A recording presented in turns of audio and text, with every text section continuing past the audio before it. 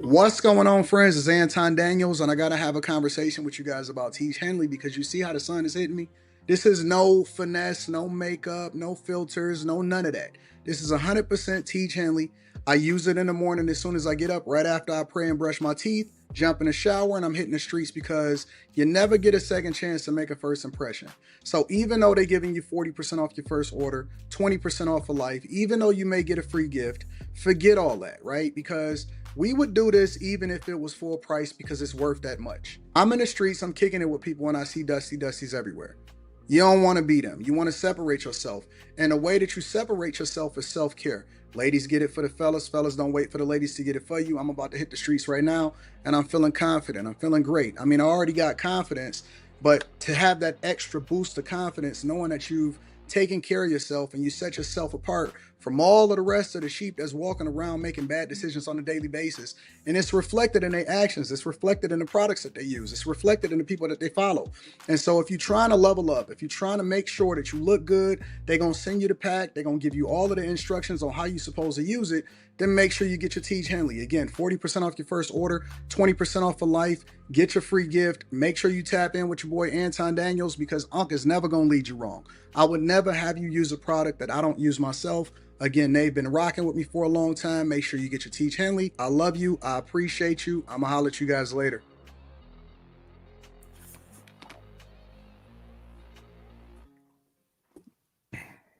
What's going on? Is Anton from antondaniels.com. I appreciate you guys for continuing to rock with us. Thank you for tapping in for another edition of After Hours. I am your host, along with all of my friends, Gary, Q, Kim, Slimmy, 2K, and Molly. Looking gorgeous and dope as usual. All of y'all looking great. How y'all feel? Thank you, bro. I sure felt a little gorgeous tonight. Yeah. Everybody. You see that T chili working on it, bro? Moving Yeah, my shit smoother than baby booty right now, boy. the baby booty. Yeah. How y'all feel? What's going on? I was just letting 2K know that my kids will like his background, but I don't because I'm afraid of clowns. So Why I are don't you? like clowns. I'm not afraid of clowns. I don't like clowns. Why don't you like clowns? Ever since I saw it when I was younger, I stopped liking clowns. And I watched it back when Blockbuster was out. Y'all remember I like that. Blockbuster Video?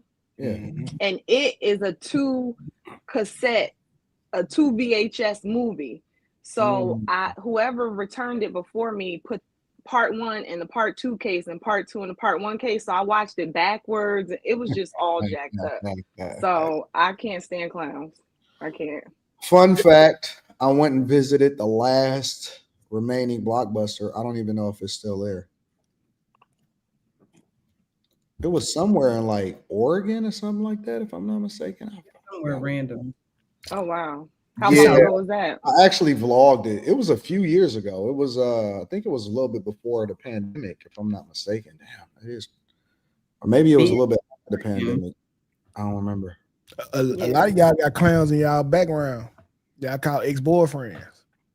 So that might contribute to it more than it. Whatever. Yeah, it was in Bend, Oregon. Shout out to Brown Mamba. It was in Bend, Oregon. Yep. It was certainly in Bend, Oregon. And it was before the pandemic because I remember I went to Vegas first and then I went to Bend, Oregon because there wasn't no direct flights. Yeah. Bend, Oregon was actually dope. I like Bend. How y'all doing though, man? I miss y'all, bro.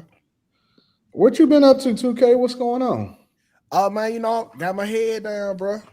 Trying to fight for my family and shit, bro. Staying out of trouble, doing the right thing. Every time we talk to 2K, he's fighting for his family. Hey, cuz a 12-round bout. Just fighting for the fam, man. Like picking my battles and shit. Okay. Yeah. That's what's up. What Lex said? She out tonight?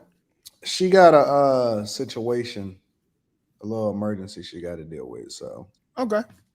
Yeah, she's showing slow motion. What's up with y'all? What's up with Kim and Molly and outside of Carrie not liking clowns and Q and Slimmy? What's up with y'all?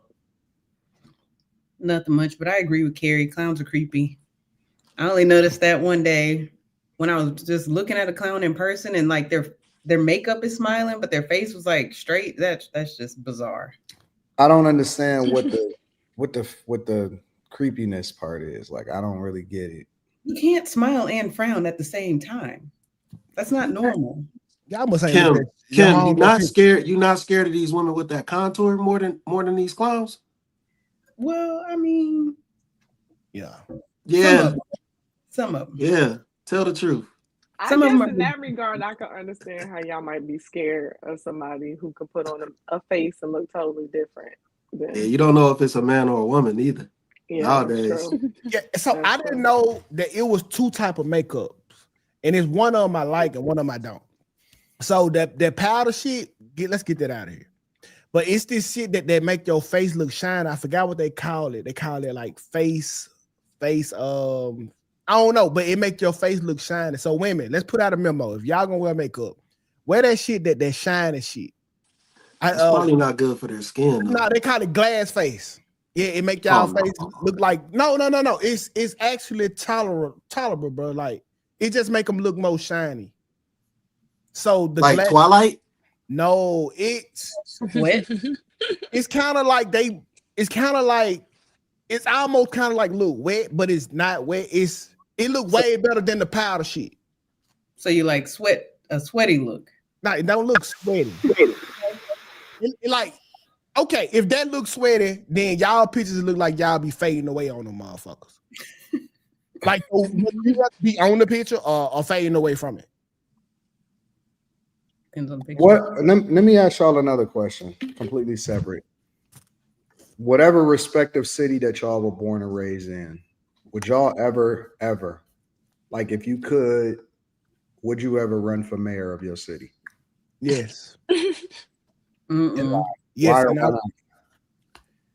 yes, and I would win because I feel like I got what it takes to bring real change. And I ain't saying that in the usual politician voice. I mean, to do the hard job, to get real answers, and to prosper. Like, I feel like everybody been lying to each other, running off the same script for hundreds of years now. I feel like it's a guy like me, also Trump, that can actually bring about the change that we actually need in an unorthodox fashion. And I'm pretty sure if I wear that title, I would win. Would anybody else ever run for like mayor of their city? Not at all. I heard that I did it enough. Hell no. I heard they've been counting you out, Anton. I think you need to put your press in. Who been counting me out? Detroit. Your name being left out a lot of room, man. I don't like that, bro. Because of my last video that I dropped on my blog. Yeah, see, I'll watch. If you need a assistant mayor, bro, I'm here for you, bro. Assistant mayor? Yeah. Like you just do the paperwork. Right? Don't worry about that. The big boss stuff. I don't pay attention. You know, I leave that type of stuff up for motivation, and that's why I like the blog. Because I can actually get my thoughts off authentically, but I don't pay attention to like niggas that like in you know what I'm saying, like in the comments and stuff like that with no profile picture and shit. I don't be thinking that niggas is real, honestly, bro. I genuinely don't. Like, I don't pay attention to that type of stuff because I walk. Niggas can't. I think that black people are the most negative group of people that I've ever experienced in my entire life. Jeez, why do you think that? I do. It's true. Because you don't get. I get so much love from every group of people. You don't get that shit from like the same type of love. Like it's so divided. You know what I'm saying? It's so much negativity. It's so fucked up. The disposition of black people a lot of time. You know what I'm saying? Like you don't experience that with other people. You just genuinely don't. Like Arabic people, they love you. White people, they love you. Chinese people, they love you. Hispanic people show love, and a segment of Black people show love. But I in my life, and it don't even matter of like whether you conservative, Republican, Democrat, or whatever like that. I can't, even people that's like blackety black, you can't, most people have experienced the negativity from people that look like them. My dog. This is the honest to God truth. Like the hate that you get, the reaction videos, it don't come from white people. Yeah, That shit is always gonna come from Black people. Always, Anton, always, bro. you got to ask yourself why. Like, who? Like, this ain't no black race card, but like in society or humanity, who has like had the most reason to be negative? No matter what the circumstance, no matter who it is. No, I'm just saying, like throughout history, like if you are programmed literally to get the shit end of the stick for so long, then it's hard to look forward to great things. No, and this ain't going back to Miley. Go back on mute, Miley. Go back on mute. This ain't going to stop being victims, bro. No. It's not about no. Man, is all of this program shit. It's like no. It is 2025, bro. Do you know when I was in like, I remember elementary school and middle school, niggas was saying, dog, by the time y'all graduate, it's gonna be flying cars and shit. You know what I'm saying? Like the year 2000 was supposed to be like, oh shit, that's the future. Nigga, we in 2025 and niggas is still talking this oppression bullshit. It's not oppression. Anton, listen, niggas won't, man. My nigga, no, it's not a victim shit. Listen, if y'all have literally sucked the blood out of this one, the fuck is y'all talking about? For white people is poor as fuck. It's people poor everywhere. We get that, and some white people are extremely fucking negative. The poor ones. Now, no, let's go. Just the fuck, you never been around them. You never been. Die. Go to the Anton. Go to the trailer parks. I've been to the trailer parks. Anton, listen, bro. There's a scientific study that'll show you if you always getting fucked over, then you always think you're gonna get fucked over. That means the negativity. I'm so tired of this victim shit. It's not victim. Can we just really quickly, 2K? Can you just for me, Jesus Christ, just for me, can you define what getting effed over really means? Like, give me an example of a day-to-day how somebody gets effed over as a black person. He go with the wordplay. Listen, all this is no. I'm not even trying to be funny. I'm just trying to really give meaning to what you're saying. All of this is hypothetical. Okay, if you wake up in a shitty situation, you wake up in a trailer park, you go to a shitty school, you put on shitty clothes, you eat shitty food, you go to a shitty job, then you come back to that shitty trailer park.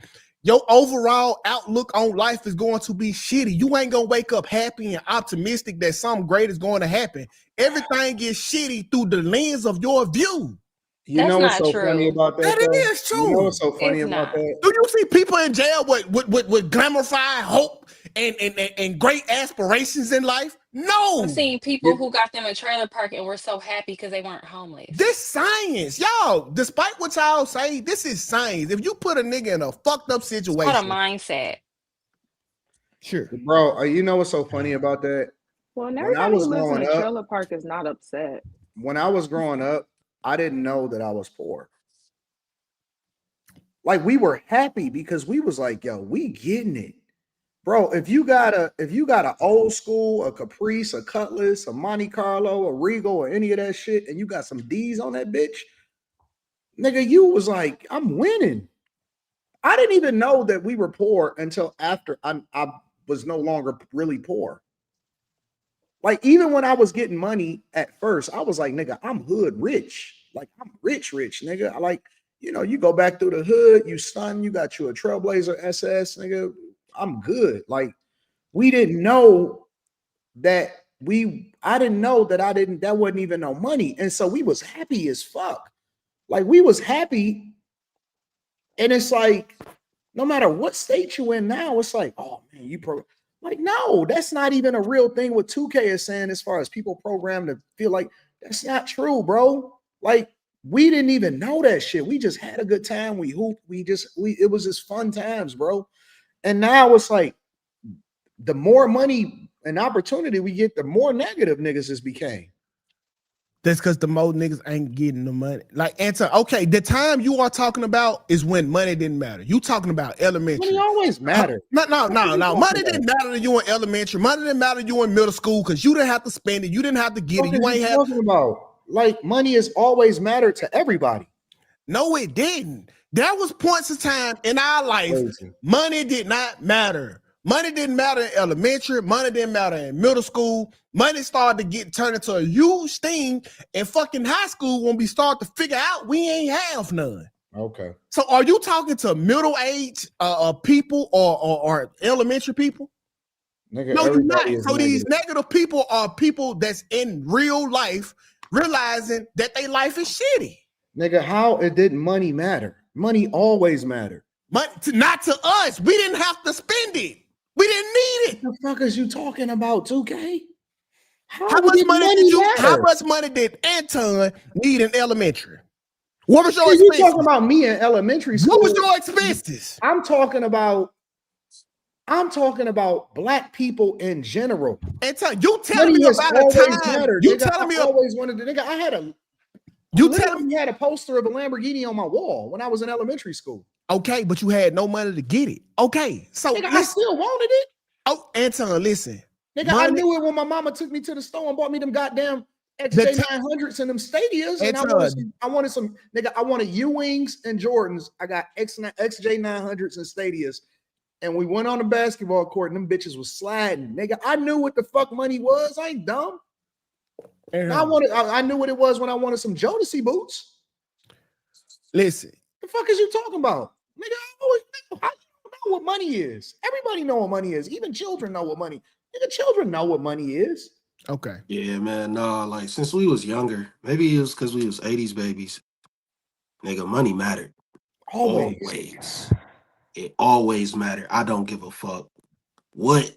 Man, like, it was a thing, like, at least when I was in school, if you saw somebody paying for their lunch with money, like, that's just real talk. If you saw somebody paying with lunch with their own money, that mean they wasn't on free lunch. They didn't have free lunch.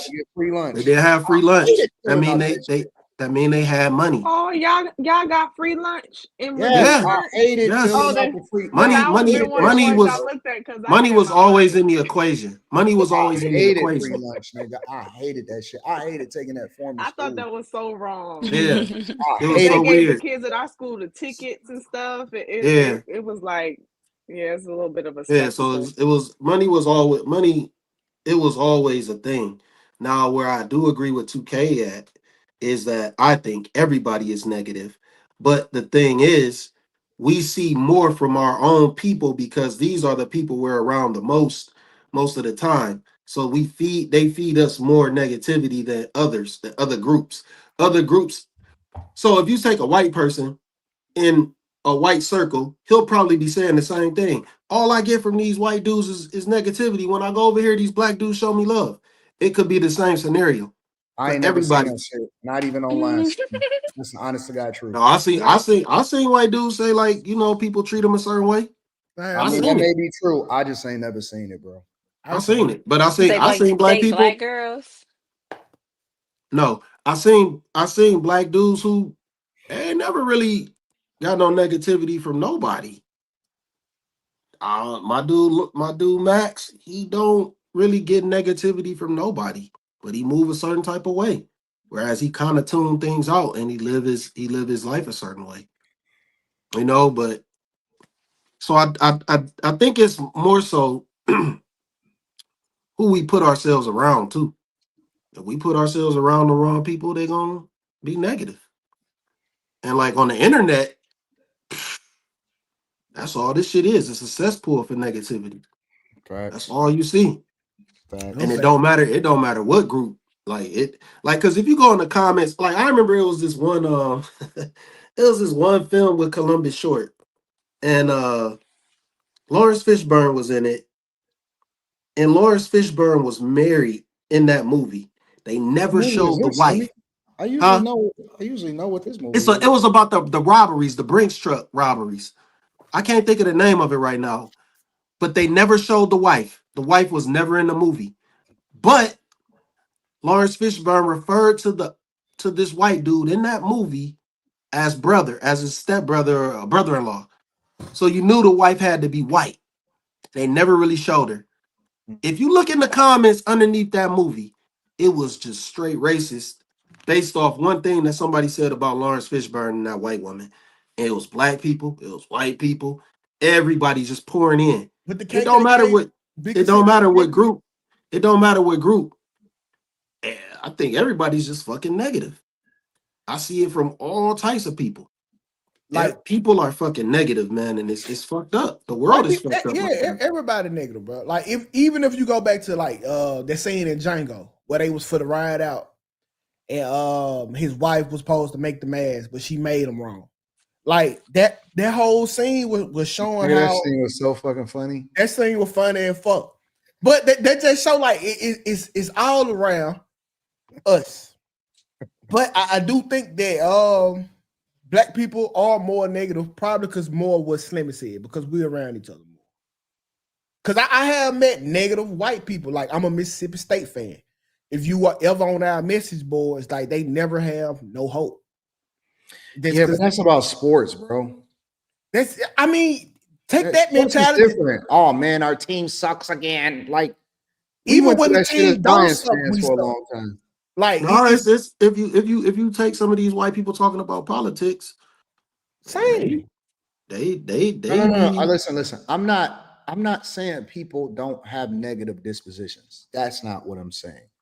I'm saying like about a certain subject, about other black people, bro. Like, it's so bad to where if you a black person and you get money, you can't show that shit because it's like, oh, they're fucking out of touch. Like, and it's like, I know that's hate, Anton. That ain't negativity. That's hate.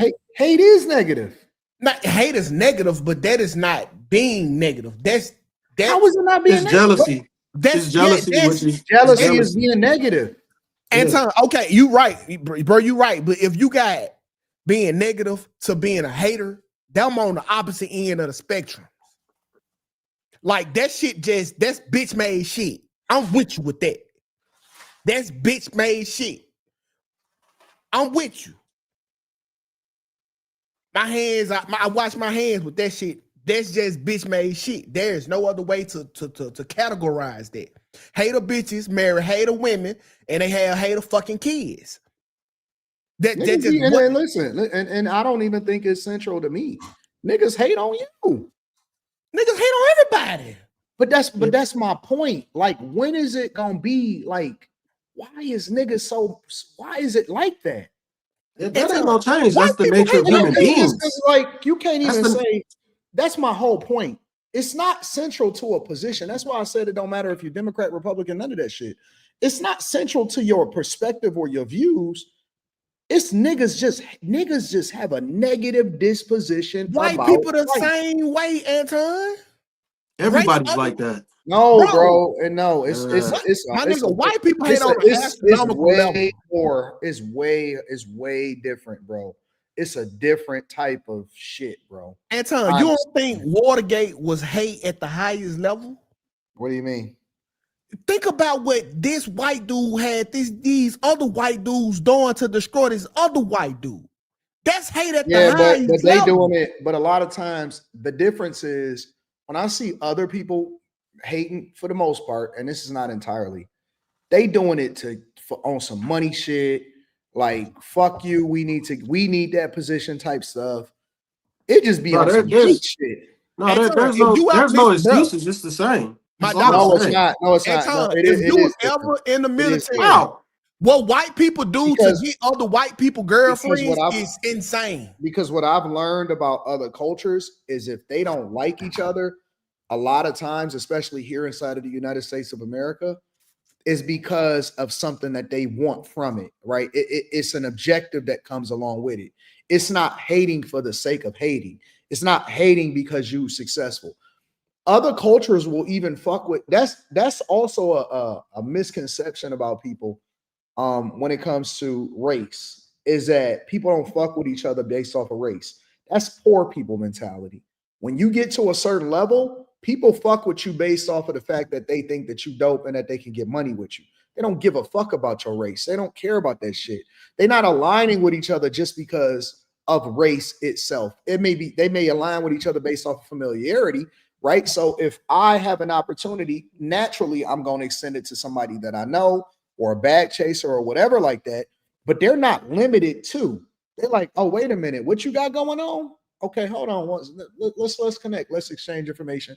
Let's exchange phone numbers. That's a poor man's mentality to align based off of shit that don't have nothing to do with your core principles or money or resources or whatever. When you get up, when you go up, the opportunities open itself up to you because it's like, wait a minute, I want a piece of that, or how can I add value? And it's an exchange.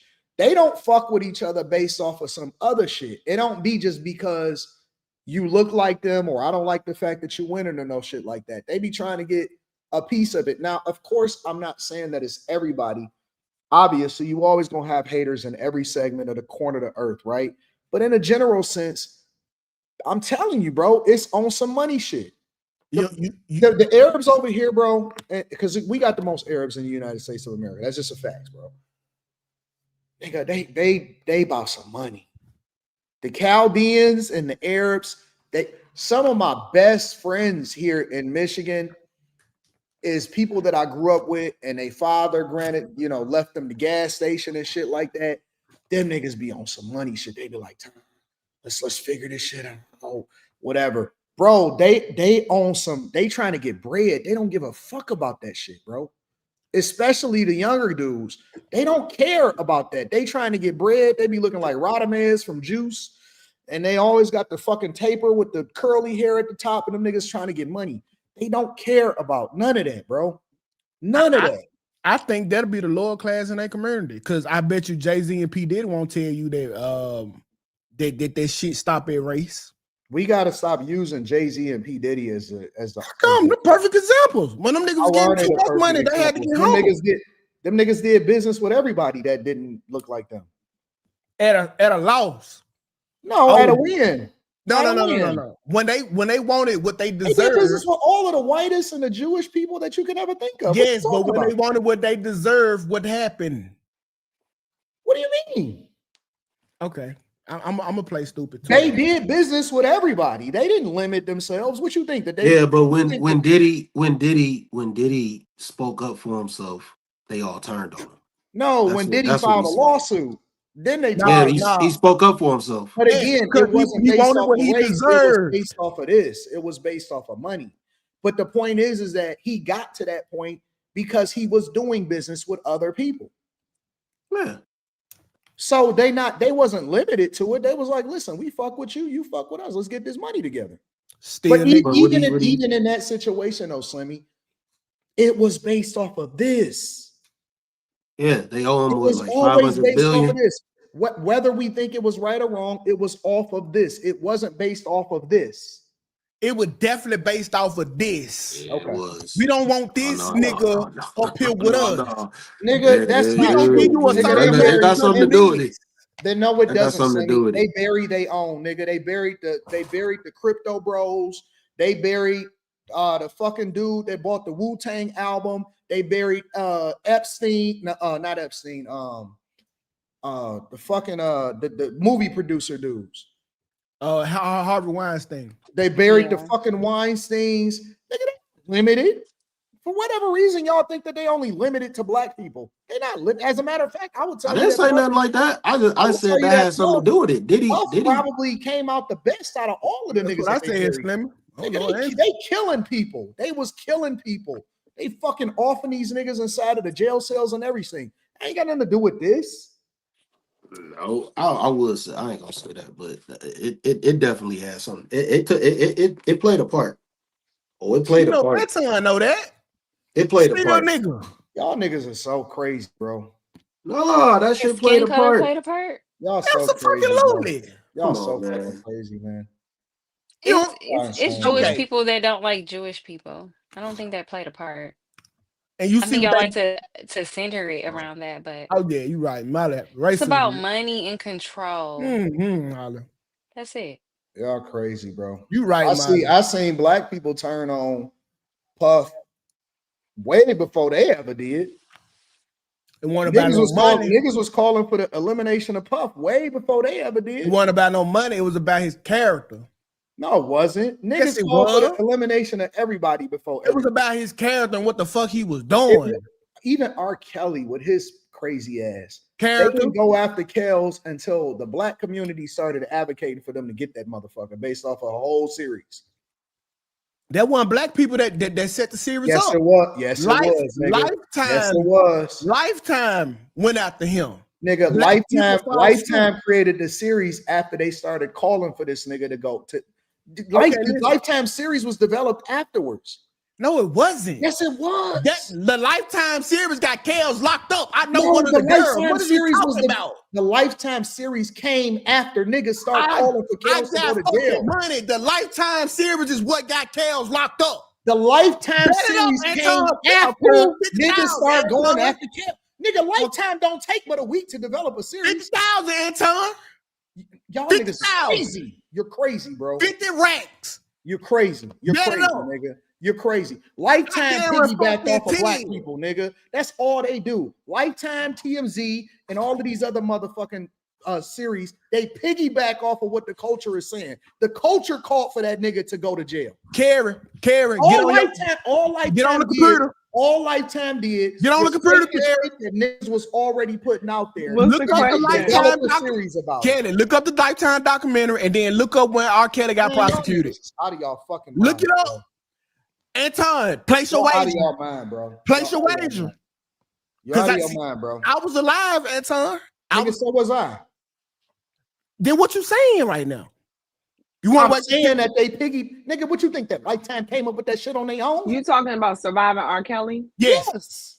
Okay, that was 2019. When he get locked up. Hold on. 2K is being. I'm done. I'm done tonight. No. Well, 2K doing what? I'm done tonight. 2K doing what? I'm done. It was that Lifetime documentary that got the shit. I'm done. When did he was locked up? It says R. Kelly was locked up on July 11th, 2019 when he was arrested. And it said the arrest occurred after years of allegations gained renewed public attention following the 2019 documentary Surviving R. Kelly. Oh shit! Thank you. 2K, you are the devil. I need the whole chat. You're the devil. Shut the fuck up. You're the devil, nigga. You're the devil. And the reason that you're the devil is because you're purposely ignoring the fact that I said that niggas have been calling for R. Kelly to go to jail. Lifetime then developed the series, and then R. Kelly got arrested. But see, you're gonna ignore that first part in order to get your shit off. Black people have been advocating for R. Kelly to go to jail.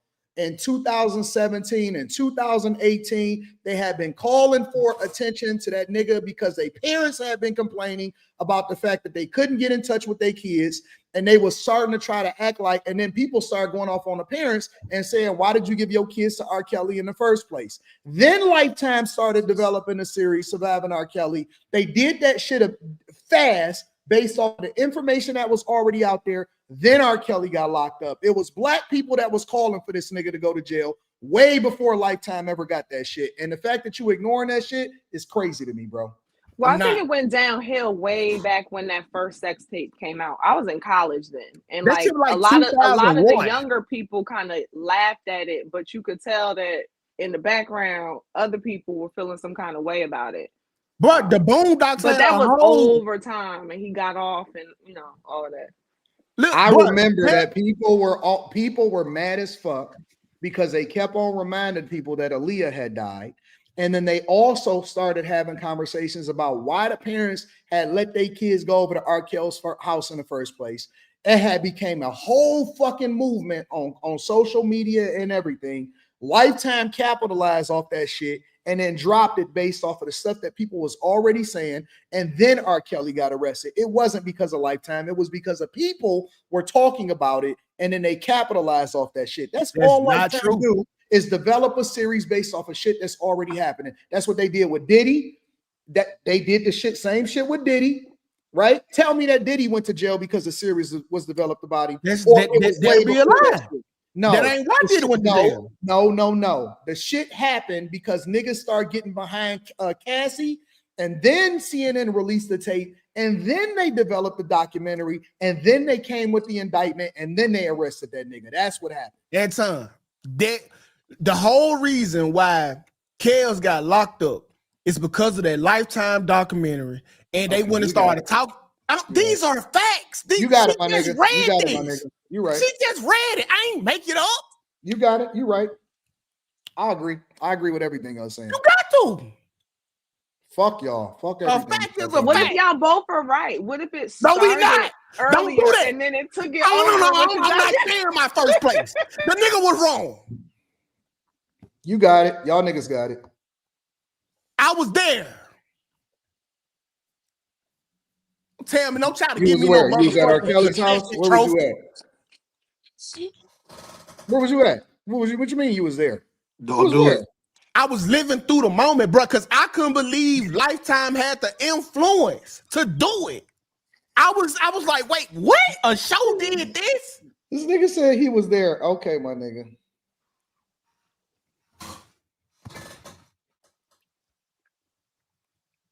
I hate y'all. I know Okay, you do. you just dismissing where did he's telling you where Lifetime got the idea from. It was because of the outrage before that. No. Lifetime came up with the shit on their own. Listen, Exactly. they was thought leaders in the whole shit. Listen, G. I wish I could call that girl, but R. Kelly gave her hurt, but she don't want to talk about it no more.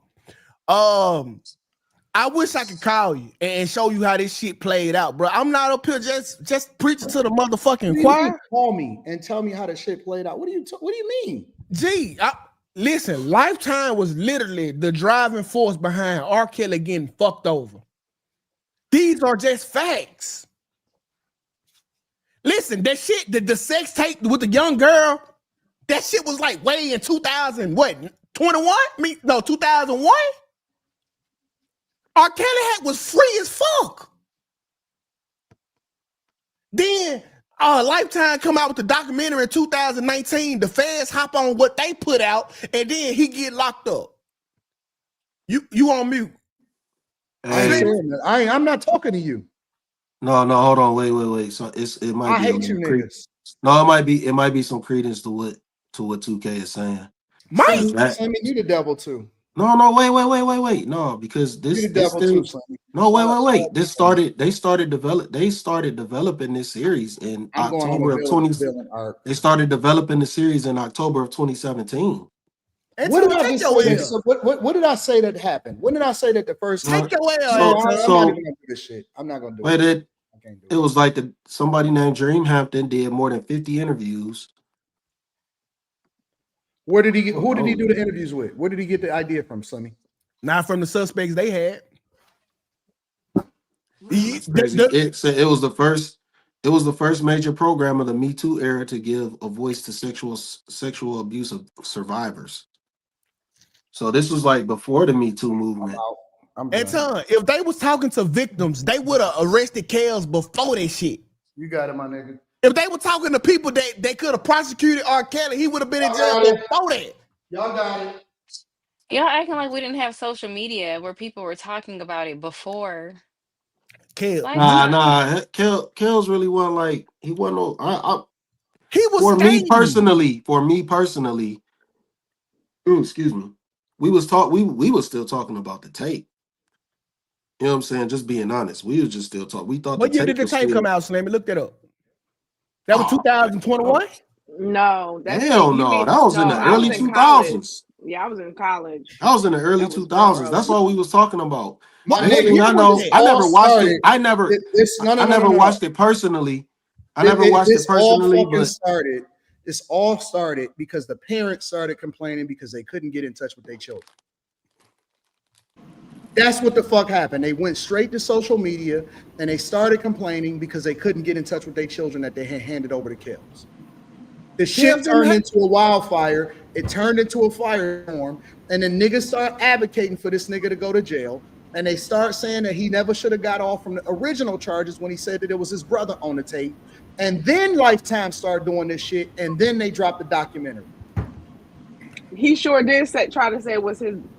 Well, I don't know about his brother, but I remember him trying to say that wasn't him on the tape, and that tape was crazy, and that was a long time ago. Mm-hmm. I'm still living on my original address. R. Kelly was acquitted Yeah, he got off on 21 counts in 2002. Yeah, the nigga was free as fuck. Are you niggas listening? But I think that's are what y'all started. listening? I think that's what started people starting to look at it, from a different lens. Like, oh Really? shit, he went. I'm serious. The sentiment. 15 years later. Yeah, because it's sad to say. Hell, man, take a lap. All y'all, take a lap. I'm not trying to be in the argument. I'm just saying. It was weird. I don't know if this is the sentiment y'all got, but when the tape surfaced, people were not initially watching it in disgust like he was taking advantage of kids. They were watching it like, whoa, that's crazy. People was watching that shit like a porno. Yeah, being real. They was watching that shit like a porno. Settling in like that. And then over time, like, wait, he's going to court, they're pressing charges. I think people slowly started to be like, wait a minute, this is wrong. Something crazy is going on here. And I think one thing led to the next, to the next, to the next. It went dormant for a little while, and then it started coming back out. It only came back out because the nigga didn't change his behavior, and he still had them kids up in there. And the parents was complaining because they couldn't get in touch with their kids. Because the kids was adults. They became adults all of a sudden. Right? What did the parents do? Because you couldn't say that the kids was kidnapped because they was basically saying that they was there on their own. What did the parents on their do? own fucking thing? And the parents was like, "No, man, we can't get in touch with our kids because we, you know what I'm saying? They in this house and shit like that." And then the girls released the video they was together, and they was like, "No, we're okay. We don't want anything." And that's what the fuck happened. And then they went to Lifetime, and then R. Kelly got locked up for the shit that came out on Lifetime. Lord, bless me today. Bless me to have. Social media had nothing to do with it. It was just all... In the documentary, though, don't they talk about how long they were working on it? I don't remember, but I thought in the documentary they were telling when they started like putting together the case. Nigga just told you. He just read you the facts. If y'all just want Anton to be right, I'll shut up. I'm not trying to make anybody right. If Anton got to be right, I will shut up right now. But you're acting like social media didn't play a part. I never saw Lifetime. I heard from it from social media, not Lifetime. Nigga, by the time Lifetime dropped, all they did was remix shit that everybody already knew that was already out for everybody. That was it. We had already seen all of the shit. All they did was put it together in a nice, neat format. That's all they did. Everybody knew everything that was already in that fucking documentary. Nobody was surprised by it. Y'all, I just want y'all to know, licking Anton ass ain't gonna get y'all no richer.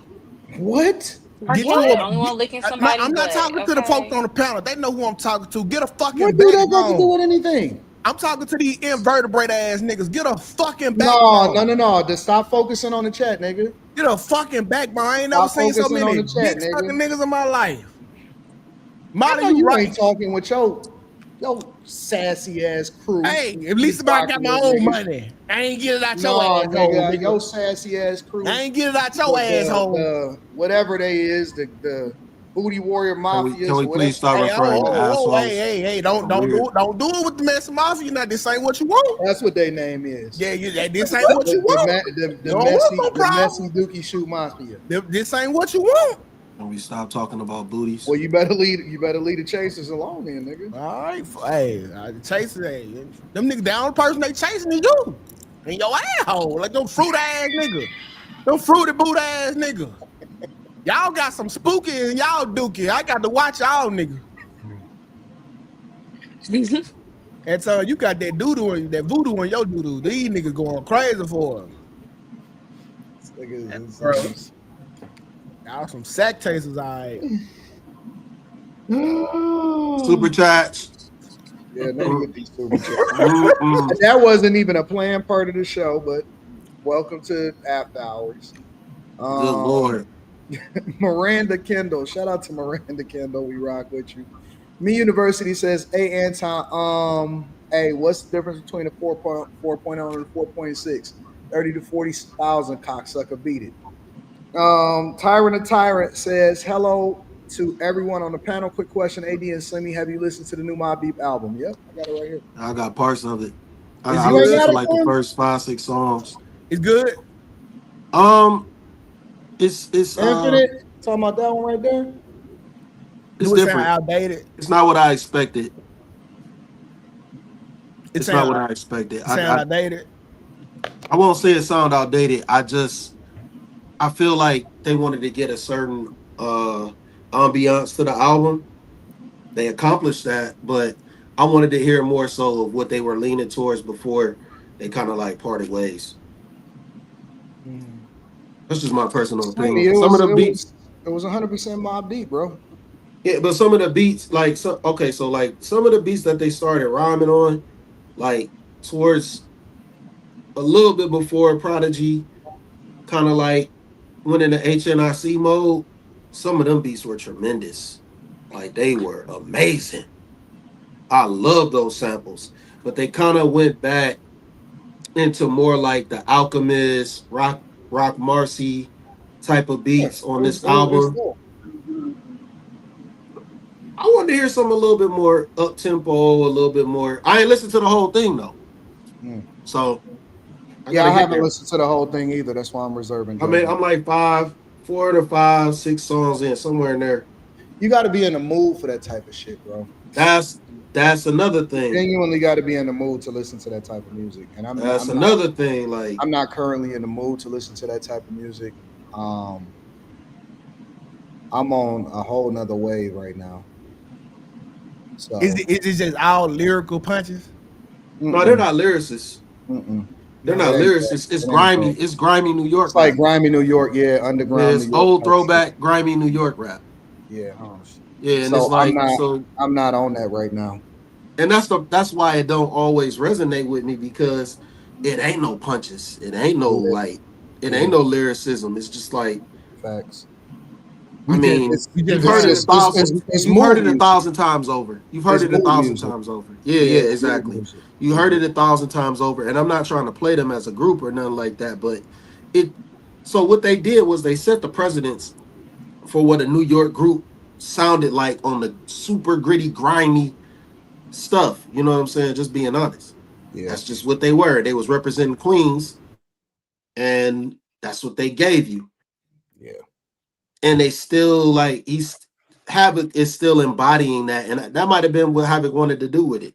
Maybe that's what he wanted to do. I haven't heard him speak on the album. I would actually like to hear where his mind was at after I finish it. Now it might just, I don't know, it might be some bangers on there later on. I would say I hate when older cats rap, but like all the young folks are just rapping over they old shit. So you might as well keep rapping if you old right now. Well, the problem is, like, there's no art with the younger guys. There's no art form with it. They don't have it's not a craft to them. Yeah, it's something to do. Yeah, you know what I'm saying? It's a way to get popular. Mm-hmm. So there's no craftsmanship. That was the difference. And I think and people gonna hate me for it, but to me personally, this all started when a certain rapper from Atlanta got popular, and they really didn't. You say what? You better not say Future. No, this was before Future. Future he's got some talent. Talking about I'm not gonna do it. No, don't do it, Anton. No, we're not gonna do it because Anton will be upset for the second time tonight. I don't want to. He gonna be more upset about that and what I was about to say than he was about that last segment. So I'm not gonna get into this. But I think that's when it started. When the craftsmanship disappeared. I mean, don't you do this shit? I'm not gonna do it. I'm not gonna do it. I'm just gonna say, to me personally, that's when the craftsmanship disappeared. Who, Slimmy? I'm not gonna say because I don't want to do this. You might as well say it now, Slim.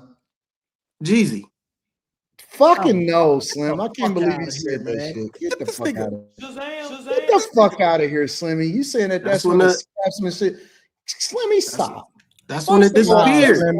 First of all, Thug Motivation 101 I is one I of knew the exactly greatest albums of I all. knew exactly. I knew it. It deserves to be on the Mount Rushmore of music.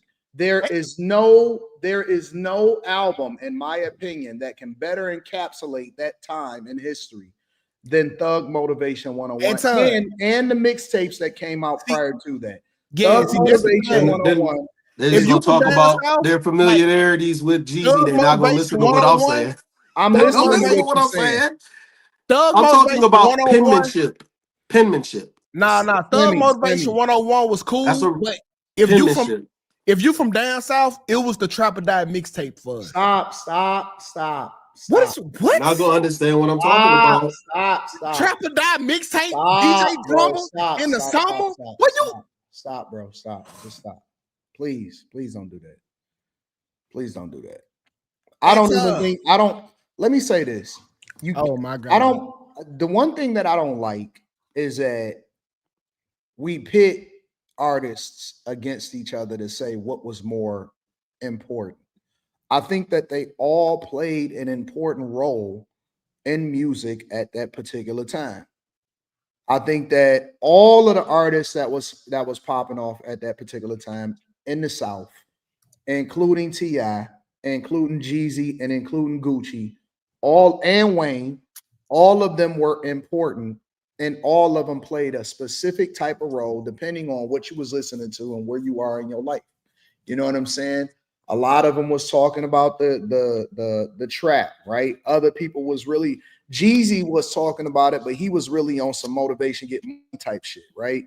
They all was in a different lane at that time. Gucci, you know what I'm saying? Gucci was on some Zaytoven type shit. I ain't say Gucci. I ain't say that you said Gucci. I'm just naming all of the artists that was relevant at that particular time. They all played a role. And so I don't think that you can compare it. I don't think that it's a one against the other. No, but I do. He was just talking about Jeezy, though. He was talking about Jeezy. But what I'm saying is, all I'm saying to you, Slimmy, is don't say that the craft fell off. No, it wasn't. No. What I'm saying is around that time period is when we started to get that ain't it. No, these are the facts. These are the facts. You can't even deny this shit. We started to get less. We started that time period. We started to get less bars, and we started to get more. It wasn't about the bars. This is very much true. The music was still good. We got less. This is the period where we got less bars, and we got more of swag, and the music was still good. It was still impactful. It was still. I didn't say I'm not talking about the music. You have to listen for understanding. I'm literally just talking. I'm talking about craftsmanship. So when I'm speaking for craftsmanship, you got to listen to what I'm saying because you will very much understand what I'm about to say. So when you get an artist like Jeezy, and I was using him for an example, when you get Jeezy's ad-libs are one of a kind. Literally one of a kind. Yeah, they are very much synonymous with him. You know when someone is mimicking Jeezy because they will sound just like him trying to do his ad-libs. You got to understand what I'm trying to say. But when it came to him actually rhyming, and I even seen, and Rick Ross started off the same way because he saw that wave. He started the same way. So when you get Jeezy saying the same words over and over again, well, now that's part of, you can't deny this. This is what took place. You can't even shake your head. This is what happened. Jeezy was saying some of the same words over and over. And it was like he wasn't necessarily rhyming. He wasn't there to rhyme. He was there to get a message across. And it wasn't necessarily the most skillful. So then you get Rick Ross. He like, we in room 222. She only 22. So boy, Ross start to get. Hey, whoa, we ain't finna do that. Ross was a spitter. Ross, don't you ever stop, nigga. Listen for understanding. Don't you ever? No, boy, no. Listen for understanding, my nigga. This nigga Rick Ross was literally saying the same things over, and Jeezy was too. No, Slimmy, I understand what you're saying. You're right. This is where the craftsmanship disappeared at, and it was more so the swag. Yeah, I get you, Slimmy. You're right about that. So you saying Rick Ross was a swag rapper? He started off Trust me now, Rick Ross now. My nigga, listen. Come on, listen long enough. You're not trying to understand. You're not trying to understand. Rick Ross started off on some swag shit. Now I will argue Rick Ross, arguably from the South, man, that nigga pen is one of a kind now. This nigga be on some super rapping shit now. He be really on it. It just sounds smooth. I think that it's still about lifestyle for Ross. You telling me every day I'm hustling, it's some fucking swag music. Yes. Every day it's hustling, it's on the same boat with lean with it, rock with it. No, it wasn't. No, everyday hustling is on the same. It's, in my opinion, that's in the same space. What the fuck is wrong with you niggas? Listen, it was the same space as Thug all you gotta do is listen. All right, you can read the lyrics, dog. I'm talking about the penmanship. Take the music out. I'm literally talking about the craftsmanship, dog. These niggas, they were more so focused on getting their message out. No, he's right. It's like if you listen to lyricism. That whole album, Push It to the Limit. Music one? No. Seriously. It was about like motivation, lifestyle. You know what I'm saying? We gonna have some fun. Let's get this money type shit. It was, but that's also Slimmy. I think that also was based off of the South starting to have more control over music. That's a fact. Than it was about the lifestyle. I don't think that the South had any difference in how they was doing it. You know what I'm saying? Or what no. I think what it was the South had something to say, and they was pushing their image to the forefront. This is how we do shit. Yeah. Because when you get over to T.I. was doing something totally different. T.I. was in the lyricist bag. He was literally in the lyricist bag, talking the same shit. But he was on his craftsmanship was ultimately how he spoke to people. Y'all niggas sound like some Yankees right now. No, it's the truth. He's absolutely right. He's absolutely right. No, he's not.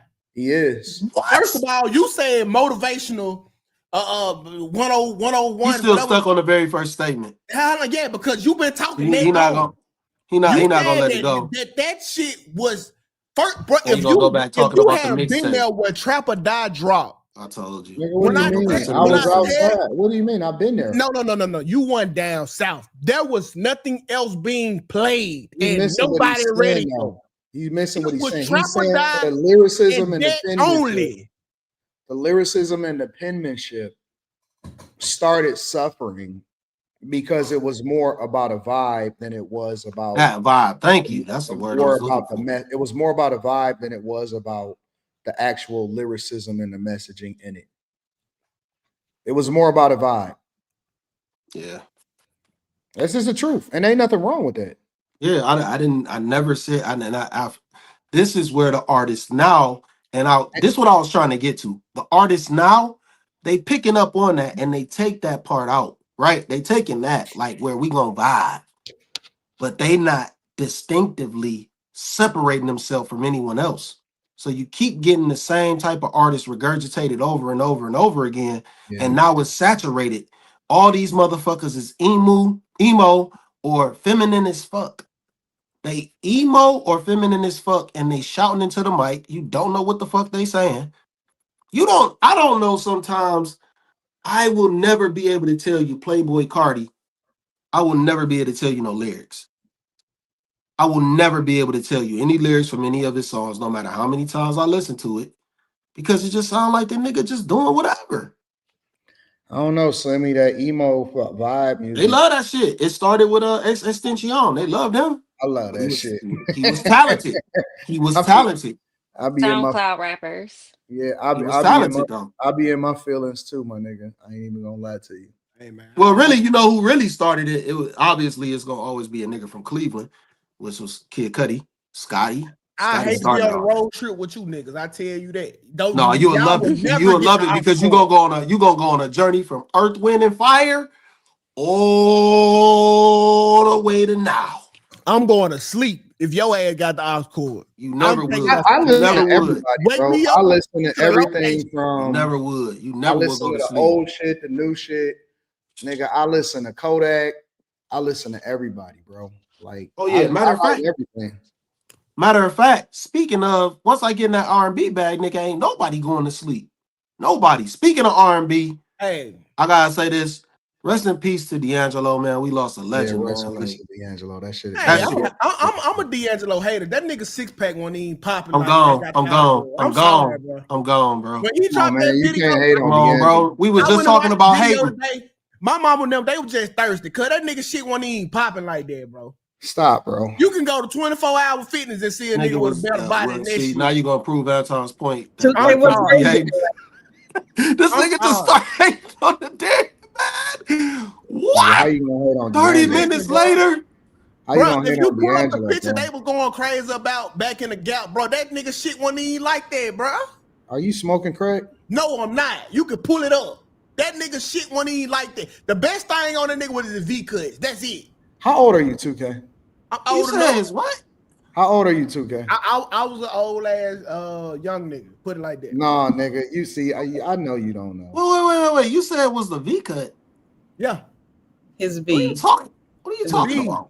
2K was not. 2K is not. He don't know. 2K was Bro, looking why too are you hard at his focused on that? body. Why would you know what that looked like? You talking about the How Does It Feel video? Yes, that was what got but D'Angelo was that song was dope. But D'Angelo, we know of D'Angelo way before brown he sugar. Carrie. I guess high off your love, I don't know how to behave. 2K. What are you talking about? 2K is a little bit younger than us. So this nigga was around like he wasn't outside in the 90s. Oh my god. Who went outside? I've been outside This my whole nigga, life. hold on. 2K. Y'all got to give him D'Angelo had so much controversy when he first came out because people did not know his first single was about weed.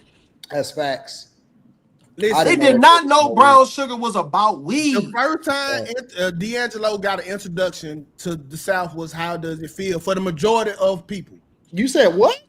Nigga, stop. From my knowledge. Stop, bro. I'm not sure. 2K, are you out of your mind? You are very unknowledgeable about this. You are unknowledgeable about this. You're just flat. Listen, you're flat out wrong. This is not even a debate. You're just. I was listening to Cisco. I ain't worried about that nigga. You're just wrong. You was out before Cisco. You can never be more wrong in your life. Into the Dragon, nigga. What the fuck? This nigga was out way before Cisco, dog. I wasn't listening to that shit. This nigga could not be any more wrong. I can't comment on that because I don't know what point it stopped for people who were in the South. They would come up north and like record music off of the radio and stuff like that. I don't know what year that stopped. So 2K could be. I don't know him. Accurate. I don't know. But so how can you say that he wasn't if you don't know? I'm just telling you from my listen. The only slow music we listened to in Mississippi was literally Chopped and Screwed. So what do you? So how can you comment on it if you don't know? Well, I'm telling you, when I was introduced to D'Angelo, like that's when everybody like you. So can you was introduced because you like this music video. No. That's when I didn't, Anton. This what you said. No, I'm telling you, that's when I remember him being talked about in circles. It had everything to do with the video, and it went on 106 and Park, was it? Yeah, that had to be later on because Chopped and Screw, isn't that T-Pain? No. No, he means the style. DJ Screw. Sorry. No, that's Chopped and Screw was around for forever. Yeah, not T-Pain. Okay. But that's the most underrated R&B person ever. If we got to be real, he one of them. T-Pain, he one of them because he could really sing. Yes, and he do the auto tune. But let me bring you up. Let me bring you up to speed real quick, 2K. So Unleash the Dragon came out in 1999. Brown Sugar, D'Angelo's first single, probably came out in 1994. Okay, so all right, so listen, the first R&B album I ever had. Either one of them. The first R&B album I ever had was You Here. Now I had the Snoop, the Chronic, all that shit. First R&B album ever? Yeah, I didn't like. I'm telling you, the only shit that we listened to was Chopped and Screwed. Now I get why you're so mad. I'm not mad.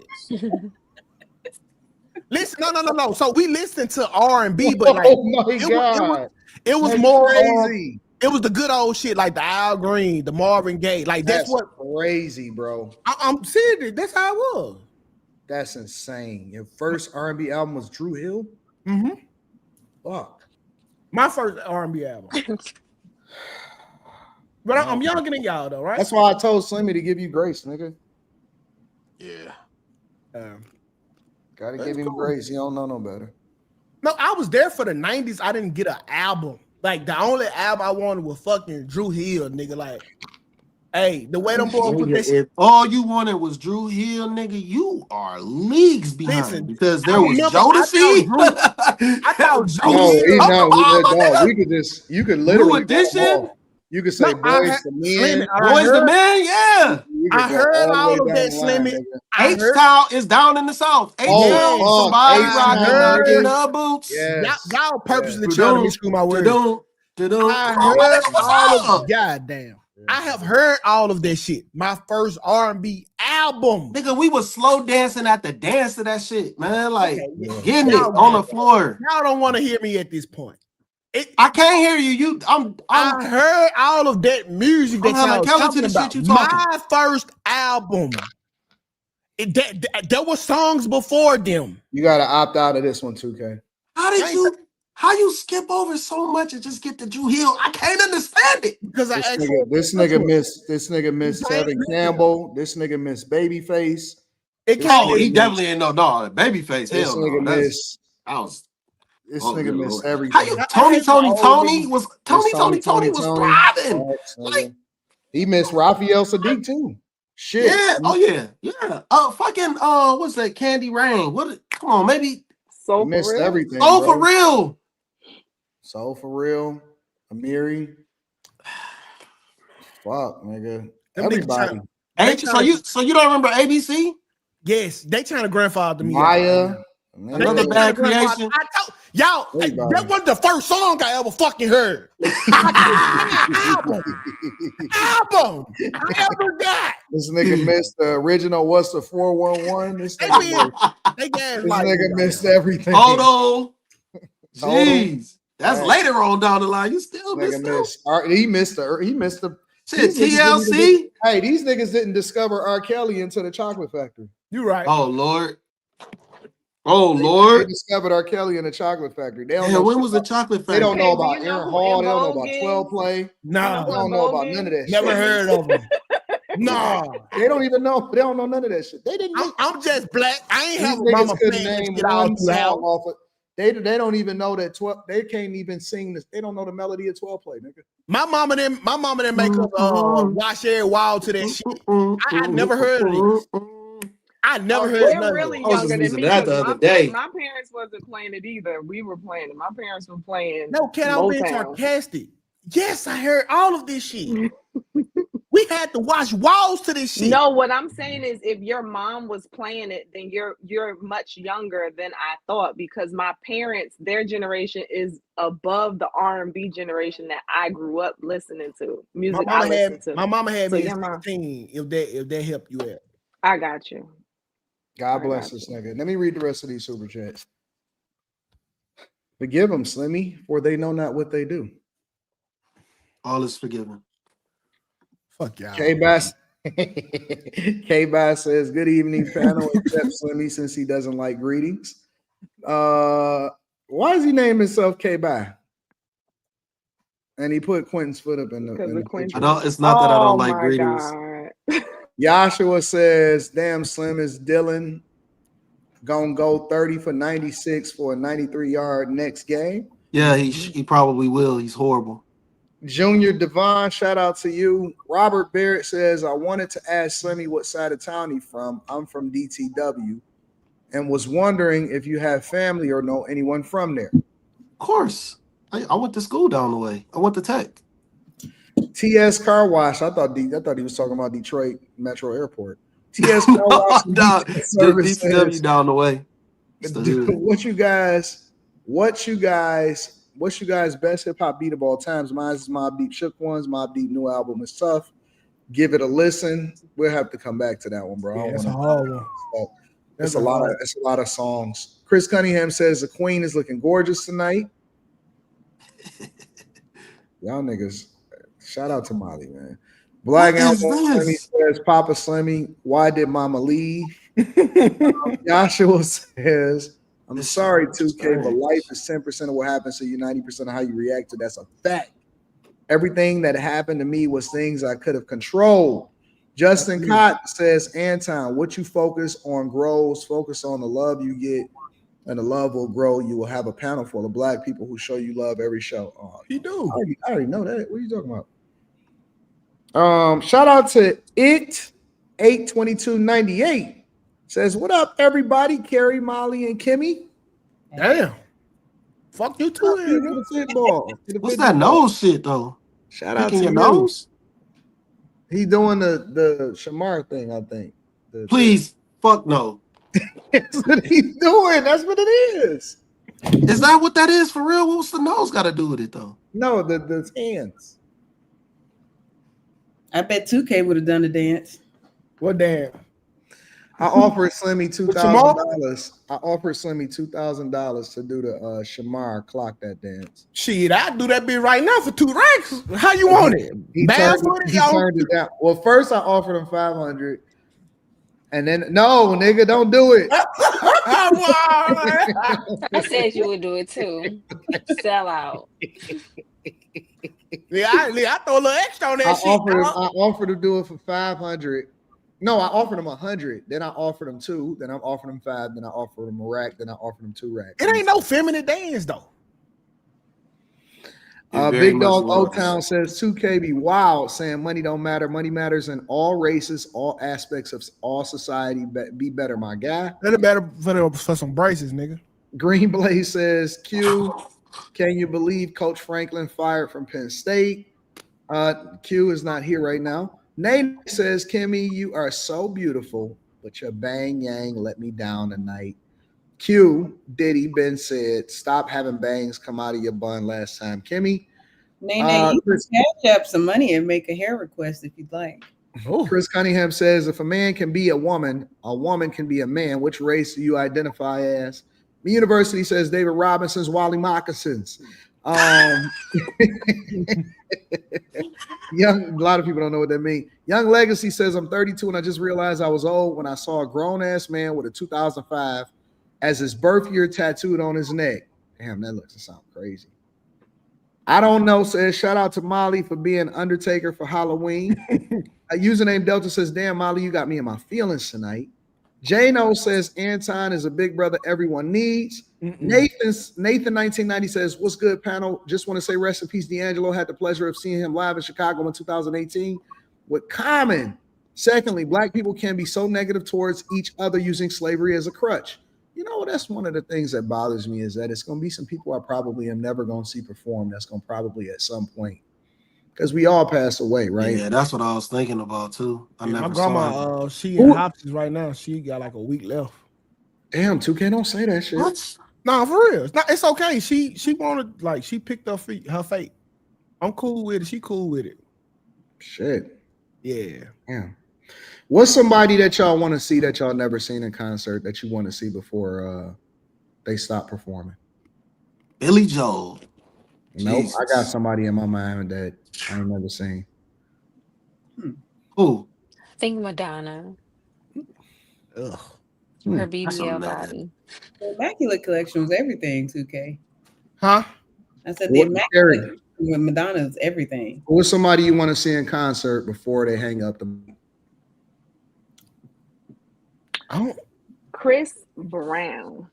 You got a long run. What? He ain't got that long. I was right there and I left.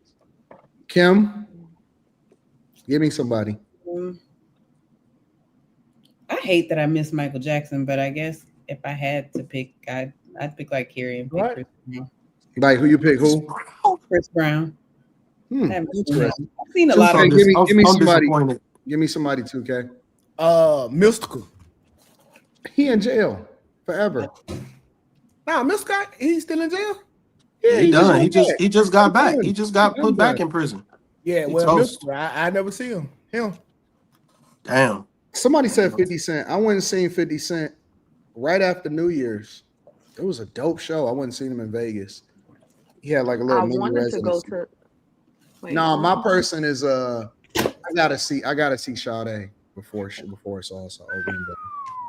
I gotta. I would want to see a Sade concert because her show is a vibe even through the TV. Like she captivated me, and I didn't even plan on it.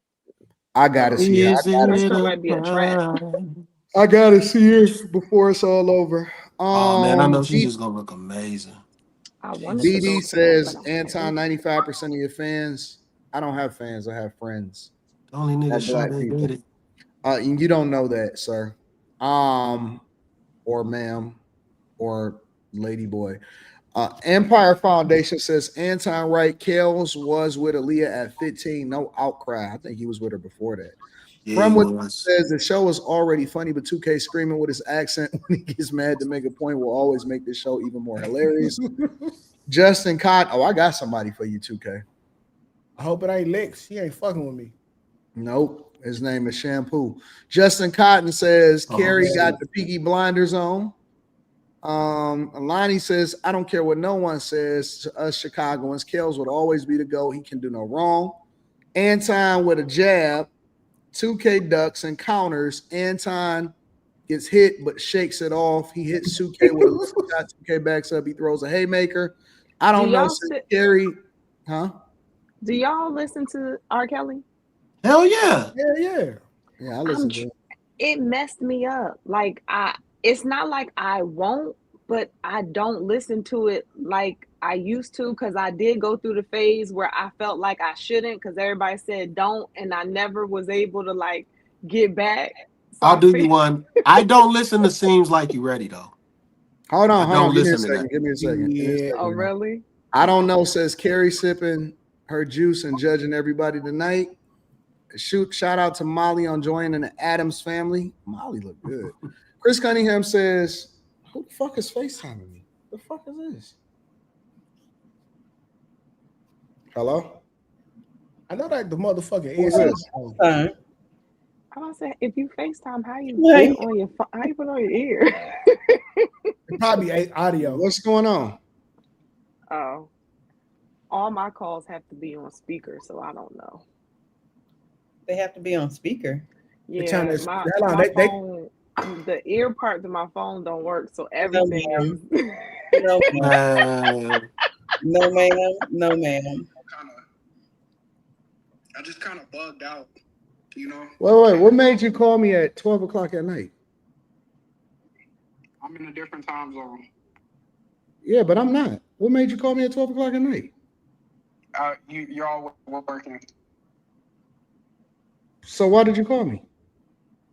I was in a tough spot. So why you call me? Why you ain't call somebody that you know in real life?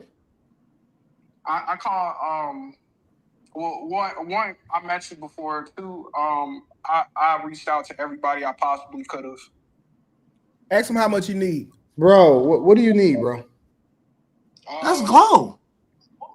Honestly, like $200, $250. For what? A legal issue. A legal issue? What, you arrested, nigga? No. I got 50 on the Anton. My nigga, you putting me in a tight spot, bro. I got 100 on the Anton. I got you on 100, Anton. Let's go. No questions asked. Let's do it. He been MIA for a while too. What's going on?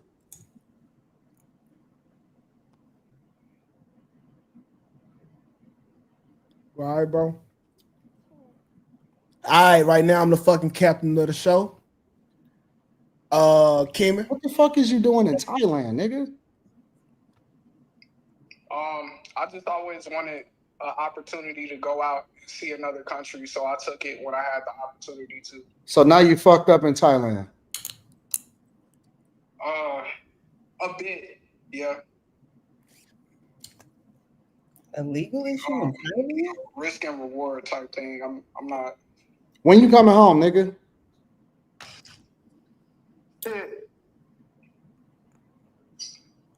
It could be soon. It could be soon. He ain't got the money for the flight, nigga, if he calling for bail, man. You fucked up over in Thailand, nigga? You arrested or something? No, but I did get into some like I did get into some things that I could be responsible for. How you want me to send you the money, bro? Cash App. Nigga, you better not be finessing me, because it ain't even about the money, bro. It's about the principle. The fact that you picked up, honestly, surprises me. I'll pay you my Cash App, but it surprises me. Appreciate it, and I'm at a loss for words. Just send me the Cash App, bro. Just send me the Cash App. When I get done with the show, I'll send it to you, or I'll send it to you within the next few minutes. Okay, because I have a time frame, 2 p.m. this time. Nah, don't put no restrictions on me, nigga. Like, what do you need? You need what, 200, 250? 200, 250. Nah, nigga, give me the number. 250. You better not be spending it on no pussy, bro. No. I mean, send me your Cash App, bro.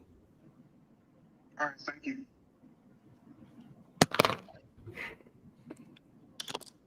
Hey, bro, I'm probably the only nigga that understand what the fuck just happened.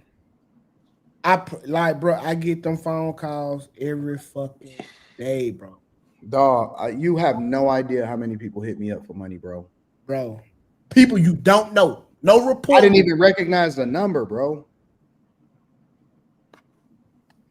Bro, I'm finna zero you $100, Anton. I don't need you to sell me $100. I'm about to just send this shit.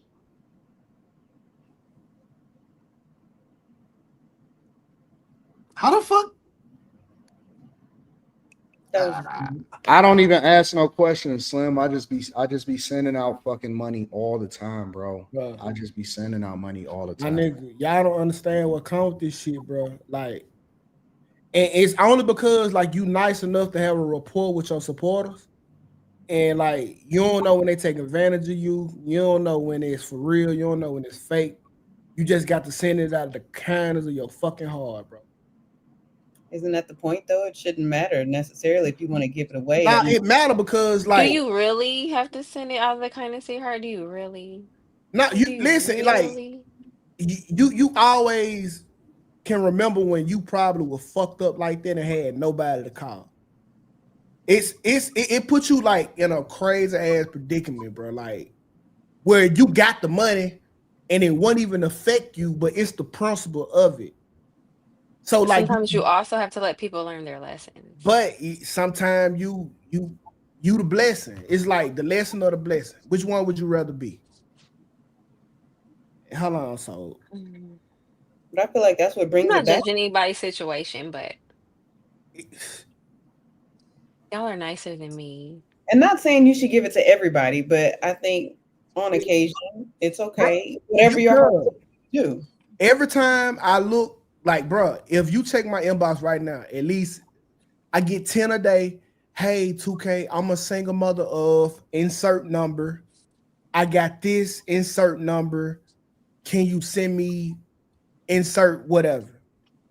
Like at least 10 of day. Only because I don't act an asshole and be like, and I don't act too Hollywood. That's why I apply Anton, because for him to be as rich as he is, he's still accessible. And this is why when you get the bag, you don't be accessible. Because niggas will literally drain the fuck out of you. Well, you don't think people are asking you for it because they know or they think that you busted. They don't know. 250,000. I will tell you that it's a possibility. I think I get finessed a lot. Yeah. Me too. But what I'm gonna say, no. That's how I feel, bro. I don't think that the finesse part falls on you. I think that comes back to the person who's doing the finessing. Yeah. Your goal in your job is to give cheerfully when it's on your heart to do so. And I think, again, that brings it back to you. If they're scamming, it'll come back to them. I think people hit me up for money all day. Jimmy, it's a little harder. I would charge interest, me personally. No, hell no. That's worse than giving it. You won't get back at all. I will tell you, you won't ask. Carrie, how much did I tell you that I probably give out a month? You said like 20,000. Legit. Like Jesus Christ. bro, it's Carrie, Kimmy, you want That's why I just called him like, hey, can I get some? People, I'm telling you, bro, like between homeless people, paying for people funerals, paying for people to get their lights cut back on, paying people rent, you know what I'm saying, hooking niggas up and all of that shit. Like, honestly, man, like I it's hard for me to tell niggas no, and it's because I just assume that they really need it in real life.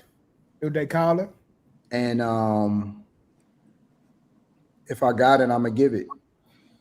That's why I never call Anton. Like if I'm ever in anything, I would never call Anton. No, I would want you to call me. Because I want you to call me. Like hit me up. You know what I'm saying? Because listen, man, what's the point of making this shit if you can't help people? In fact, you know what I'm saying? Like I give people, honestly, I'm gonna be honest with you, bro. Like a lot of times I get aggravated. I think one of the reasons why I get so emotional about shit sometimes is because, you know what I'm saying? I almost be feeling like, how you niggas gonna talk shit about me and all of the shit that I do for people on a daily basis? You know what I'm saying? It's on some like, I get aggravated because I get mad sometimes because of what you do and because you don't announce it or you don't say it or none of that shit. I don't know, bro. Now, this will get me.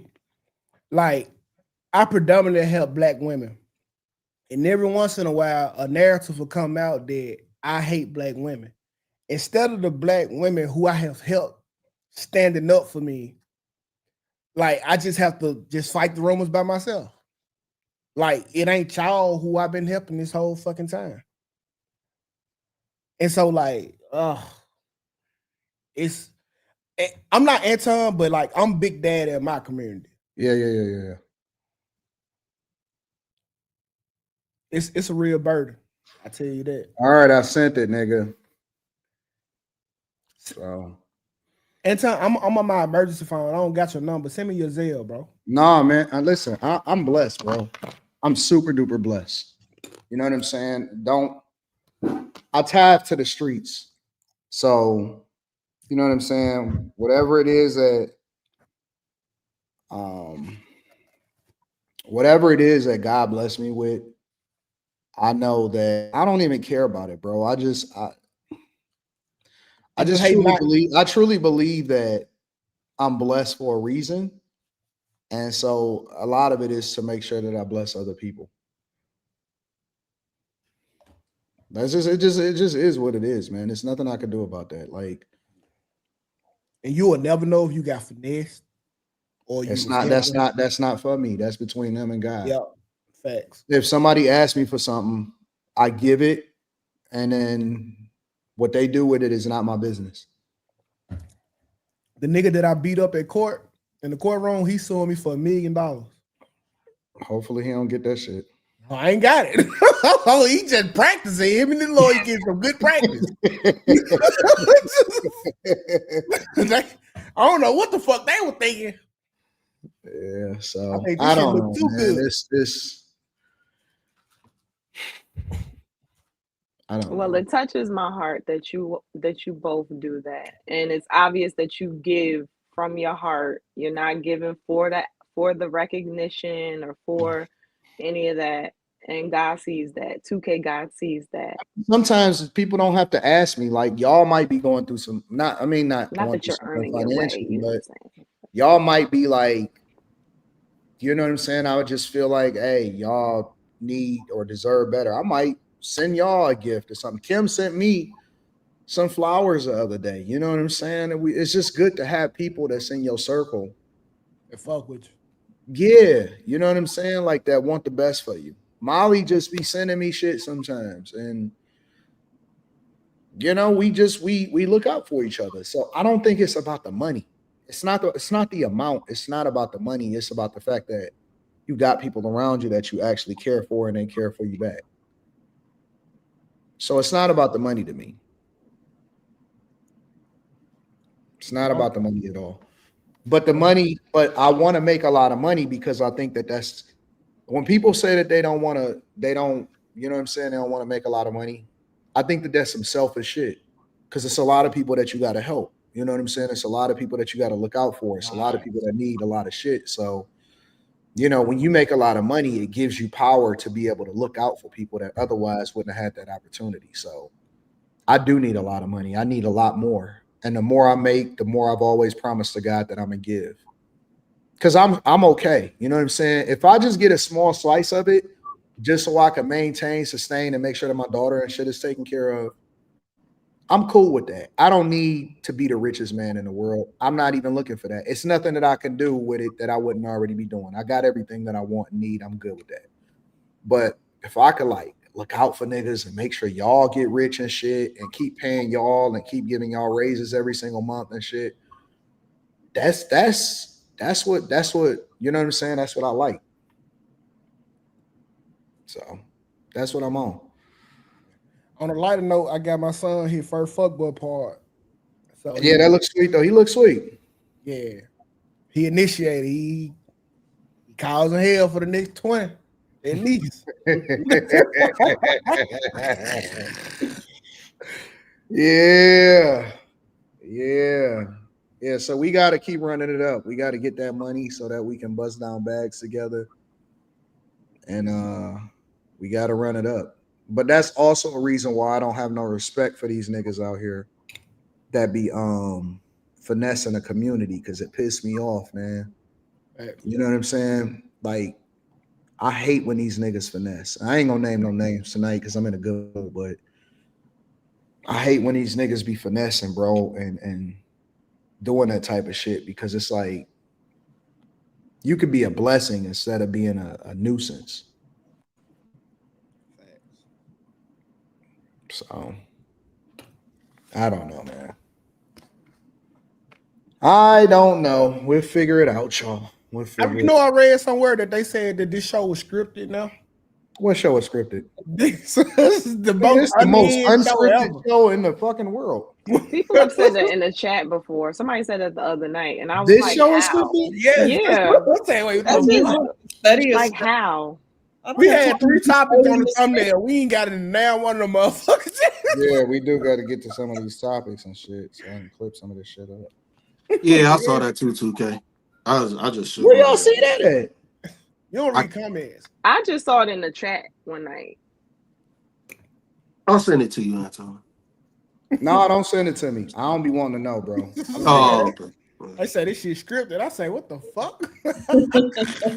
Don't send it to me. We real honestly, talented. I like not we knowing. Doing little. We real talented if this is scripted. I like not knowing. I like and I picked up my phone because I usually don't answer my phone from numbers that I don't recognize. But I picked it up because it was so late. And I was thinking to myself, somebody must be in a bind or some shit if they calling me this late. I would never call your ass. I don't know why. It's just something about like 2K, you so ignorant. Why you wouldn't call me, nigga? It's bro, that shit. I feel like we the same people in different universes. Like not like I'm the rich Anton in another universe, and you poor. You the hood nigga. So like I know the other me will be mad as fuck if I called you from the other universe. I was like, I ain't calling now. Hell no. Somebody said, how did he get my number? Nigga, everybody in the world got my number. That's what I was trying to figure out too. Because you got to remember, I be giving coaching calls. I be doing all kind of shit. So it'd be all kind of stuff. People that I didn't coach before, all kind of stuff. That nigga his money back, man. That's all it is. That's why I gotta have separate phones, because I gotta have a bat phone for people that, you know what I'm saying, and then I gotta have the regular phone. I know what I could possibly be answering the phone for if it's for depending on what phone it's for. So, but again, like I'm not. That's why when people be like, when people do shit and stuff, I'll be like, and I'm about to read the rest of the super chat so we can get to the rest of the show. When people be hitting me up, like when people be talking shit, I'll be like, nigga, I'm not hard to find. Anybody can get in touch with me. Literally, anybody can get in touch with me. Whether it's an email, a phone call, somebody know me or somebody got an opportunity to be like, please miss me with that. You know what I'm saying? You're not accessible shit. So, anyways, let me read some of these super chats. This nigga is crazy. Anton definitely has that girth. What the fuck? God damn. Well, you did say you a muffin man around this bitch. This nigga is so crazy. Y'all niggas is out of y'all mind. You said you was the muffin man. I just got a pretty dick. That's all it is. It's just pretty. Oh shit. It's like got the perfect coloration, the perfect mushroom tip to. That's how I knew my shit was small because she said it was pretty. I like, that's it, bitch. You ain't got nothing else. Hold on.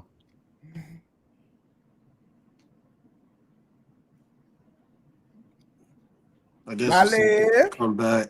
It's safe to come back at this point. Molly, what up, Molly? What's gay? What's the newest gay update? All right, let me see. Where was I at? 95%. 2K Carrie got Peaky Blinders. All right.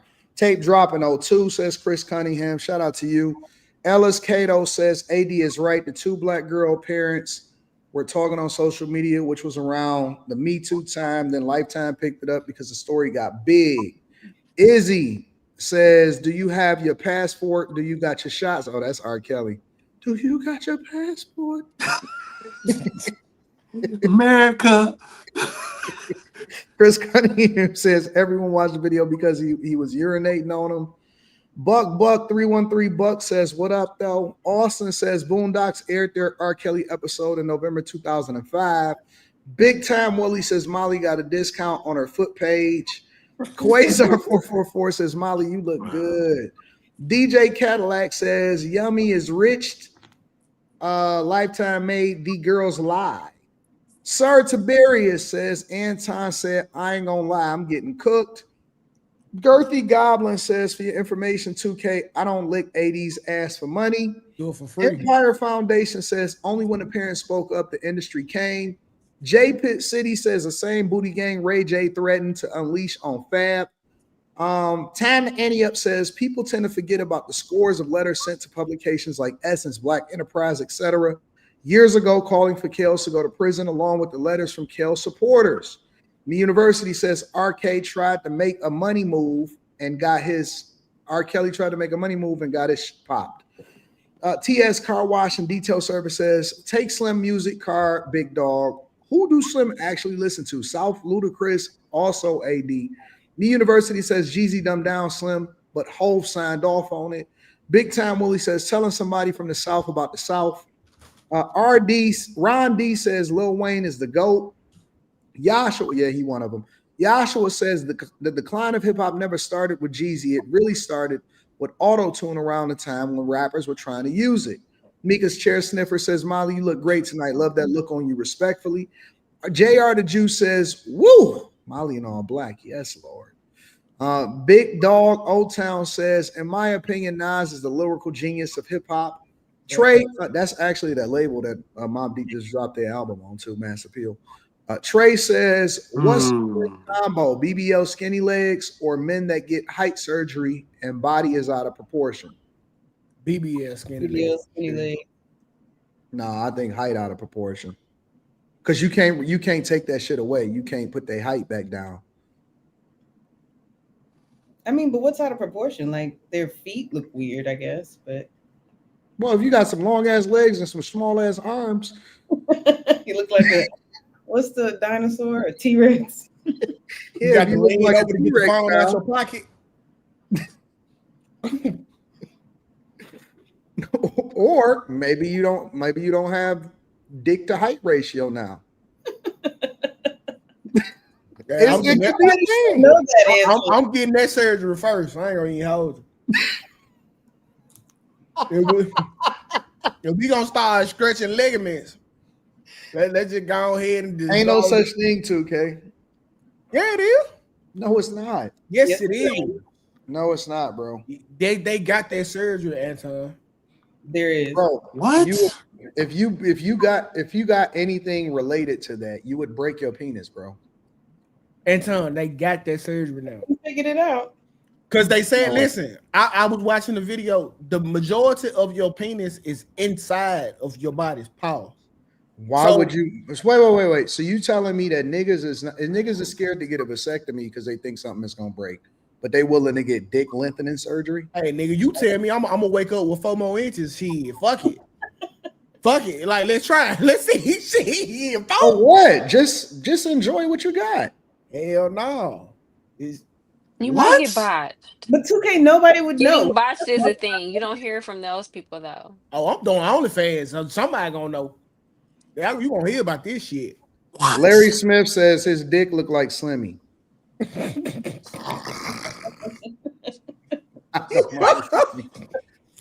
Why is Kim laughing so hard? That's rude. People can say anything. Man, that shit was gay as fuck, man. It's true, gay. Why would somebody get that though? That honestly, bro, listen. Why would you risk messing up your stuff, bro? I mean, if your shit already fucked up, Anton, let's say you got a micro penis, then you can't be helped anyway. Yes, you can. Like you would try. You can't fix that, 2K. Huh?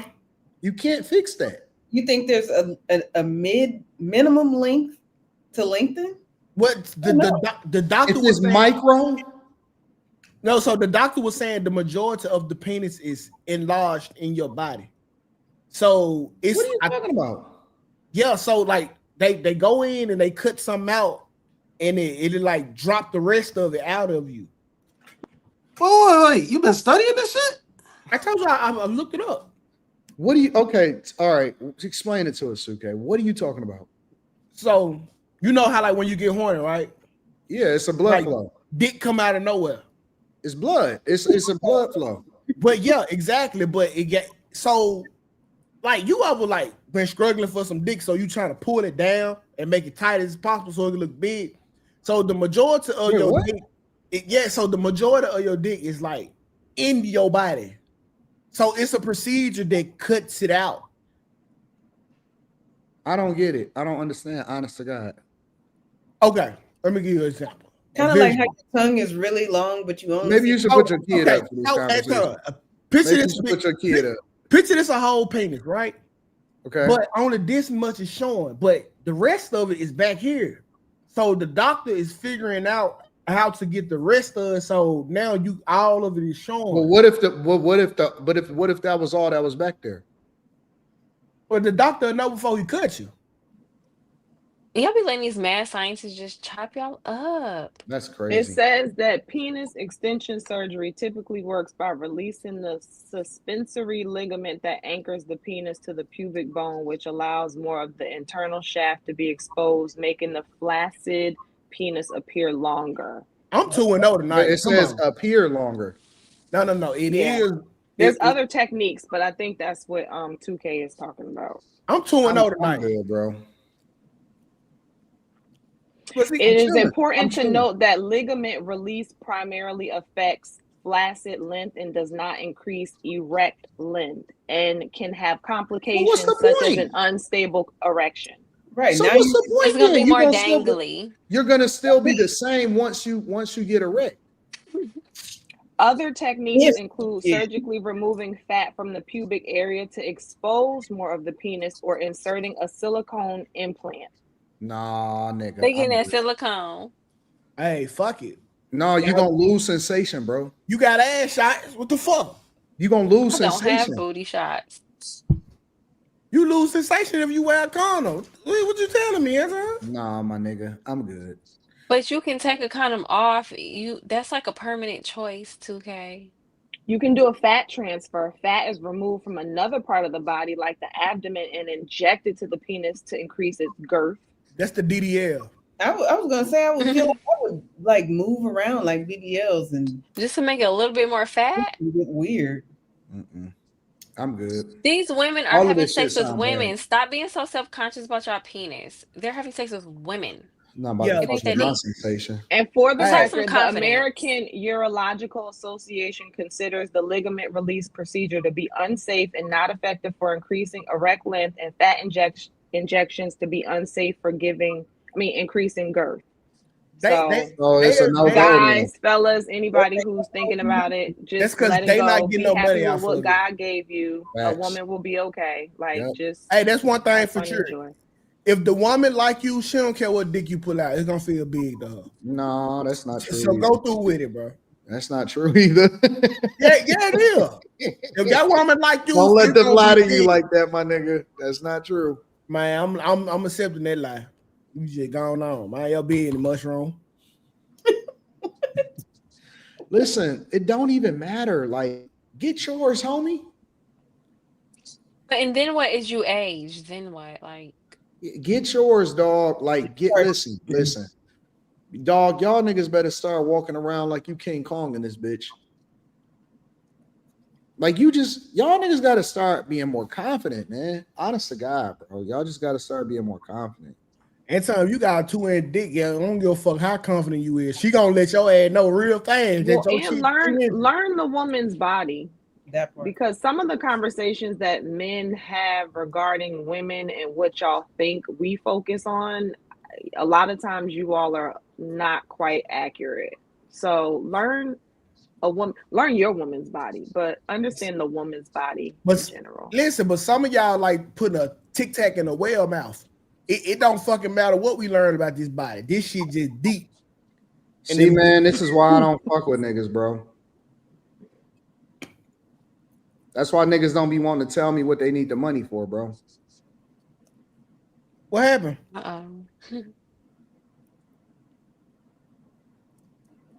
He fucked it over. Yeah, they fucking it off. He at the casino? That's not on you, though. Talking about using his money to, I'm not going to say the first part, and to help somebody I'm in a relationship with. Nigga, get... I mean, it's like... Yeah, about, but he said it's... What the fuck is you helping in Thailand? A lady boy? He said something about it's his fault or his something. Yeah. So. You know me, I gotta respond to this shit. You know, I had to say, nigga, stop tricking and get your ass home. That's how I said, nigga, stop tricking and get your ass home, bro. I'm pretty sure he gonna spot well now. Fuck no, he ain't. I ain't never had nobody pay me back. I ain't asked. I don't want it back. I'm not looking to get it back. Not one time. I'm not looking to get it back, man. Y'all niggas need to stop tricking, bro. Niggas, stop going overseas and tricking. You hear that shit, boy? What the fuck is wrong with y'all? Man, you might need to put the kid up tonight. Nah, he need to hear this shit. He need to hear this shit. Keep talking. Right? Let this shit seek into his dream. Leave him alone. He's fine. Don't start with that trigger shit. He already light skinned. Wow. Leave him alone. Y'all need to stop tricking, bro. Say it again, Anton. Honestly, man. Stop tricking, bro. Real talk, Slimmy. I can't make it up. I'm so disappointed right now. That's your homie, bro. Don't give it to her. I'm so disappointed. That's your homie, Slimmy. That's crazy, bro. That's your homie, Slimmy. Just hear him out, bro. He wouldn't call you for no reason. He just said it. He said, helping someone I'm in a relationship with. Man, okay, we've had this conversation 1,000 times. All over the internet. All over the internet, we done had this conversation, dog. Ain't no way. And so you made that shit back in the chat tonight, bro. It's not about that. No, bro. You don't. No. You don't. 2K. You're not gonna understand this. You're not gonna understand this. It's the particular nigga. It's the conversations we be tricking on. It's the conversations we done had. Come on, man. You can buy a week worth of pussy in Thailand. You know what? I'm about to start I gotta do it figure here out how to. too. Every time, you know what I'm gonna do? Anytime somebody asks me for some money, I'm gonna have to run it through Molly or some shit. Everybody getting denied.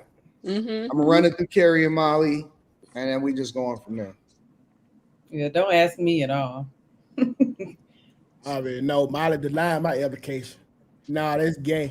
Let me get the rest out here. We got to get the rest of this. We got to. I ain't never gonna get through the super chats. We don't even got to the first topic.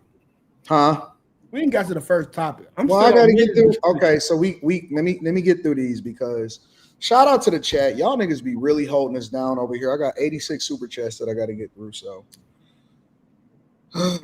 John Booth Switch says I'm from South Carolina. The craftsmanship did leave overtime. People make vibe music now, and Kid Cudi was the ride wave back then. Yeah, Kid Cudi was the lightning rod. Young Legacy says 2K will be 36 on the 18th of December. Equal who fucking on me like that? Slimmy drinking cut water. The pen trope overrated. Nathan 1990 says 2K, you can't disrespect D'Angelo, bro. Go to bed. Elmer says, Anton, I feel you on listening to hometown artists. I always jam Ghetto Boy, Scarface, Screwed Up, Click, UGK, Swisher House, and now Sauce Walker. Okay. Yeah, right now I'm only listening to Payroll. So, Joshua Hughes says Mint Condition is my favorite. J Pitt City says the majority of the 90s was written by Babyface and Teddy Riley. That's a fact. There was also robbing niggas too. J Pitt City says 90s hits. LaQuinta Barnes says, ask them what they know about blues music 2K. Hey now. Joshua says 2K don't know about Pretty Brown Eyes. You know I see you, it's a disguise. The way you treat me.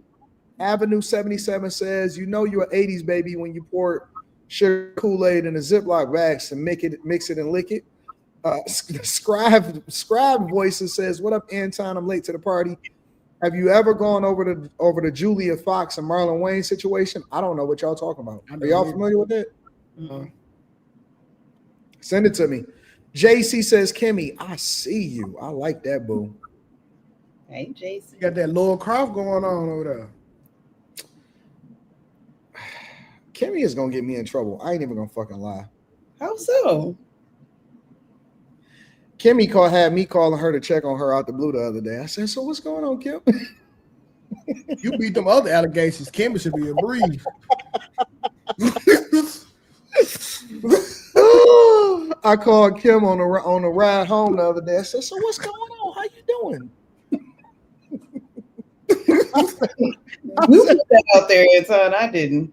You said what? That's on you for putting that out there. My life is an open book. I don't have that. I was like, damn, she had on them pearls the other day. Call and check on Kim real quick. Hey, Anton, I said if you beat them other allegations, the Kim shit should be a breeze, bro. Oh, shit. My life is so fucked up. God damn it. And we might need to take a break.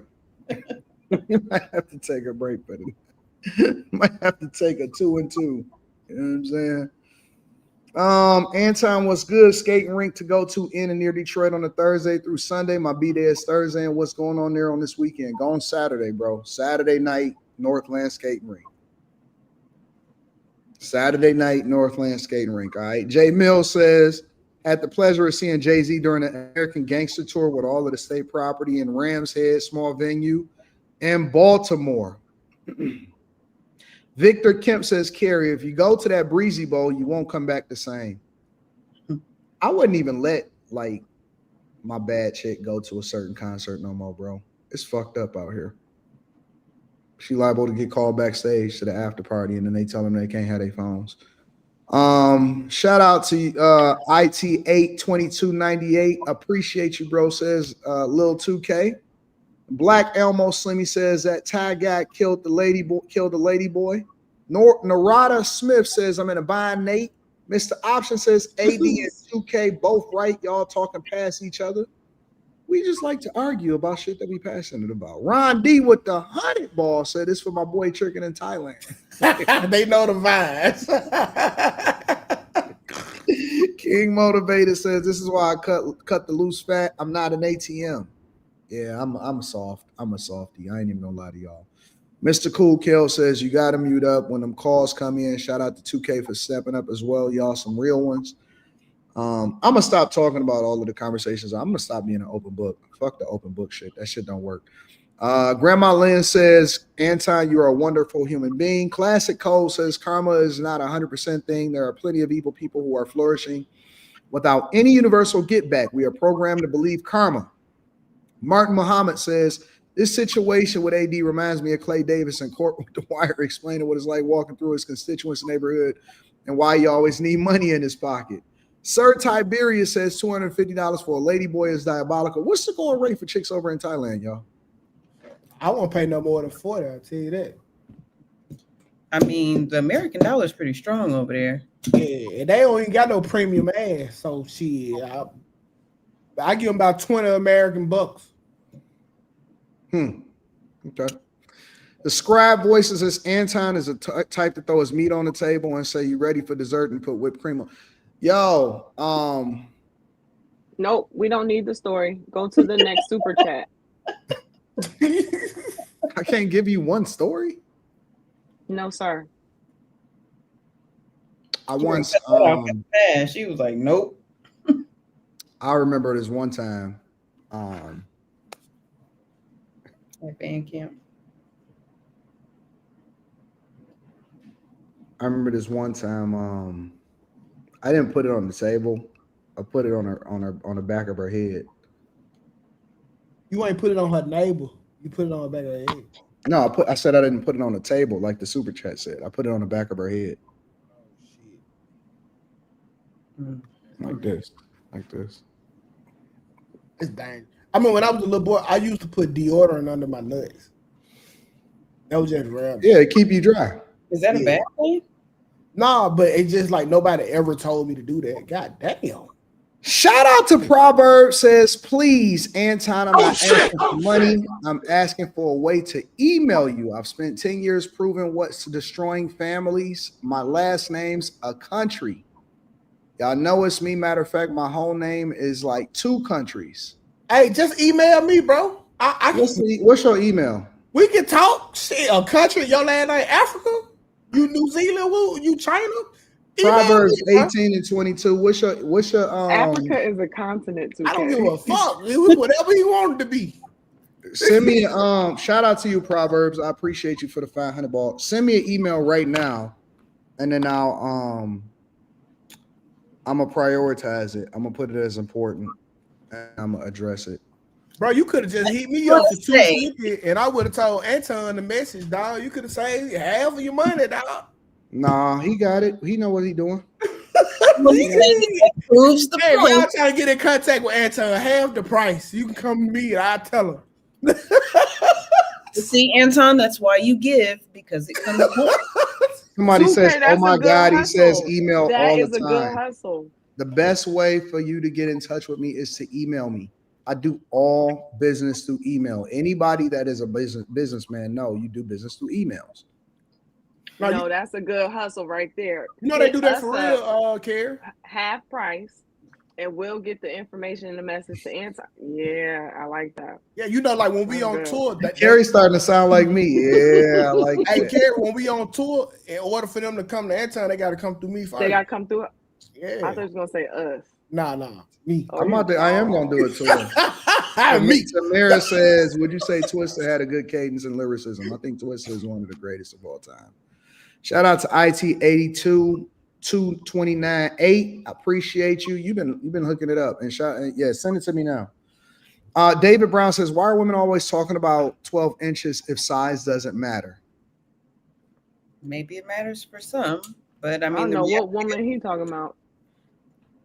Right. The reality of the situation is most of the woman's nerve endings in her vagina are right at the opening. Yeah. So I was going to say something like 4 inches deep. Right. Yeah. So that everybody gets a chance. You know, like some people not there. Some people not even there though. I mean, it got to be somebody that's not there, right? Oh. Slimmy, why you saying no? It's a possibility. AD over here on the phone with Passport Bro Rollo, says Fahim. Slimmy, why you saying that? We can't hear you. All I was saying was, nah, it ain't no way. Ain't no way what? You crazy.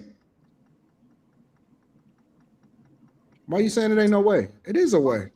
No. Slimmy, you sent us a picture of a micro penis. You know I didn't send that. Somebody sent that to me. You did. Shit. Oh, shit. But my point is that you resent it. So you know that it's a way. No, see, so firstly, that was always get back to this. Wait, I think that was our streets that did that. Mm-hmm. All I know is you sent it to us. It came from you. Yeah, you sent it to us. It came up big on my iPad. Wait. Don't say that like Carrie was looking at a micro penis on her iPad. My kids, we looking, man. Yeah, that was Streeter. That was Streeter that sent that. Carrie. No, you sent that to us. She sent that in the midst of the conversation. And I forwarded it to everybody else. Oh, so you admit that you forwarded it. You sent it. But my point is that forwarded Slimmy to the knows group that chat. it's possible because he sent it, right? So I didn't look. You just had to look if you resent it, Slimmy. Come on, Slimmy. Mr. Cool Kill says 500 baht is $20 US. That's a great time, I've heard. Damn, I can't be tricking on no hoes over there. Ugh. Carl Gray, what up to Carl Gray? Says, hey to my number one El Nino, Carrie, and my chocolate crab cake, Kimberly. Carl. I love you. I appreciate the after hours for helping 55 laws of entrepreneurship bestseller list. Oh, and Slimmy was right about the quality of lyrics. 2K isn't allowed to talk about R&B. Shout out to Carl Gray. It looked like he drank whiskey with some penny loafers on. Probably right. Slick chest ass nigga. All right, we got to get to a subject.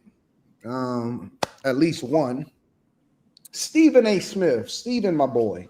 All right. So Stephen A. Smith is catching a lot of backlash from Black people for his take on Jasmine Crockett. This is a little bit of what he had to say about her. Way that has unfolded since October 1st. Take a listen to what I had to say last week, please. You Jasmine Crockett or somebody like that. Ladies, I respect. Intelligent women. No doubt. But how a Jasmine Crockett chooses to express herself, I'm like, is that going to help your district in Texas?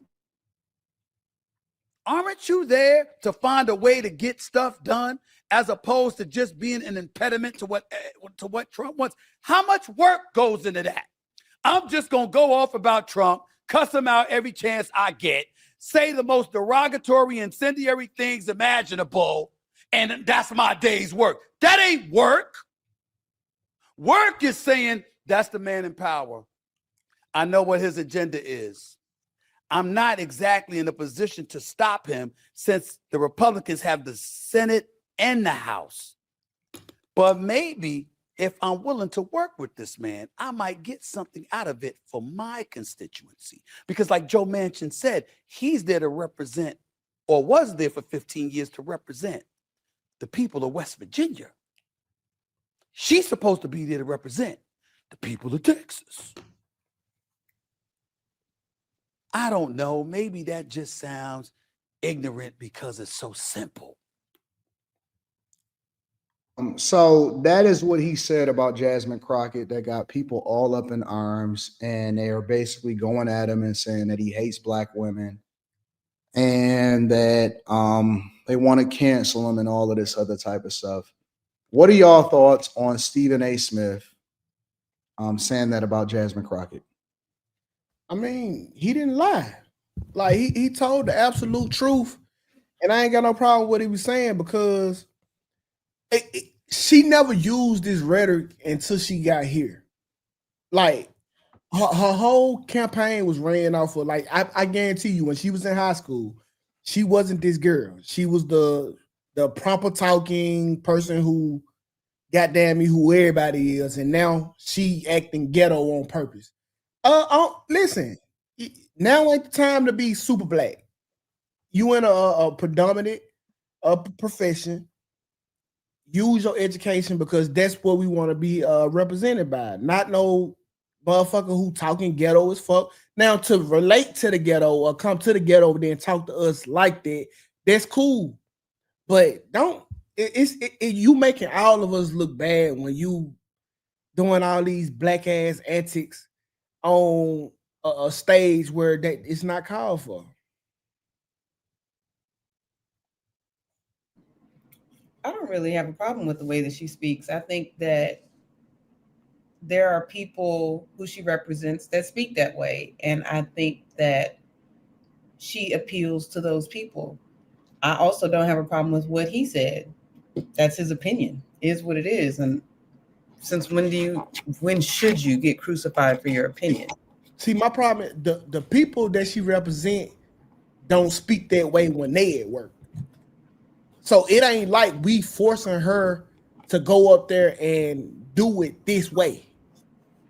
That's just the way that she finds, I guess, that she stands out. Because, like, think about it. It's kind of, if you ever watch Warrior, it's kind of like Stringer Bell. When he tried to go corporate, he won enough over there, but he won enough for street nigga neither. So he was stuck. That's kind of like Jasmine. If she clean up her act, she really not a good politician. So, like, what are you then? Because you're not black. Like, you not all the way black. So she's stuck in the same spot that Stringer Bell is stuck in. So when she over here, she got to fake like this, and then when I don't look at it like that though, 2K. How you looking at it? Because I don't see black as a monolith. That's the problem. I think a lot of times with us is that we think that because you are black, you have to be ghetto, or you have to be ratchet, or you have to be this, or you have to be that, or else you're not black enough. And that's what I think that the problem is. She don't have to be that in order to be a good representation, especially as a legislator. She just needs to be authentically her. So I don't think that she put herself between a rock and a hard place. See, Anton, ask yourself this: without that the little ratchet shit she do, she average at best. She need it. I don't think so. She not, to me. She not no Candace Owens. And that's somebody that at the same time, maybe black people don't fuck with Candace Owens like that though. But we know Candace Owens upper echelon. You ain't stepping to her.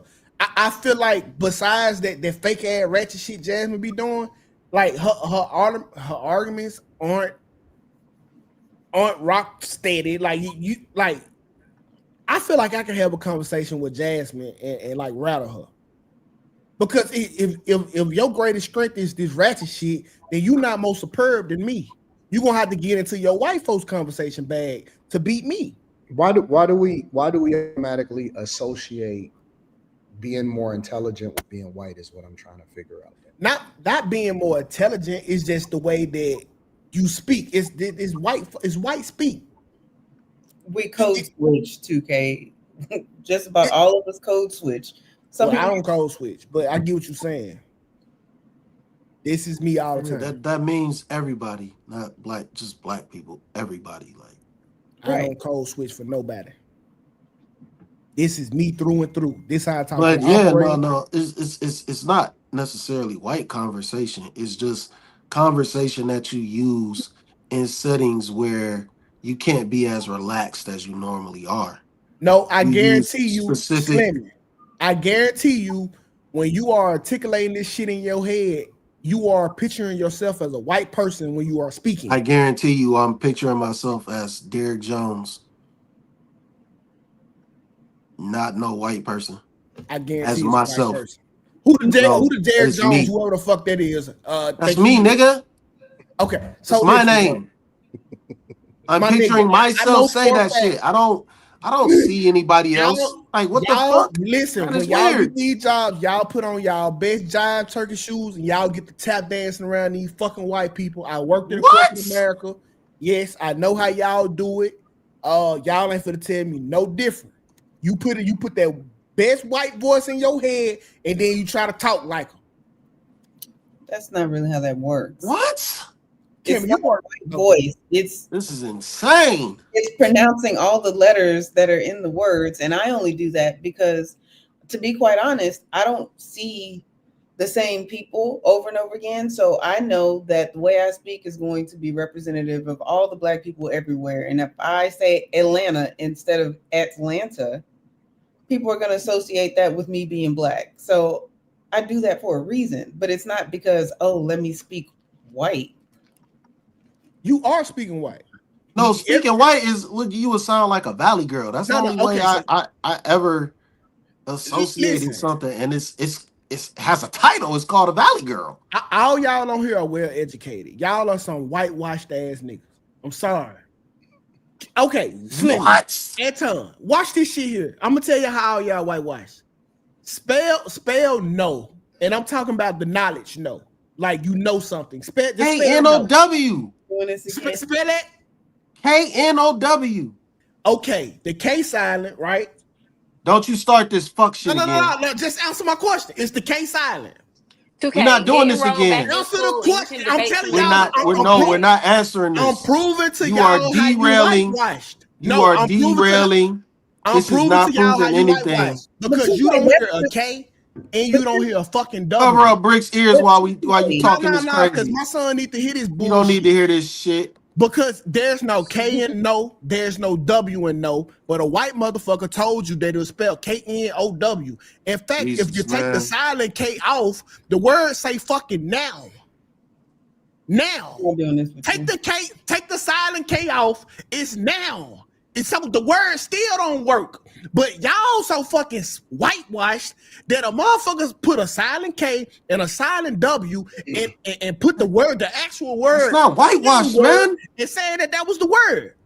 Why don't you make your own language then for us to follow? I'm not listen. Since you care so my bad. own language is common sense. No, it's two cadence, and that's okay. Just teach us. That's common sense. You telling me that a fucking invisible letter K and another invisible letter W makes a word that already is a word? No. Go learn another language. You just said invisible. We already know. You just said invisible and it ends with a silent E. What you say? You all the way away from Stephen A. Smith and Jasmine Crockett 2K. I used the word. I didn't spell it. I wouldn't spell it. So why didn't you say invisibly? Because that's stupid. Right, I know what the word means. I wouldn't spell it like that. You're conforming to the English language the same way we are. I'm not. You the main one complaining we were not getting to the show. We ain't started the topic. And you want to make this about an English brother just got smoked in real time. When I'm talking, I am translating for some brilliant ass idiots. Well, let's get back to the topic. I'm translating for brilliant idiots like you guys. Y'all are whitewashed. Like this topic. So let's push it back to the topic. Okay, let's push it back to the topic. All of y'all are whitewashed. So and goddamn me, whitewashed as well. I'm not. But you're pronouncing these words the way. No, I don't. If you see all my spelling tests, all my English grades, all my shit is accurate to what the fuck I believe in now. The shit didn't make no sense. Man, we got polygamous words. Bro, you would have got so many F's. Stop lying, man. Listen, I did. Listen, I'm going to tell you how I passed my college English. I had to write a persuasive essay on why I spell shit the way I spelled it. After my teacher read it, she said, you know what? You can write like this for the entirety of the semester. Okay, so why did you say she read it and not she read it? What? Okay. You trying to see you thinking about when I say red. Hold on, no. I'm gonna tell you how whitewash you is. Because when I say red, you thinking about it in the white term, the way they say it. You think about reality. Why are you so obsessed with white people? I might say red. What's this got to do with white people? You trying to spell it for me? You trying to beat me to it? 2K. You can't. Y'all some smart ass idiots. I get it. Y'all just doing what the fuck y'all was told. I get it. So we got to talk in Ebonics all day to make you feel comfortable. That's what you're saying. We got to talk in Ebonics nonstop all day to make you feel comfortable because you don't like white people. It's not about white people. There are polygamous words out here. No and no. That's polygamous. No and no. Okay. Day and day. Go speak in another language These are that's polygamous not words. I thought comprised you of believed in 3 monogamy. languages mixed together. Then you have to I'm not mixing no practice a languages. This language is the that's language we gendered and that's learn. more simple. Well, okay, but let's back up because I don't want us to get too far off track. Why do y'all think that black people are upset at Stephen A's take about? Because he told the truth, to be short. Because he's talking about a black woman and people feel like black women aren't protected, or at least do y'all think that? I think that you might have a point, Kim. Because if it was a black guy, I don't think that it would be a big deal. Fact. He talk about black people, black guys all the time. Yeah, black women just don't want to be held accountable, man. I'm gonna say, That's all it what is. makes Jasmine Crockett so special? Like, what makes her so what? She's supposed to be the voice of the ghetto. But she's not. Exactly. And But why does the ghetto need a voice? The ghetto's the ghetto voice is definitely need a poverty. voice. That's true. They definitely need a voice, but it can't be her. She's just the representation of it. She's not though, because she didn't talk like that when she first started. It's political theater. She want to be a content creator. We're talking about her, I guess. I don't think he said anything wrong. Our standards are just low. I think that's what Anton said earlier. I think so. I think our standards are low, and I don't know how she became the voice and a mouthpiece of black people. Well, the troubling part about it is people think that speaking that way represents black people. Like 2K saying, you can't speak proper English and still be associated with being black or educated. Like, why? What is that about? They let the South take over and speak for all black folks. It just is what it is. Shout out to the South, but that's not even how people in the South really speak. Like, what do you mean, Carrie? All the times I listen to her, I'm like, you're so loud. Like when I listen to the hearings and stuff, it's like, hey, you just take it down like 7 notches. Why are you so amped up like you're finishing off your sermon? It's too much. So wait, I guess in that regard it might be, southernish, but she comes across to me as just having an attitude off jump. Like you're already at like a 8 before you even got to your point. You're already mad. So I don't know. Maybe people are upset because he was saying that about a woman, but I am finding that people who are just against Trump, if you say anything regarding people who are vocally against Trump, they get more upset. Like they're just mad about it.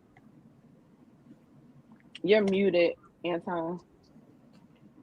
You said if you say anything to anybody that is vocally against Trump, right?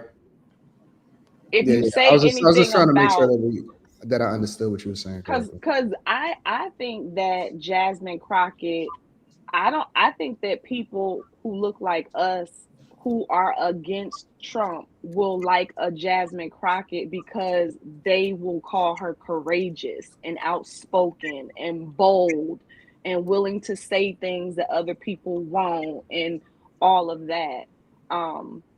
So I think that because she is so outspoken against Trump and the administration, Stephen A. Smith saying like, calm that down. That what y'all think is great and bold and courageous is ridiculous, is not working, it's ineffective, it's taking up time.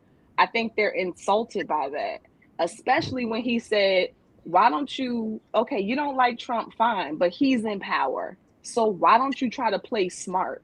Why don't you try to figure out how to work with him to get what you want? It's like the minute people hear that, it's like, no, I'm not working with Trump. Anything that has me doing anything that can have me look like I like Trump, try to work with Trump, anything that is not hate for Trump, I'm insulted by. That's just how it feels these days. Yeah. Oh, I don't know. I agree. I agree 100%. So I don't know, man. I just think that Stephen A. Smith, when he dove into the political ring and the political arena, and he started having conversations about things that's in popular culture outside of sports, that he's starting to get a lot more backlash. And I think that this is much different than what he's experienced talking about sports. Like him going against or running into LeBron James or having criticism for Kevin Durant or something like that, or Kyrie Irving, that's a whole nother wave. When you start talking about popular culture, it turned into something different, in my opinion. So But do you think that's because, like, talking about sports, just men in general, y'all don't get as worked up about stuff, So it's like y'all can dog each other's teams or players or whatever, yeah, but and then we could be objective though. Like right, you don't feel like it's personal because somebody says something about a sports team. right. Whereas I feel like with him talking about Jasmine Crockett again, is because she's a black woman. Does that then put black women in particular up in arms to lead the charge against canceling him? I don't think that cancel culture is real anymore. I don't think it really make a difference. They just loud. They yelling at the wind. Like you yelling at the moon.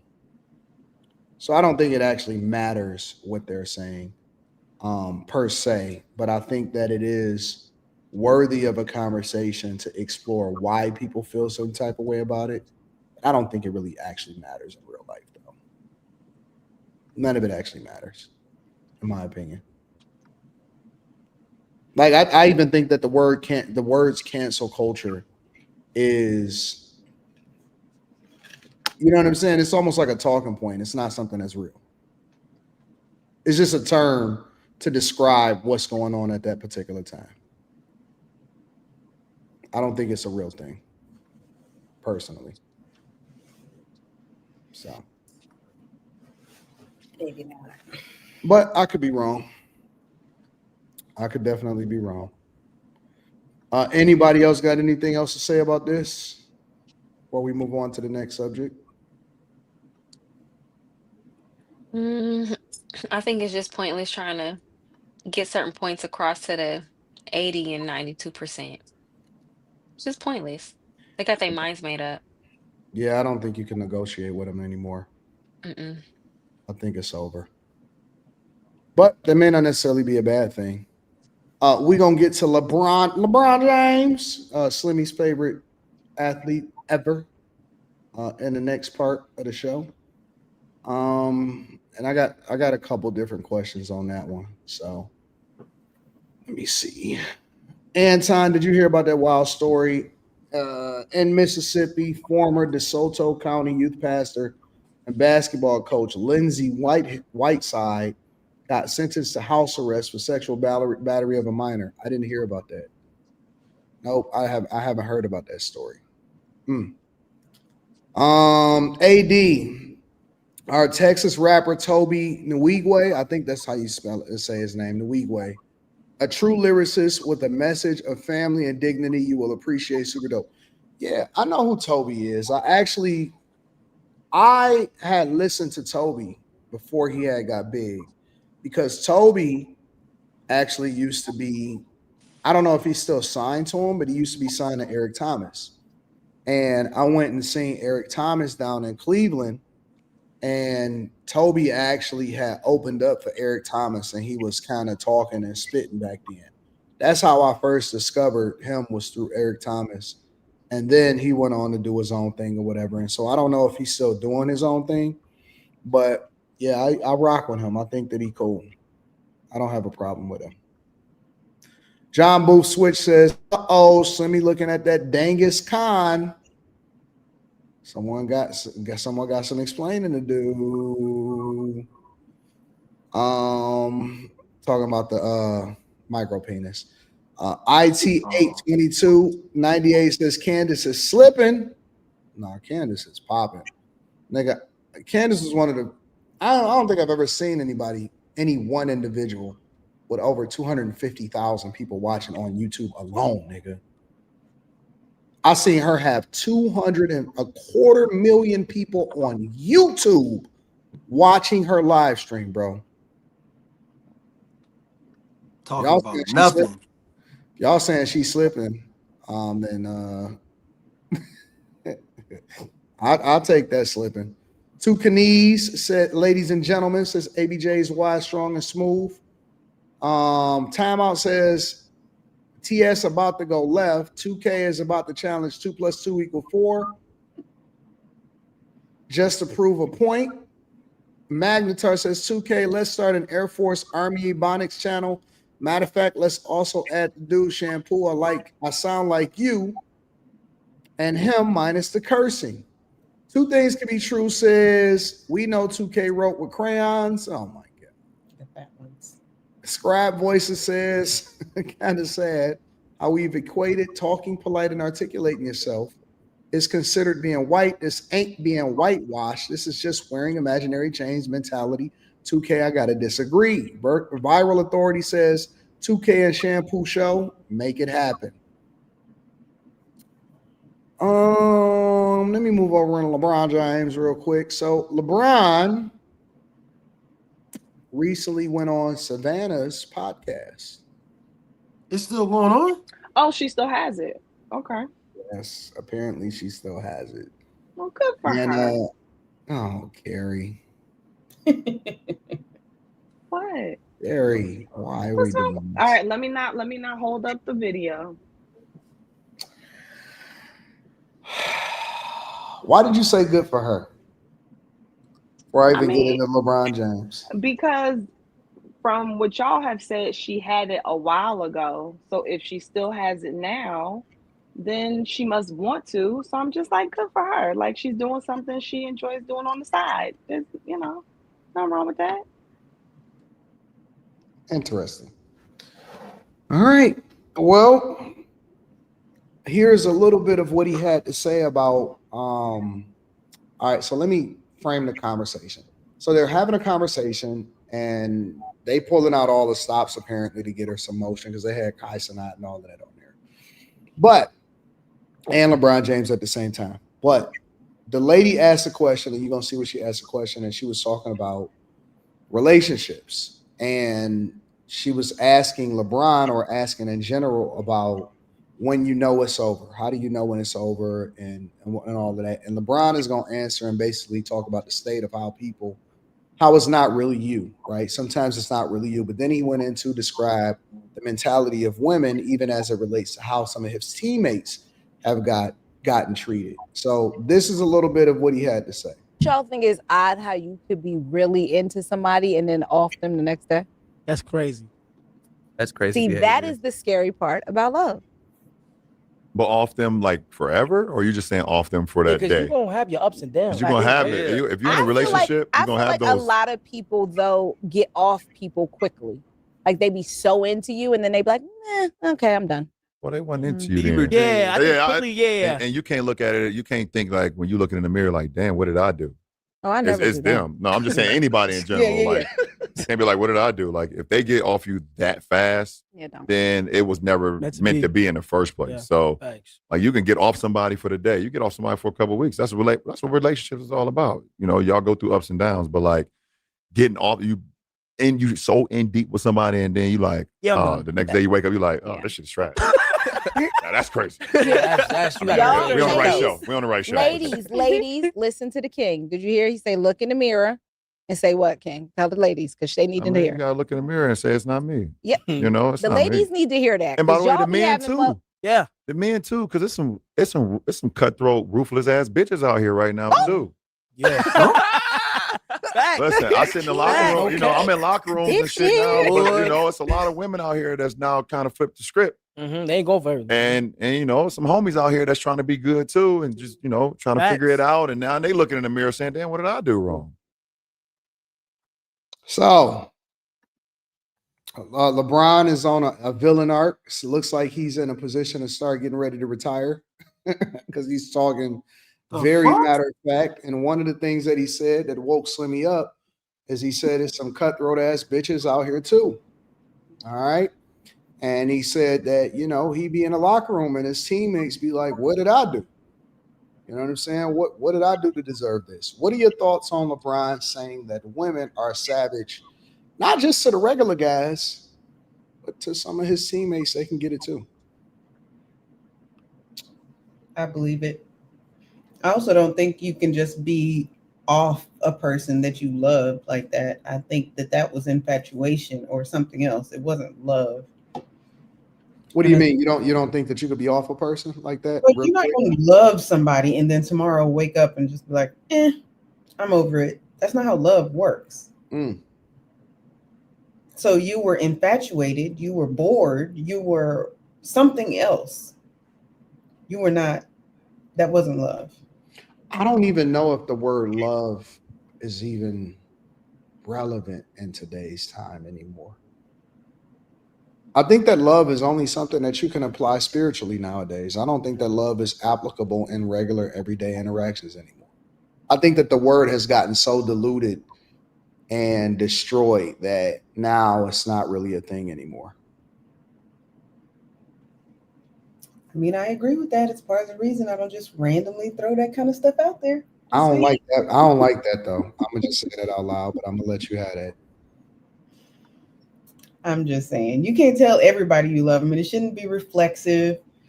Well, you don't say it after 18 years, so.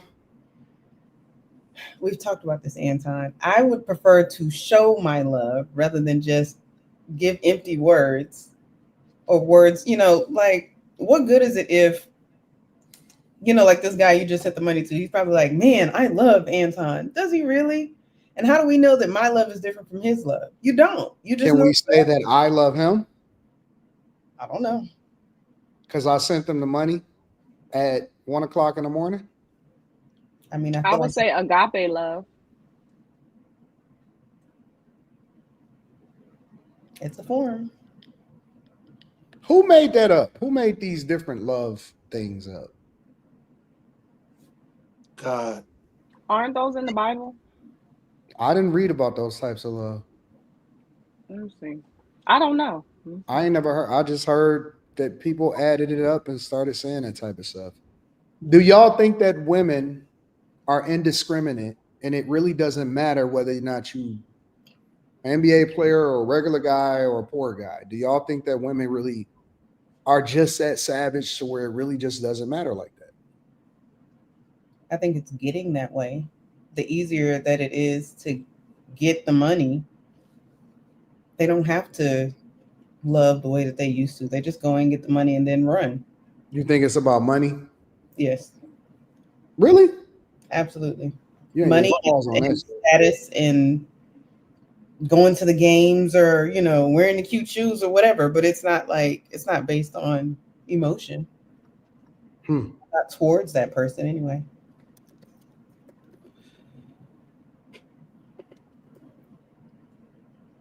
Molly, what do you think?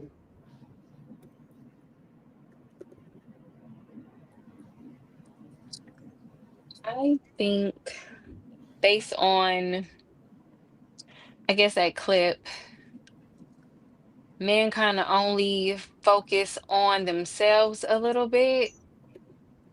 And I think they think women are savage, but I don't think men ask themselves, like, it's like cause and effect. Mm-hmm. If this is what you're getting out of women, or if this is what these men are getting, there's obviously a cause to it. I don't think women are just savage. I don't think we're really savage like that by nature. So if these men are feeling like that or feel like they're getting played, then gotta be some accountability. You think so? These are athletes that's talking. Like, they're so easy. That's true, but I also think that athletes are probably some of the easiest guys to get finesse. Yeah, that's what I'm saying. Like, of course, they might think because they're so consumed with themselves, all they think about is themselves and their status. And they think because that's what's important to them, that's what's important to women. And it is to an extent, but not in the same kind of way. Like, maybe as an opportunity, it's important to women, but y'all the ones that have to put in the work. So I mean a little bit more to y'all. But I mean, and then if they are tricks. So Of course, if you are a trick and you are looking for those types of women, you're gonna think they're savage because those are the more savage kind of women. Mhm. So I don't know. I don't really think men are victims like that, to be honest. Carrie? Okay, so I'm responding to what you have down there. LeBron says women are all savage, are savage to all Well, men. the context is that they're indiscriminate to the men that they can be a savage to. Like it really don't matter if you're an NBA player or if you got money or you don't got money and you're a regular or you're a blue collar guy. They're indiscriminate. They savage to men too. Oh yeah. Yeah. I don't think it matters. I don't think it matters to women. I think if a woman is a savage, a woman is a savage. And I don't even think You don't think that they change for the men that they with? No, I think some women change for the men that they're with, but I don't think those are savage women. I think if a woman is being savage, like in I guess savage we're considering to be like ruthless, disrespectful, like entitled, I don't know, like give me some other adjectives, but I think if you're like that, you're like that. Or if you're willing to act like that, you're willing to act like that. I don't think you can hide that just because this is an NBA player or this is a somebody. I think if that's what you show, that's what you show. And I think you don't even have to be with a woman to see that, which is why LeBron, I think he probably heard stories, but I'm willing to bet LeBron himself has encountered some of these women, but it was easier to be like, I heard in the locker room that that some of these women, you know what I'm saying? I'm sure he has had his own direct, and it doesn't even mean he's done anything with them or wrong, but I'm sure he's interacted enough with women to be able to have his own personal experience with it. So, Carrie, let me ask you a question. Do you think that it's possible, not possible, do you think that it's almost impossible for a guy to get to the point that LeBron is at, as far as visibility, money, fame, success, or whatever, and for him to have been stayed down 100% the entire time? by down you mean have never stepped out, has never cheated, has never messed up? Yeah. Nah, I don't believe it. Sorry. You don't? I just think that they protect their Mary, marriage that's enough. not right. I think they protect their marriage enough to keep whatever trials and tribulations they've had in their house. Carrie, you can't disrespect the king like that. I'm the king. Jesus is king. I'm not. LeBron He is could be the not. king of the basketball court. Basketball has nothing to do with how you are as a man, a husband, for all of those years with all these savage women that you heard about through the other basketball players. Yeah, I'm okay. And I'm not mad at LeBron. I'm not making it so that I'm not saying that, and I'm not even mad at him. I'm not even mad at him. Okay. But no, I don't. I don't think he has never, ever, ever in life had a slip up. And I hope I'm wrong, but I just don't believe I am. But I don't know. But if you had to bet money, you would bet against it. Oh yeah, I would. Yeah. Yeah. Slimmy, what do you think about Brian saying that women are basically indiscriminate as to the type of men that they will be savage to? I mean, there ain't no denying that. I mean, he's absolutely right. It's not nothing. I don't give a fuck who said it. I'm glad that he did say it. He was honest. You know, I'm surprised he didn't downplay it. You know, he was actually real. So I'm actually kind of impressed because usually, you know, like he'll be the same type of guy that'll say, "Oh, we got to protect black women at all costs." You know what I'm saying? But you get him in this environment, probably after a few glasses of wine, you know, where he's comfortable, probably forgot he was on camera, maybe, and just kept it 100. Women are extremely savage. especially when it comes to entertainers. They don't give no fucks. Well, they do, obviously, but they don't. And they are trying to take motherfuckers up top. He's 1,000% correct. I say it all the time. Shit. These motherfuckers don't care. They'll slice you up, cut you up. Better find you a real one. Slimmy, what do you think about going a different direction? What do you think about the fact that Savannah James still has a podcast?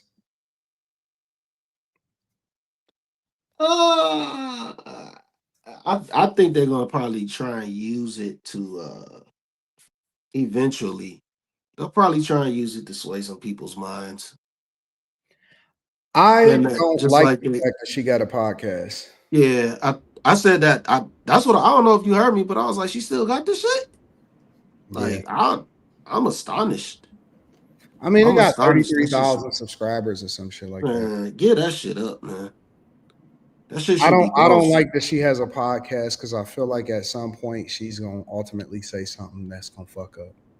Yeah, she gonna rant or something like that, and that's gonna mess up what?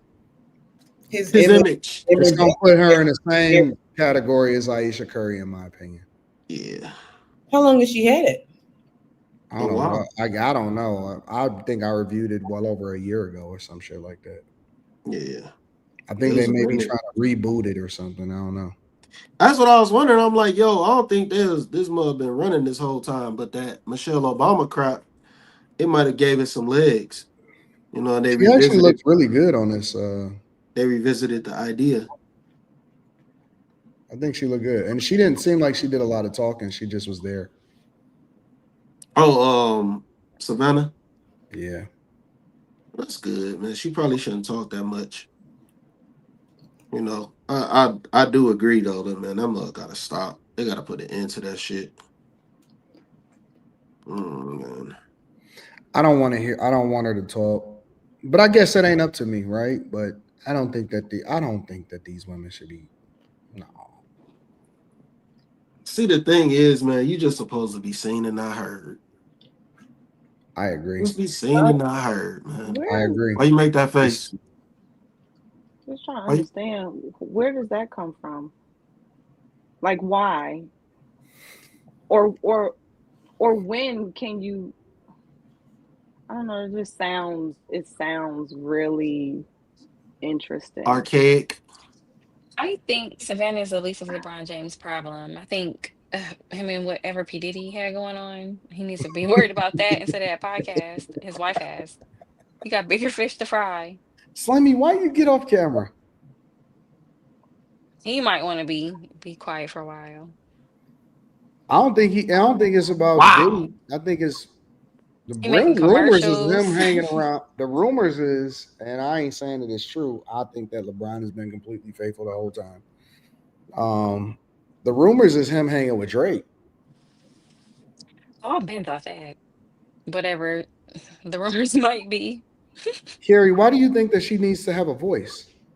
See, when you feminism type stuff, bro. Well, I already told you guys that I have done light research on the whole feminism thing, and I am definitely a maternal feminist. I've already explained that. A maternal feminist is like in support of women having the same basic rights as men. Like, you should be able to keep your own pay, and you should be able to vote, and you should, because remember, I didn't think women should vote for a second, and I came back and I recanted. But I also, a maternal feminist, from my understanding, is also one who is in support of a woman really playing her role and keeping family, children first, and operating from that premise. So that that's what I can relate to. I don't know what that means, but well, I didn't say the right. Okay. No, well, I mean, check it out. But you should. I'm slow. You should check it out if you're ever interested, because we have watered down and made feminist feminism be only one thing and it be negative, but when I went and I looked at it, there's like parts of it that make sense, and then you start introducing the people who had for real agendas, and it took a turn. Like, so you can call me a feminist, I don't care. But in terms of your question, I think that women should have less rights, Carrie. Well, I don't think that women should have less rights. Like, what right should we not have? We shouldn't have the right to what? I went down that road, or and I thought that the power of your vote shouldn't be at. I think that.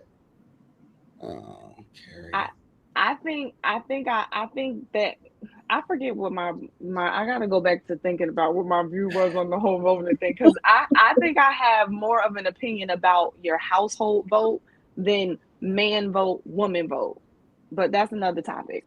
You asked, why do I think she should have a voice? And the way you say it makes it seem like she should be able to just say whatever she wants. I mean, everybody should be able to say what they want to a degree.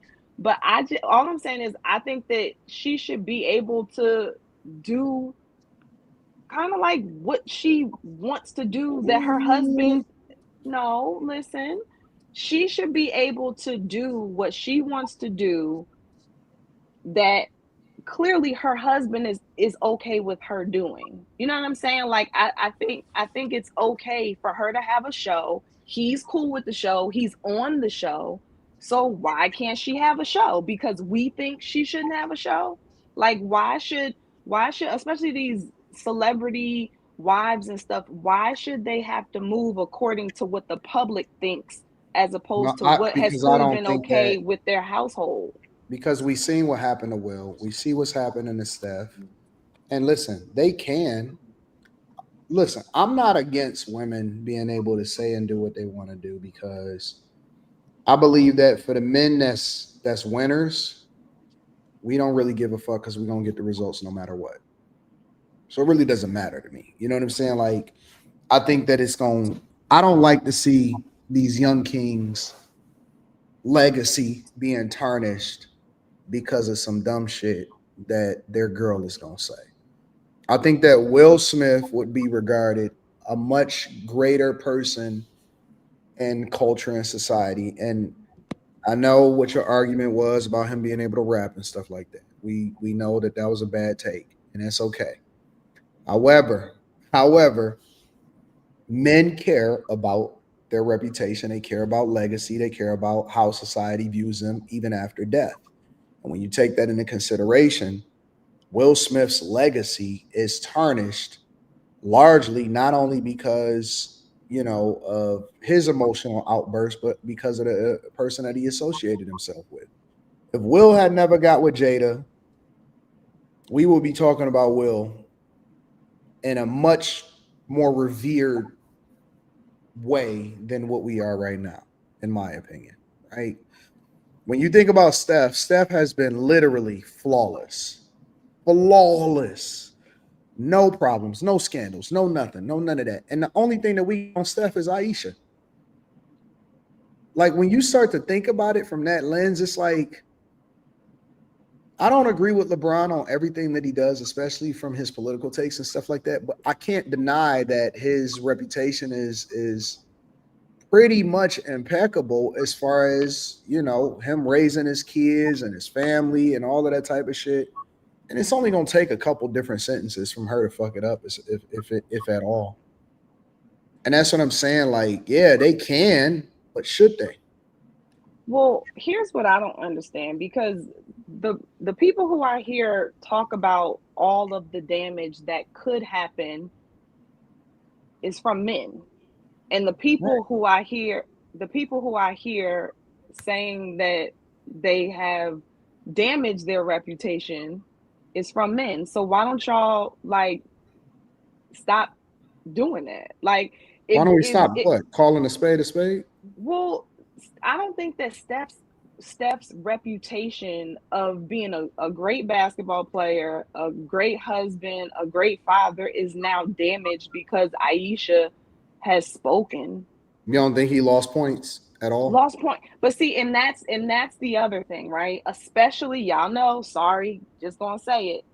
Because a lot of the think pieces is directly coming from women. Listen, They the ones that saying that she should have had a whole face, all of this type of shit. They're the ones that's having these think pieces about having a whole face and stuff. Women, look, think about it like this, Carrie. Women don't even fucking watch Steph. But what I'm saying is, who are they messing up their reputation with? Like who men? What is there for? What is now going to happen to Steph Curry? Because what's now gonna? It is about that. It's not all about what's gonna happen. It's about that's why I led with saying that men care about how they are presented. They care about their legacy. Even after death, men want to be revered and remembered. And so it's not about what's going to happen to them physically or anything like that. It's a lot more than that. It matters. Okay. Hey, Carrie, let me ask you a question real quick. So it's her hair because it's flowing and it's long and all of that stuff, and so it's the hair. Go ahead, Slimmy. I'm sorry. So Carrie, when you see a guy who looks well taken care of and he look like he handled his business, he's dressed fresh. If you see him often at the grocery store, right, and he's real clean, he real well kept, looks like he should have a lot of women, right? Or he should have at least he has no problems getting women. Let's not even say he looks like it looks like he can get any woman that he wants.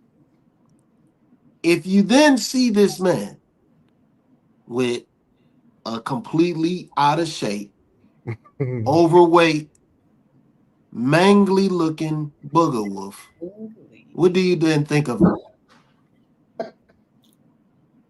Sheesh. The way you described her, I don't know. Like, I guess I'm giving that. Isn't she? I mean, I don't know. I guess I would. What would you think of the man though? What would you think of him then? Every day every time anything, you saw him. I don't know. What would I think of the man if I saw Yeah. that? If you saw this man who you thought was very I might be well like, kept, he must really love presented. No. They're married. He must really love her. They, like, okay. That's what you would think. That's what I think I would think. I mean, that's what I think I would think.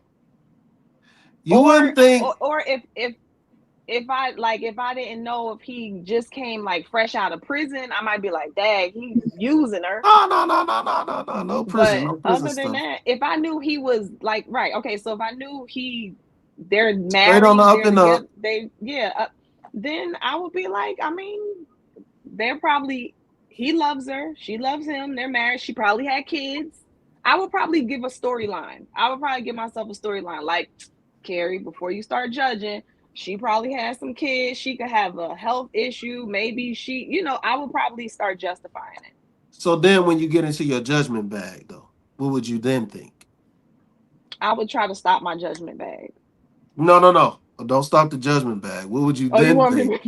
In your judgment bag, what would you then think? I'd be like, and he's in shape and she's not. Oh, yeah, he's all the way in shape. I'd be like, dang, I wonder why she's not working out with him. Like, she needs to take advantage of the fact that her man is in shape. But what would you think about him, though? Not her. He loves her. I'd be like, he really loves her. You don't think that there would be like any? It's not like a chink in his armor. It doesn't make him look any less valuable to you. No. If I were at a certain point in my life, I might be like, man, he cheating on her. But I'm not necessarily. I feel like I would give a little bit more credit than that. But no, I would not think something's wrong with him if like you said, like he's not fresh out of jail or something where she might have money and she's the reason he looks how he looks. If it's not that, he got he's taking care of things. No, I wouldn't think there's a chink in his armor. I would attribute it to their relationship. They must really have a relation, a sound relationship. So then you won't understand why why they shouldn't have a show and why women shouldn't be speaking and why they could possibly damage things. So that's exactly why you won't understand it, because if you see a man that looks like he should be fruitful with everything that he has, including his woman, then you would think everything was in order. Everything was straightened out, because you wouldn't accept this woman looking like this any old kind of way. It's the same thing that goes with your woman being a reflection of who you are. And you wouldn't let your woman say anything you don't allow your woman to say nothing crazy about you publicly. This is the same thing. So who's the breadwinner between LeBron and Savannah? What? LeBron. Right. So wouldn't he have to say so and maybe be putting towards the funds for her podcast?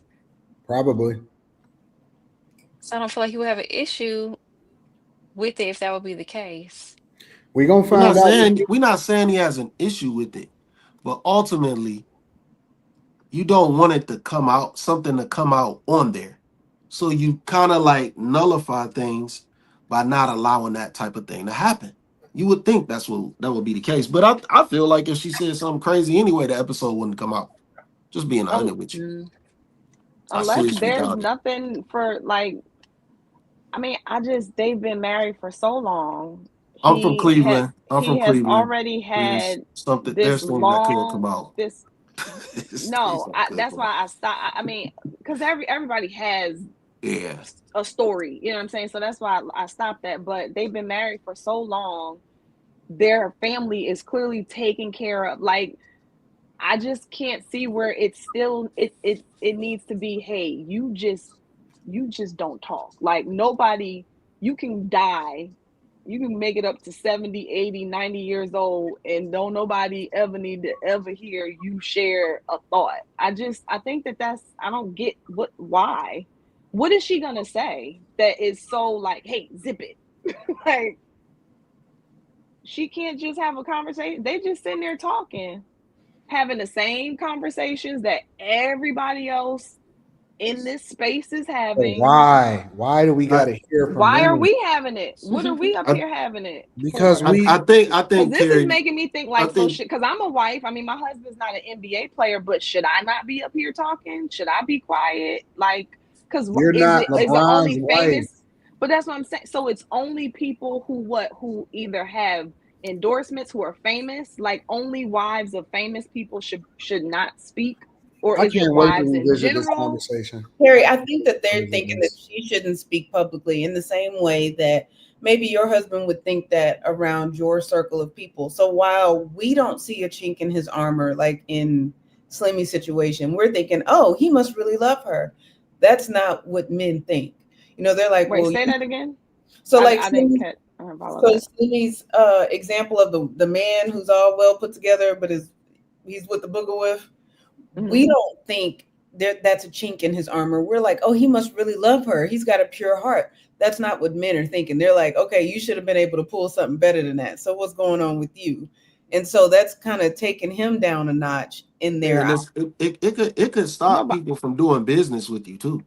No, but I think that we have to give the men more credit than we're giving in that regard, because I would like to think that LeBron, that Steph Curry, that whoever you want to fill the blank in with knows enough about their business and has determined how much they care about it, what can impact it. I'm sure, I would like to think that all of these things have been factored in if it matters to them prior to saying, go for your, go for it, go for your show, go for your cooking show or whatever. Like, why are we making it seem like we care more about his career than he does? These are grown people who you think that Will knew that this was gonna happen to him?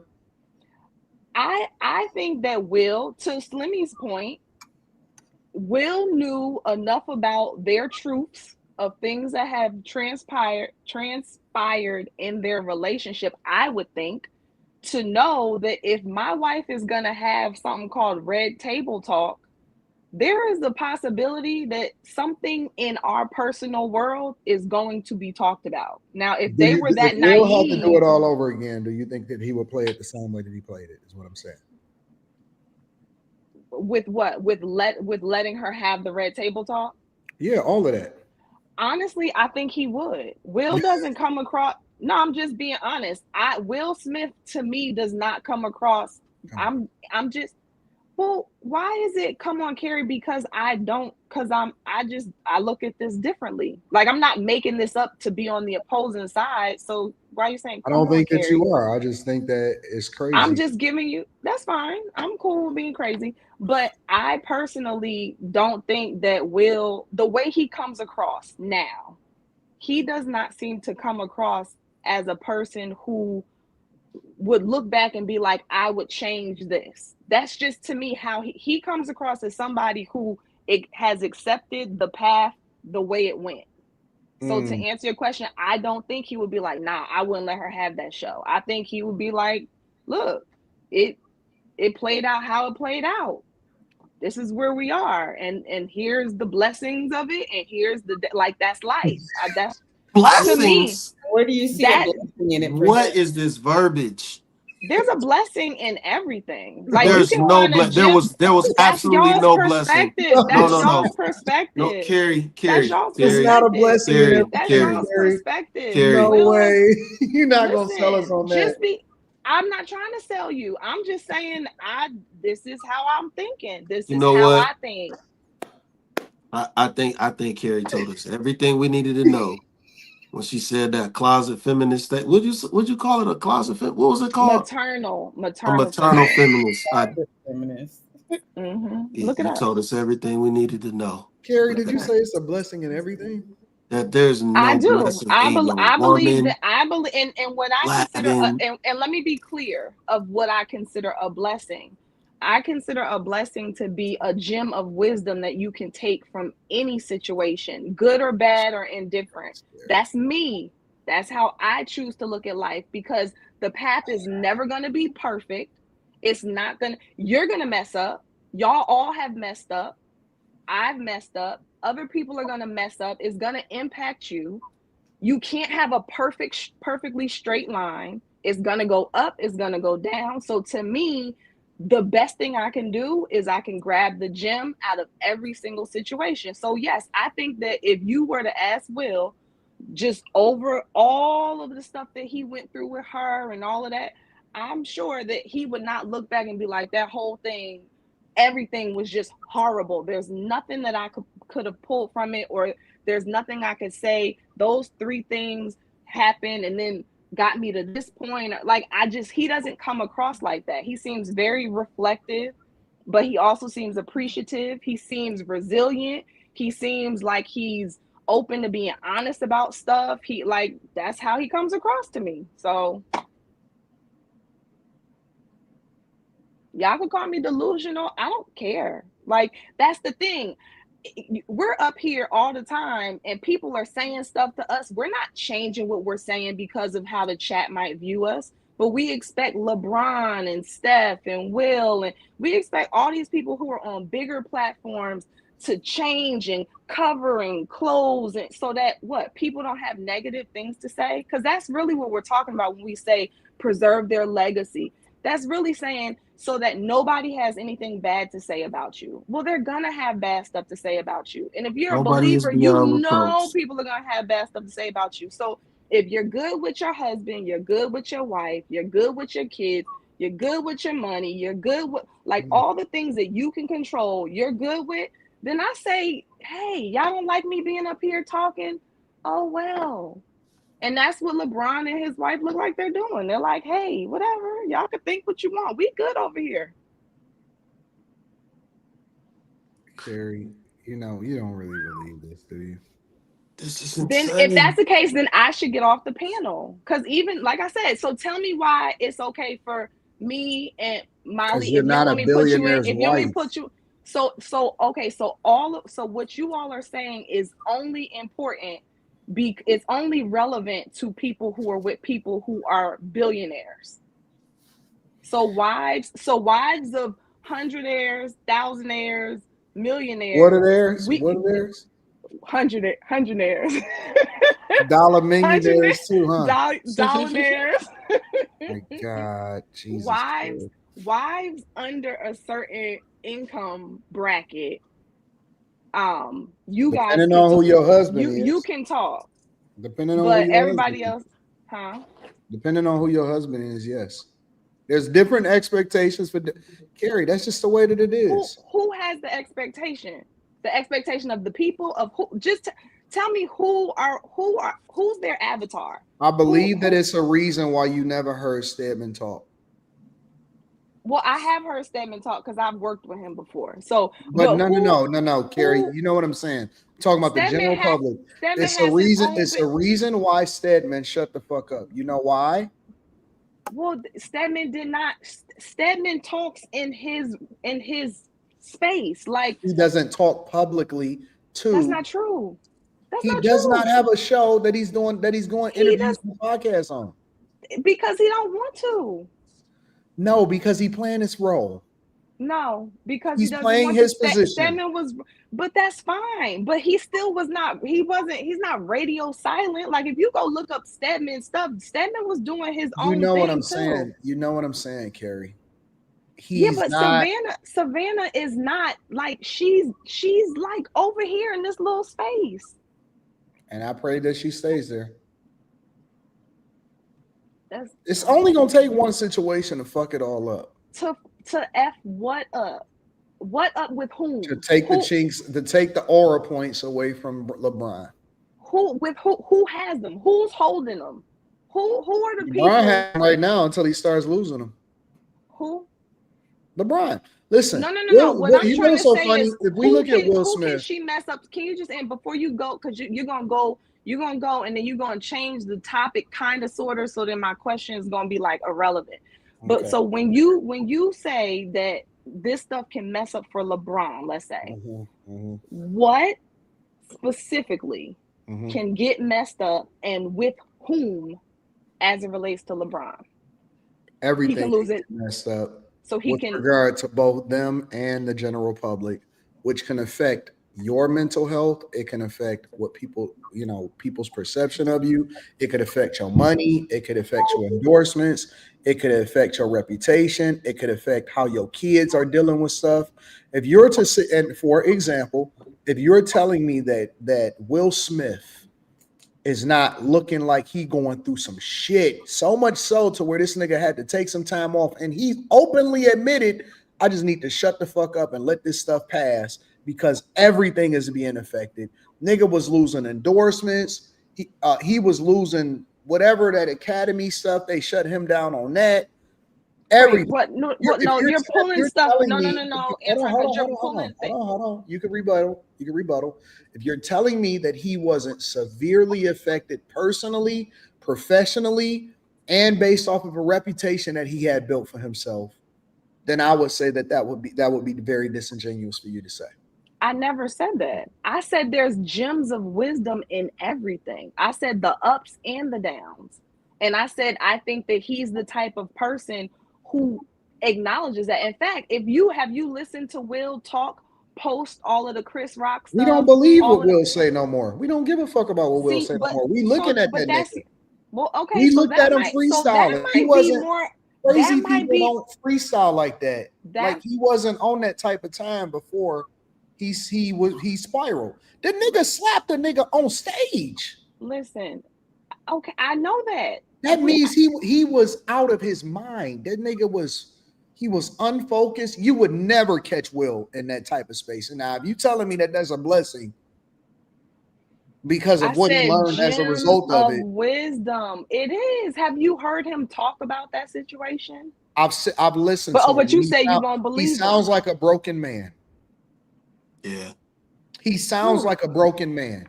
And here's the thing, based off of how hard y'all judge and then like toss people, I would not spend my life trying to keep y'all impressed if I were them. I think I would much rather much rather be focused on making sure that I'm living how I think I'm supposed to be living and moving how I think I'm supposed to. I think you very much missed something. You miss the fact that he's rich only because of how we as a public in the public view him. No, his reputation That's not is why the he's reason rich. why he was making That's as much not, money as he was making per no, film. that's not That true. is what happens That's when not you live true. your life That's in the not true, entertainment Anton. industry. Anton, that's not true. That's What's not true at all. That's not true at all. Will Smith is rich because of the result of his acting. People bought tickets. No, that's not why he's rich. Whatever. Yes, it is. I would venture to say, Enemy of the State. Hold on. No. Let me finish this real quick. Carrie. I would venture to say that Jonathan Majors, skill-wise, is way better than a Will Smith. When it comes to his ability, I'm using this as an example. When it comes to his ability to act, a trained actor like a Jonathan Majors, right, is 10 times better from a skill perspective on on how to act. But I would also argue that Jonathan Majors, and I was actually going to show this because I did a whole, I was going to add this as a part of the conversation on Thursday. That nigga was just talking about how he was suicidal because of his reputation and the hit that he took as a result of what people were saying about him. And his earning ability was affected because of how people viewed him and his reputation because of his acting. Anton, this is okay. Whew. All right, so I don't really know. I'm not smart enough to go the direction you just went. So you're smarter than me. So you just you're trying to use my tactic. Don't do that. I've learned from you. So I can't go all the way down the road you just went. So I'm stay here. And what I'm gonna say is, at a basic level, Will Smith, from what I can see, because I'm looking at like box office sales and stuff like that, Will Smith has made the money in general that he has made because people went to go see him act. People it was because Will Smith was a clean cut guy and everybody thought he was this. No, he had a certain Are you telling wait? Are you telling me that been, LeBron James and Steph Curry don't make the type of money they make because of their reputation, but it's because of how they dribble the basketball? It's absolutely how they dribble based off of how they dribble the basketball first. Are you crazy? Absolutely. Y'all didn't know about Steph Curry's character before you knew about his talent? No, because he's safe. So thank you. And he's marketable. No, that's not he's safe and he's marketable. You did not learn about Steph Curry. You did not learn about Steph Curry because you just called LeBron the king. I said LeBron's not the king. Jesus is. You said, Carrie, come on, you know what I'm talking about with basketball. You didn't say the king of all right, let me ask character. you. Hold on. You didn't say the king of. You said basketball. Let me use another example. Maybe this will be better for you. Why did Kyrie Irving lose his endorsement deal for his shoes? He had some of the top selling shoes. Oh yeah, the top selling without a question. He outsold the Kevin top Durant. selling shoe at Nike. Outsold Kevin Durant. He was outselling everybody at Nike. I hate when y'all do this. No, Carrie. I hate when y'all leave the example on the table because you know I made a valid point and now you got to bring up something else. We're talking about we're talking about this Will is a very Smith. Relevant. It's example. Not relevant. I don't know if it's. No. I'm sorry. Let me. Hold on. I don't know if it's relevant because I haven't gone down the road yet. What I don't understand is why are we leaving the Will Smith street? Why are we with Kyrie Irving now? Why can't we stay with Will Smith? Kyrie Irving is more relevant. No. I got you, Slimmy. So let's stay with Will Smith. What relevant movie has Will Smith dropped since the whole situation that happened with his wife? What do you mean? What relevant movie? What blockbuster film has he had? What blockbuster film has he had? What movie have they put Will Smith in since he slapped Chris Rock? I would have to. I don't know. I'd have It's to the Google duplicate. that. It's the movie where he was fighting himself, and that flopped. Yeah, I don't know. But I don't. That's what it So, was. It so was would it like be Okay, so fair to duplicate. say? what's Would your it be fair to what's the say point? that Will Smith is now directly affected by what his reputation is, and not based off of his acting? No, okay. I can only go off of what Will talks about. You guys said, well, I'm sorry, Slimmy, you didn't say this, but Anton said he doesn't believe Will. So I get it, Anton. You probably are like, I don't believe what you're saying. You can't be in the movie. That's fair. But I can only go off of what Will says. And based off of how Will talks now, it seems like the things that he wants to be doing, he's doing.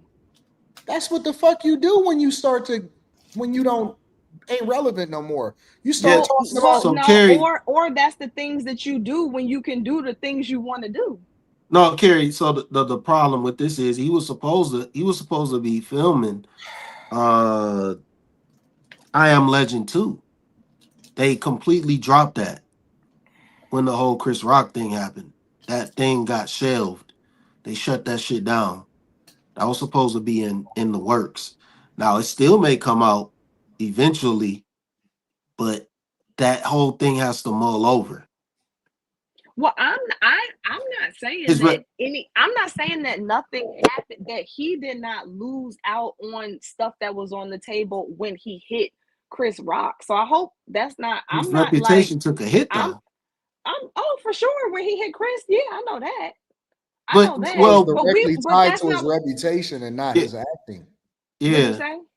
It's directly tied to his reputation and not his acting. Yeah, but that wasn't the basis of what you said. You said the hit Will Smith being what you say being a billionaire or making millions was based off of his reputation, and I said that's It not true. was. He was a I safe still actor argue that that's to not be true. cast in movies Okay, so based off of the fact that he had a stellar reputation. At the Carrie, end of the day, if people did not enjoy his acting, whether he had a stellar reputation or not, people are not going to go see movies. Like people Harry, do are you not crazy?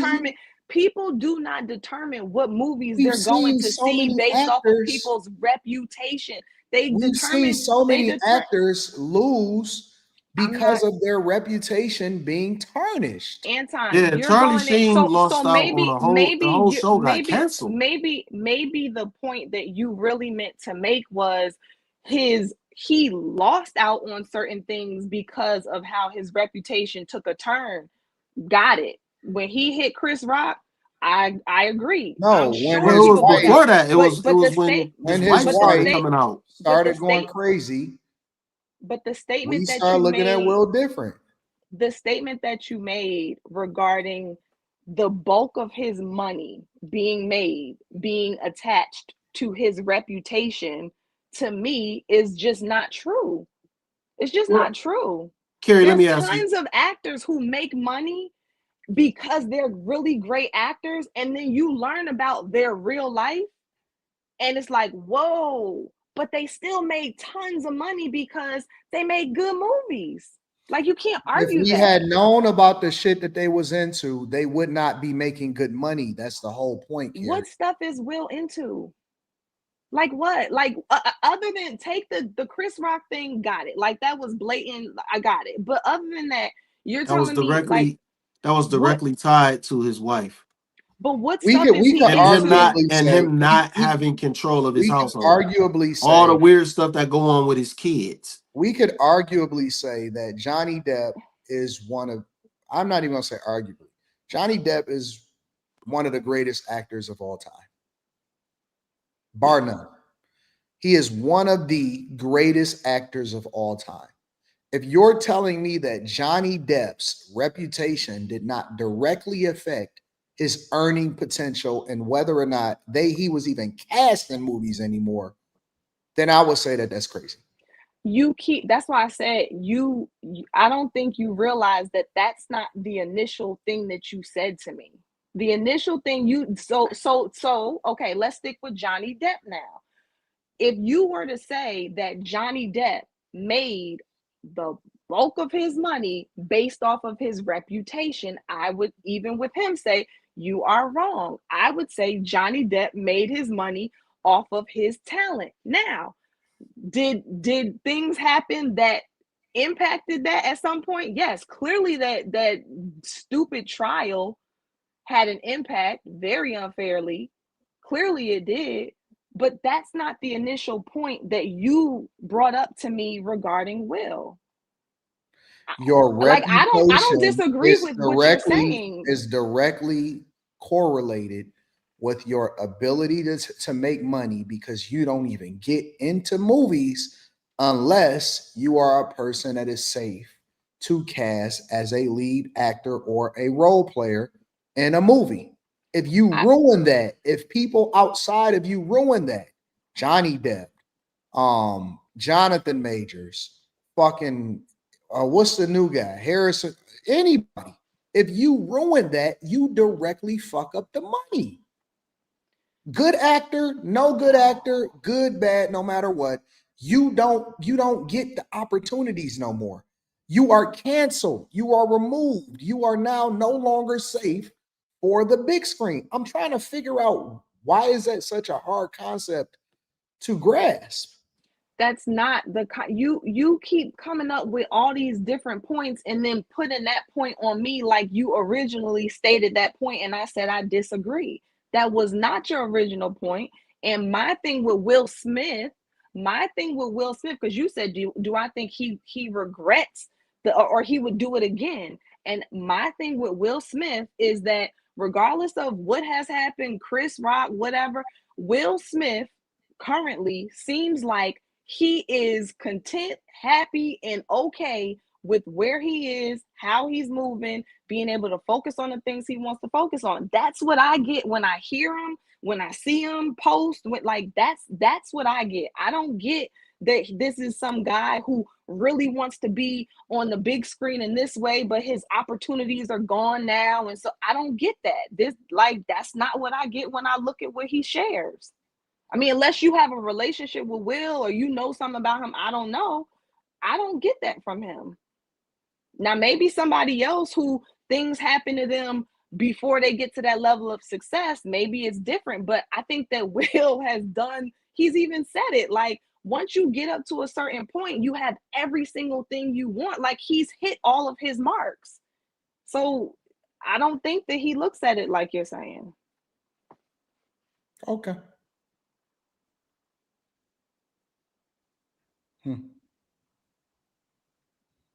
Any other thoughts on this?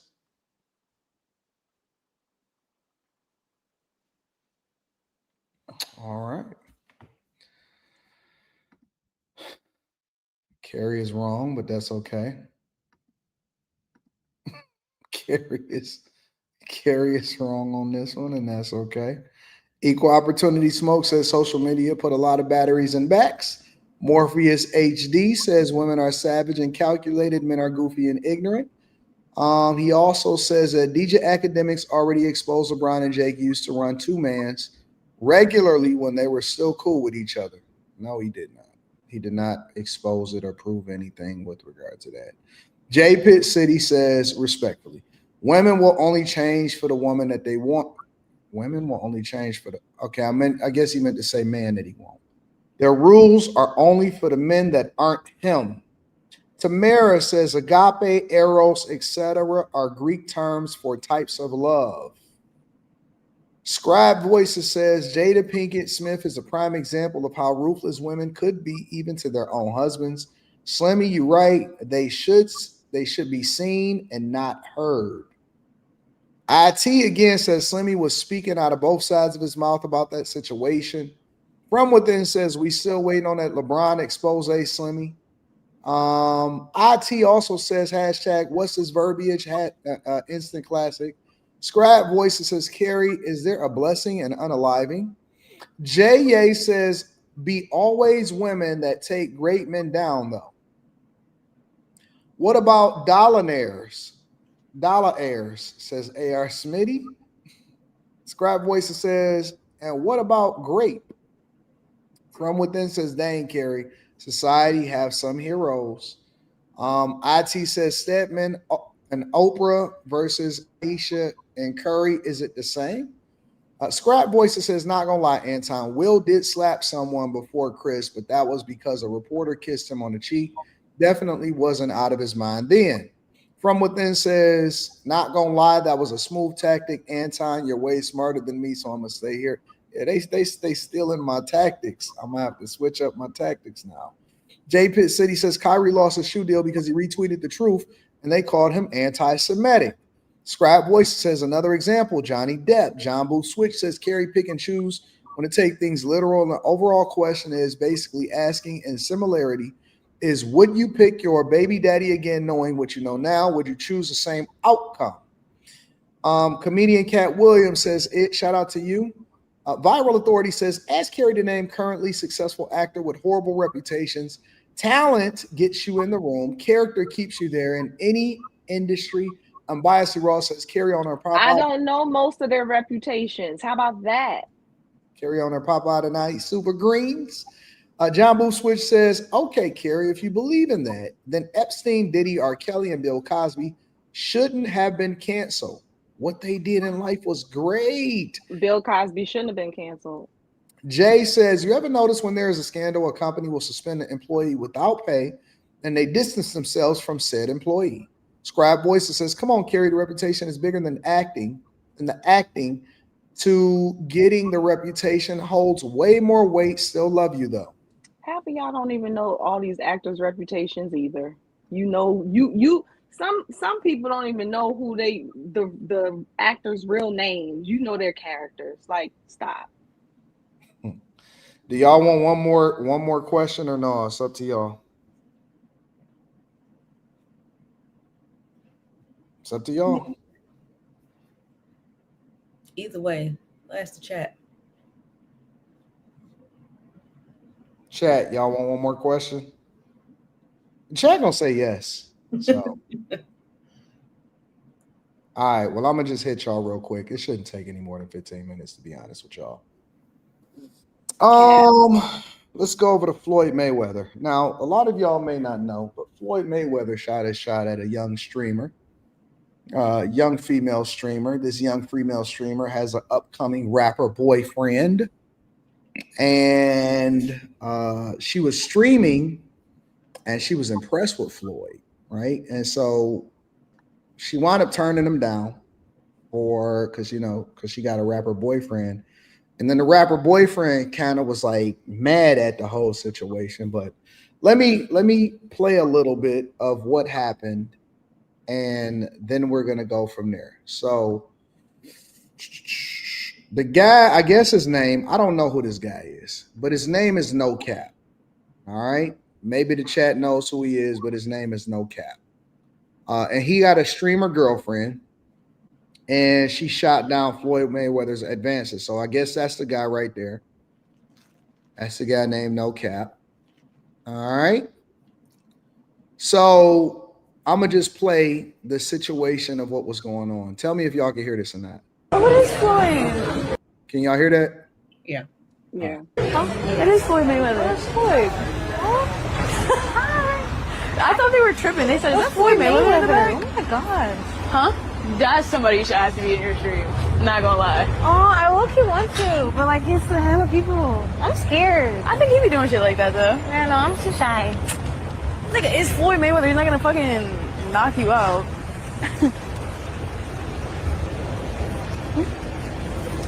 Huh? Oh, I have a boyfriend. So what? So what? Oh, no, it's okay. I'm not interested. This is your friend. Being your friend. Shit. Okay.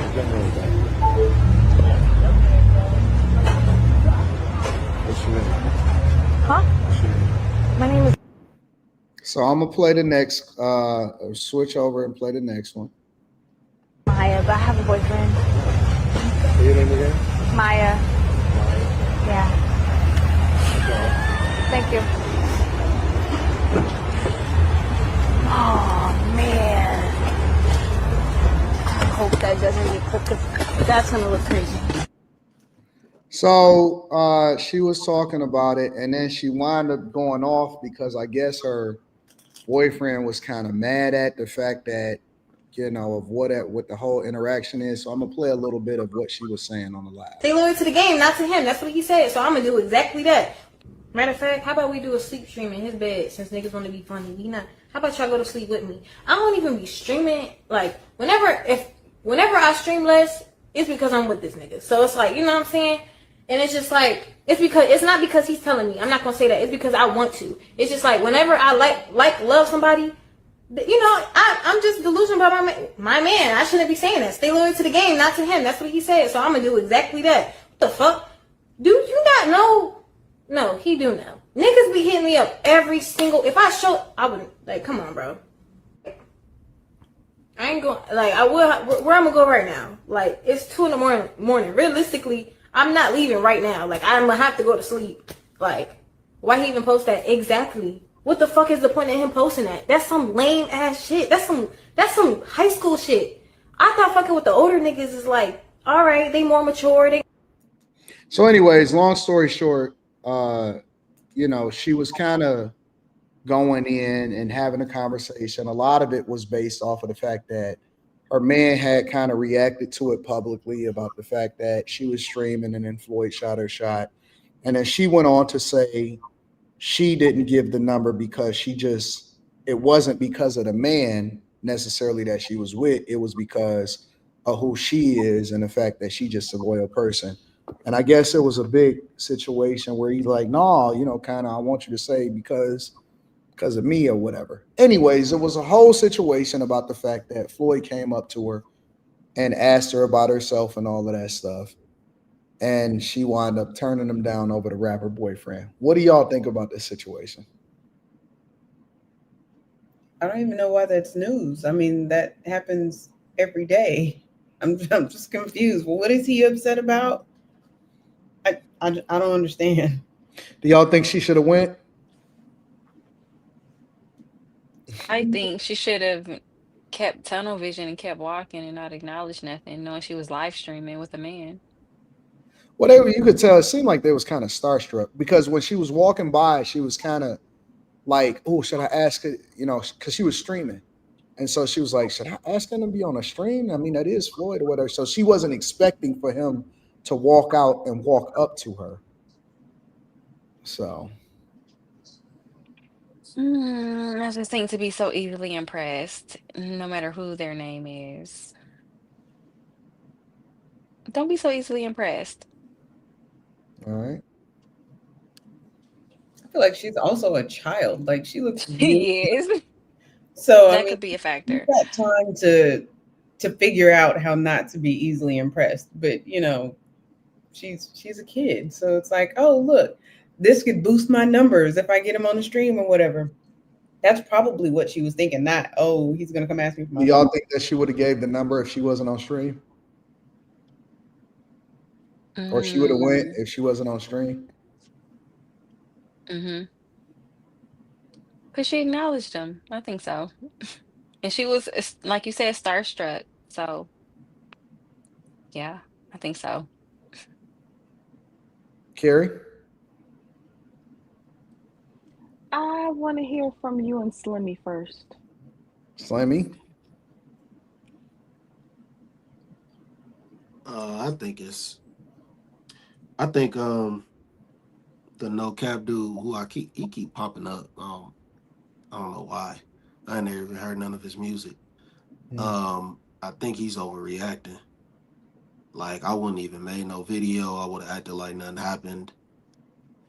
If a woman want to stay loyal to you because that's her character, I think that's something that you should accept. Not, oh, do it because you with me. No, do it because that's the type of person you are. Because if you're just doing something for me, well, eventually one day you'll get mad at me and then you'll do something in spite of me against having good character. So I think character is the main thing to play here. And if she is who she says she is, and she loyal to the game, That's So a real one. You think that he's not justified in how he react is how He's absolutely not justified. You can't be mad. So I mean, who you gonna be mad at in a situation? You can't be mad at a dude for shooting his shot at your girl. So no, first, I don't think he was mad at Floyd for shooting his shot, or at least so I'm then not you sure. definitely can't be mad at your girl for just acknowledging that the fact that it was a super celebrity right there on a stream, like to bump the numbers up, but then she turned them down on camera. I don't understand what the issue could be. She look a little starstruck to me. Huh? She look a little starstruck to me. And at her age, if that age was right, she was 19. She might be. She might be. I mean, me personally, why y'all keep saying that her age? What does that matter? It said 19 popped up on the thing on that video. Yeah, I got you. Yeah, so it's like I don't know if that's truly her age or if that was like some kind of mistake Does or it whatever matter, that. Maybe a little bit. Some people they just don't have. They don't. Some people they just. I don't know, man. I don't understand fandom, so I can't really relate. I've never been starstruck a day in my life. I can't relate to that type of shit. But I guess it happens to people. I can't act like it don't. You know, so if that's what took place, I mean, she handled herself fairly well. Because for her to be that age and know who he is, I mean, I don't think she watched boxing. She don't look like a boxing fan. They knew immediately when they was walking by. Yeah, they knew. They knew. So, but I still don't see. It might follow his daughter. She's about their age. Either that, or I'm sure people around. And be a young boy, baby mama. Good point. There's no way she's in this store in this public place and nobody else said that's Floyd Mayweather. You know what I mean? Like, I'm sure people are like gathered around trying to take pictures, even if it's off to the side or whatever. Somebody else mentioned it, even if she didn't know off top. I mean, there's so many ways she could have figured out who it was. That's a fact. I don't even think that was Floyd that walked up on her. He was looking way too tall. No, that's Floyd. That was him? She ain't small. I mean, she's small. A lot of these chicks be tiny, bro. They be short as hell. He was looking like this. That was him. Him. That's crazy. Yeah, I didn't think that was him either. But yeah, it looked like he sent somebody over there. No, it was definitely him. Either way, that's neither here nor there. But she handled herself pretty well for a 19-year-old. I don't know why dude tripping out on her though. I mean, she didn't. To me, for her age, she didn't do nothing wrong. Because she probably hasn't had no type of training. She ain't had no dude really tell her like, hey, look, when you get around these dudes, never act impressed. She ain't been around nobody like that. She's 19. If she's 19. No. I know. She should not be in no significant relationship in no 19, especially not with no rapper. Rappers and athletes, that's like recreational use. Or if you broke. That's not, you don't take that serious. Wait, not at 19.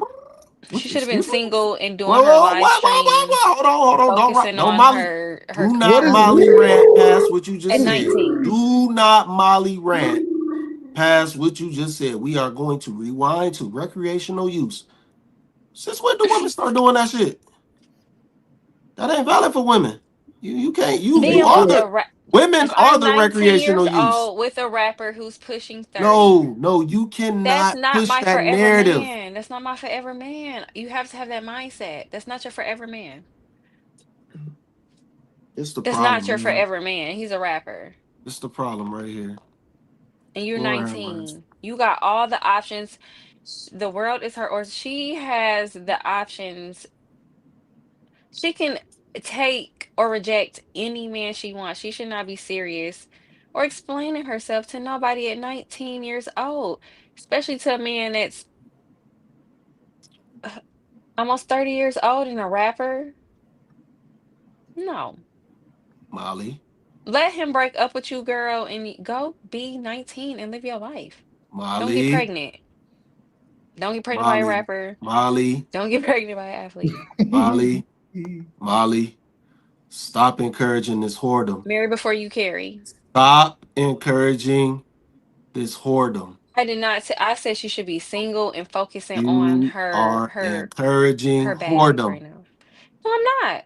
Yes, you just did. You just did. You said recreational use only. What did you Let mean by him that? buy you some shoes and some bags and some clothes, take you out to eat, take you on some trips. That's tricking. That recreational ain't use. recreational You don't use. say That's I'm tricking. in love. You're 19. You don't know what love is. You have not been through.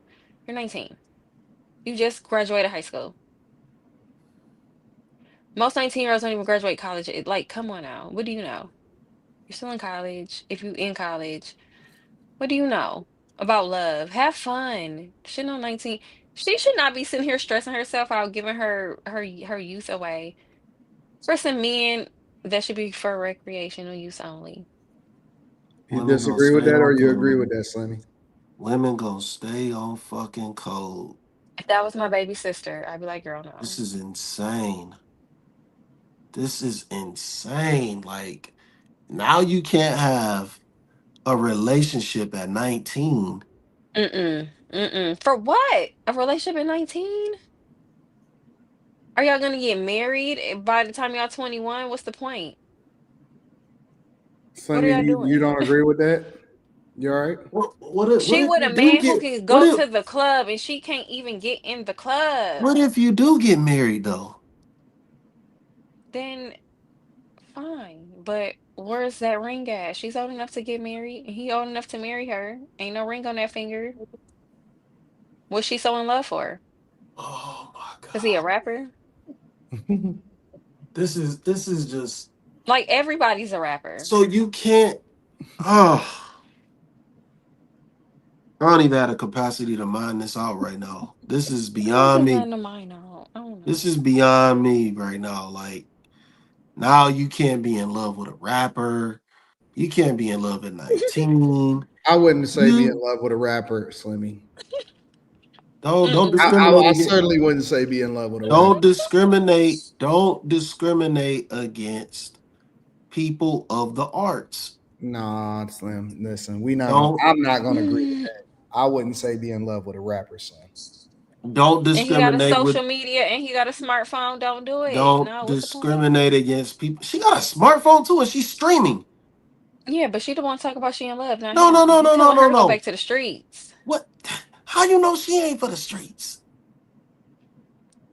I'm just saying she's in love, not him.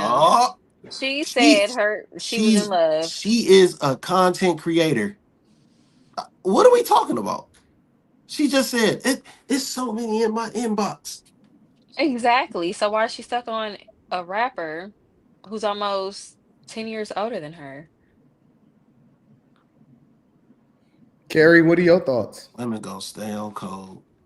I'm just a bit surprised that no one said that she should be quiet. I'm surprised that no one said that she shouldn't even be streaming, period. You're a 19-year-old girl out at night streaming live, which means that people can identify where you are. You're walking around. You're thinking about going up to some grown man to ask him what. You then, when the man does come up to you, you stay on live. You don't cut it off. You do the whole thing live. But Savannah, who is grown, mature, understands, is married, her man is next to her. She can't speak, but this 19-year-old girl is streaming live. I'm still trying to find the relevance. This is insane. The relevance. She was doing an IRL. I don't think iShow Speeds do. And I think that young ladies do not need to be doing any live streaming, walking around the city at night. That's dangerous. What talking about, bro? Anton, you just told me. I'm genuinely confused on what Carrie is talking about. Anton, the other conversation was about ruining your billionaire husband's reputation. And she's comparing that to a chick that's 19 years old, is not married, and is on a live stream.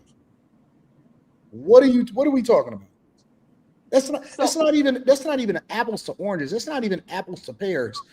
That's not even a good comparison, Carrie. Even if I go down your road, she technically. So let's play your game. She technically, she technically, because I cared about the girl's safety and the fact that she shouldn't even be doing the streaming in the first place. Just because you call yourself a content creator should not excuse you doing stuff that's unsafe. But fine, y'all don't care about her safety. You only care about if there's a guy on her arm whose reputation she can ruin. So let's go down that road. She's dating No Cap. I've never heard of this guy ever. So is he famous enough for y'all? I don't know him either, Carrie. So then you don't care about him like you care about LeBron? No, LeBron is not, and No Cap is so two different people, Gary. What are we talking about? Hold on, wait a minute. A dude named No Cap that none of us on the panel even fucking know of, and we're comparing him to LeBron, a married man versus a boyfriend. Carrie, what are we doing? Are you trolling? Listen. No, technically speaking, are we trolling? Just listen. I'm gonna bring this home. I'm making a point. Listen, technically speaking, she could be messing up her man's bag by filming her turning down Floyd Mayweather's advances. Because Floyd could see the video, get mad, and according to y'all, the public opinion can turn on the boyfriend and then mess up his bag, and then he won't get any more shows. What are we talking? What? What? Carrie, I'm not hiring you as a lawyer if I ever have a problem. That was the biggest. Carrie, that might have been the Stretch Armstrong reach. I don't think we've had a reach bigger than that on this show.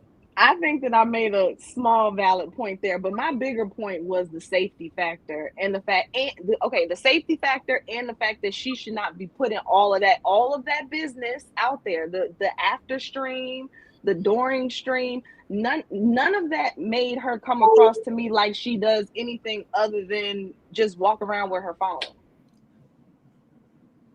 Why is her business out there? How come y'all don't have a problem with her putting all her business out there? That could ruin her boyfriend's reputation. That could ruin her reputation. You still standing on this? Super chats. He's still standing on this, Gary. This is a wash.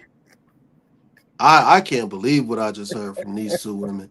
We go from last week. I was so happy. I was so proud. They said cancel Carrie.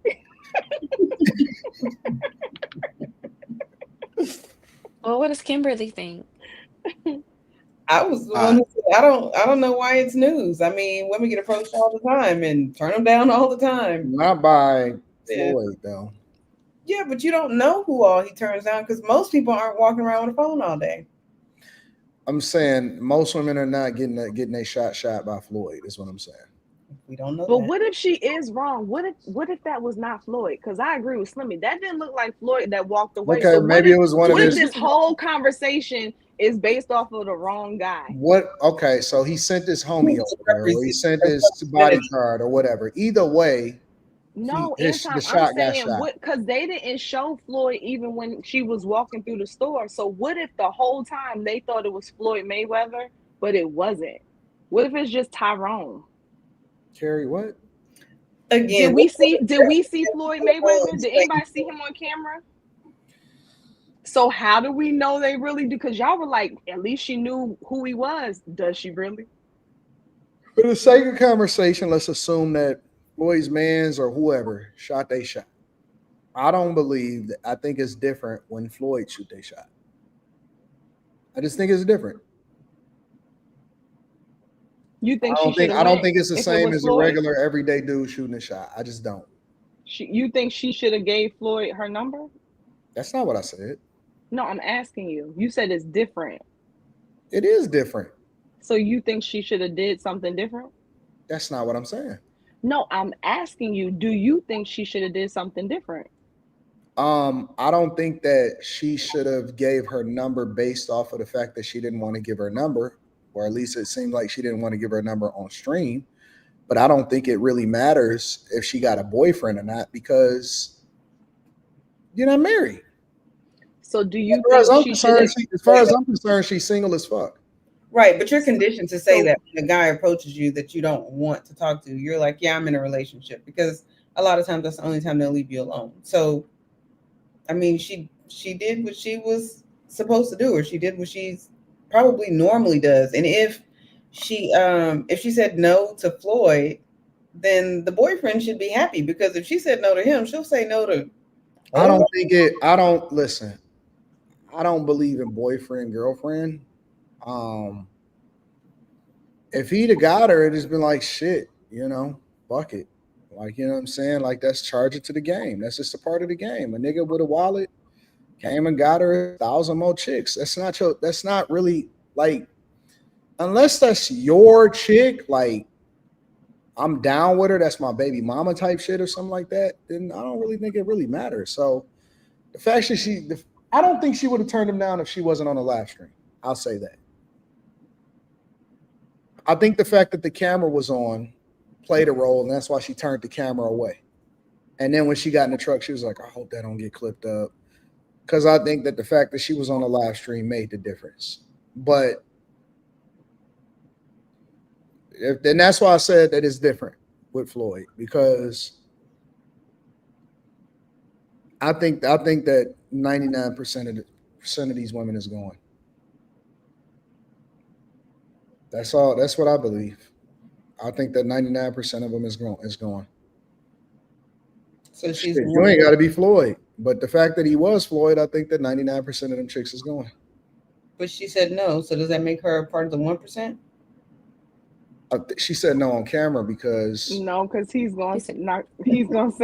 on camera. I think that the camera being there. No, listen, God bless her. I don't think that she played it bad. I don't have no problem with what she did. That's what y'all missing. But you say I have zero problems with what she did. I have no negative thing to say about it whatsoever. But you don't think she would have done that if the camera wasn't rolling? Correct. You think she would have went? Yes. That's what I was saying to Kim. Like, he doesn't think that she's the 1% because he doesn't think that she would really not go. She went for no cap. She's definitely going for Floyd. Somebody said her second video kind of take another man, girl. Nigga, that's not.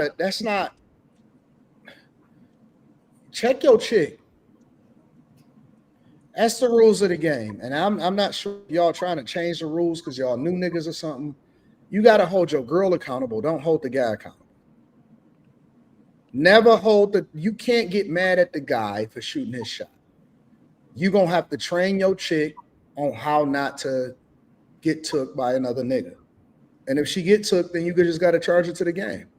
She not mine. She all of ours now. So you got to check her. Don't check him, bro. And again, I think that if the camera wasn't on, she was going. Her girl was definitely going. And she was going too. And her girl would have probably been like, girl, you know how it is.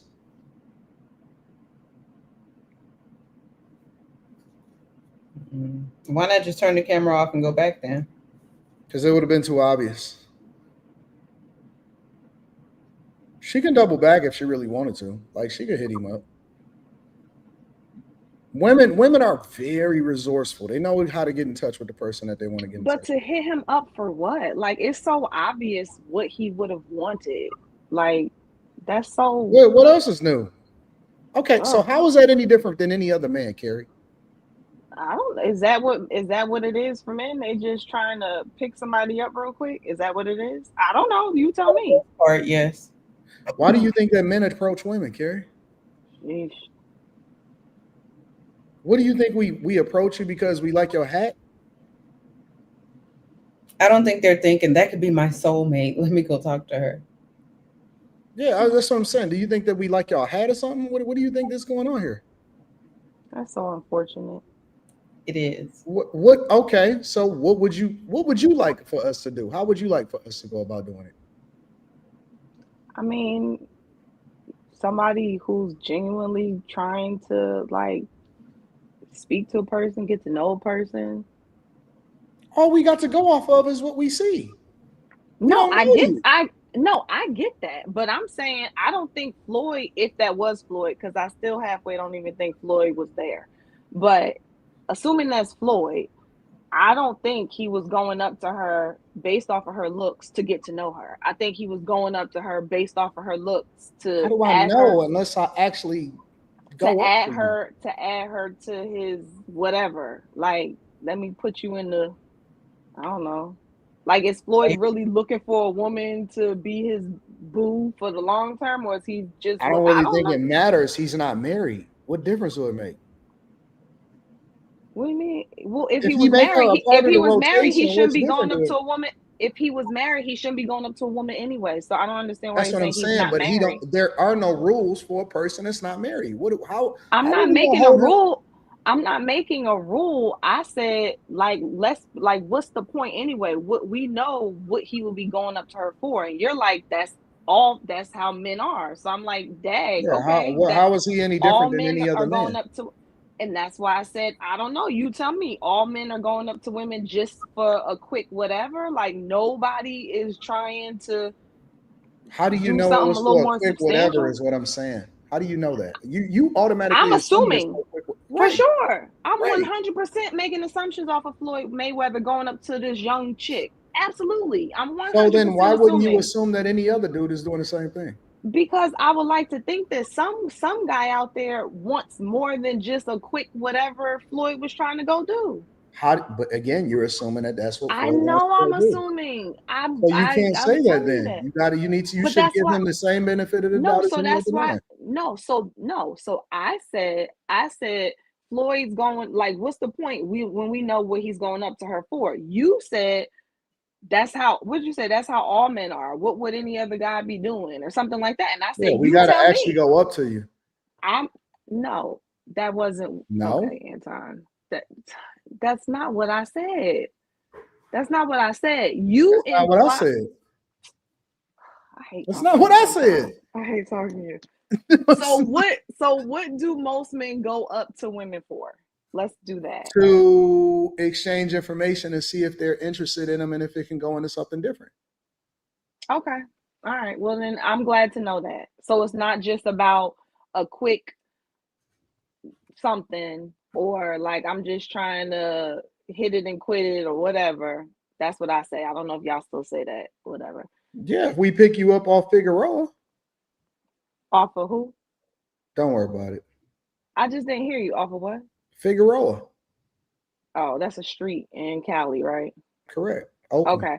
So what do you think Floyd was going up to her for, if that was Floyd? I don't know. To see if she was going. Going where? With him to To the where, restaurant. Anton? To the restaurant. To the restaurant. And then what after the meal? I don't know. Maybe did the show. And then home. who's home? Send her home. Okay. Carrie, everybody's not looking to hit the same night. I'm just asking. I don't know. I'm just asking. So I'm glad to know that it was not necessarily what I assumed it to be. And I'm glad to know that all men are not going to get what I assumed you were saying. I'm happy to be wrong. Would it be a bad thing if he did? I mean, it wouldn't be a. I say that women teach you how to treat them. I agree. I would agree with that. So what's the problem? No, I mean, the problem is if men in general, if that's what they were going up to a woman to do, but you just cleared it up for me. So I'm happy to hear that. Let me do this. Give me a second.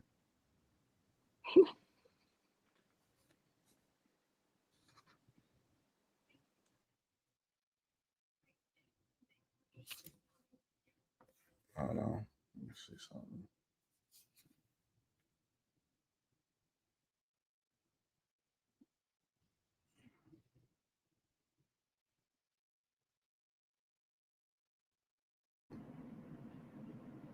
Why is your phone on Do Not Disturb, Carrie?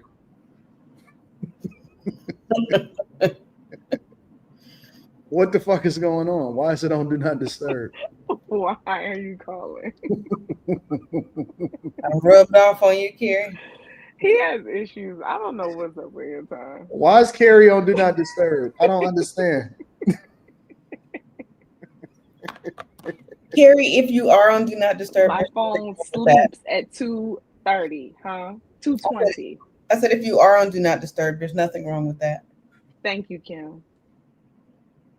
I don't understand why she on Do Not Disturb. That's what Carrie do when she don't like with something that I'm saying. She just start calling me offline. Middle of the show, Carrie just start calling. A lot of people don't know that. A lot of people. That's the easiest way now. Give me mute control. A lot of people not familiar with that. Just give me mute control, and I won't have to. If Carrie don't like what I'm saying, or if she disagrees with me, she calls me. She goes off the camera, and then she start calling me. You didn't know that, Slim? Now you know. But then if you try to call her, she don't Do Not Disturb.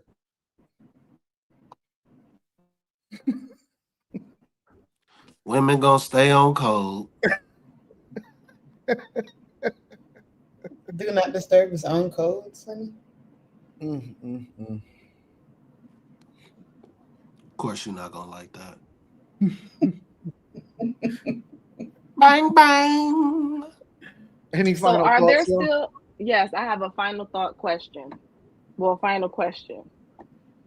So, are there still single guys out there who are looking for real long-term? That's me, apparently. Go ahead, answer the question. Real long-term relationships, looking to get married. Slimmy, would you like to take that one? I have absolutely nothing to do with this. I'm just in I'm little world. in general. I'm in my own little world. She's asking a general in question. my own little bubble. I personally don't want to speak for the majority of men. What do you think that most men? She didn't say the majority. She said, she said, do you think there are men that want to do this? I think there are amazing men out here that want to do the right thing by women. There you go. You call them simps, and get married, right? I said, I think there are amazing men out here that want to do the right thing by women. I think that most men would love to get married to the right woman. I think that most men, if they wasn't afraid of divorce, if women weren't so savage. Yeah, I think that most men, honestly, I think that most men would prefer to be with a woman that was dope. If there weren't any closet feminists, if there weren't any money-making mollies, the closet feminists if are there the weren't men any who strolls bang and bang vote for Kamala Kimmys, Harris. you gotta watch these women like a hawk. If the men weren't gay, they will take you down. They will take you down. If men could have things the way that it used to be, oh man, keep that woman on social media. Yeah, keep that woman locked in the house. Yeah, shut if your men could have motherfucking mouth. women the way that they had them in the 40s and 50s, they Stop would get talking married. to don't talk to don't talk to women your was neighbor. like- Yeah, the fuck if you talking to your neighbor for? Women were like the 40s and the 50s, men would get married immediately. You done lost your mind talking to Abigail and them over there? Yep. Get your ass slapped up. You come through this house like that again. Don't walk by that house like that. Don't look at them folks. That's how women was trained. Nolan says Anton can ruin a future marriage with his advice. I actually disagree with you. I think that I'd probably have way more testimonials than you could ever imagine because I've actually gotten more people married. I've actually got people hooked up. I've actually had people come back to my bag chaser meetings and say, hey, I met my girl at your sit at your thing, and then we wind up getting married. I've actually saved relationships and marriages. So I actually think that you're wrong.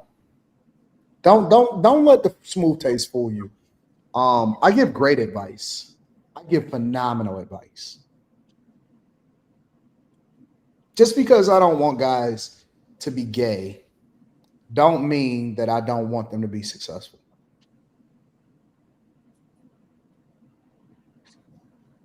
It's just the facts. It's just the facts. It's straight up the facts.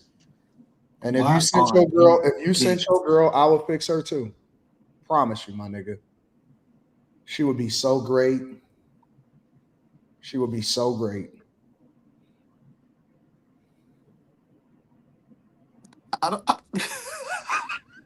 She would be so great, nigga. I'll put her in the program. Put her in the program, nigga. This shit don't sound right, bro. This shit don't sound right. This is a fact. I'll put her on the program. And she would be perfect, nigga. This shit sound like the tour. I'm telling you, I would put her in the program and she would be great. It's the honest to God truth. Oh man, I'm so weak. Right. Nigga, I'm telling you, dog. I'm about to create a different, like a link on my site where niggas can sign up their girls to go through the program. And we're gonna put her in a house. We're gonna put her in the wife house, future wife's house, or the fixer wife house. And you're gonna ship her in, have her stay with us for about 2 to 3 weeks next month. Ship her in? Yeah, ship her in. Put her in a box with around and just have her pack her bag, take her through put her on the program. And when she get home, she's gonna be a whole nother person. I promise you. Promise to God, she's gonna be a different person. Mm-hmm. Straight up. All things included. Food, room and board, everything. You should ship her, my nigga. I'm a fixer. She'll be a whole nother person. Now you gonna have to fix you while she gone. Oh, that's cute. But I'll send her back to you, right?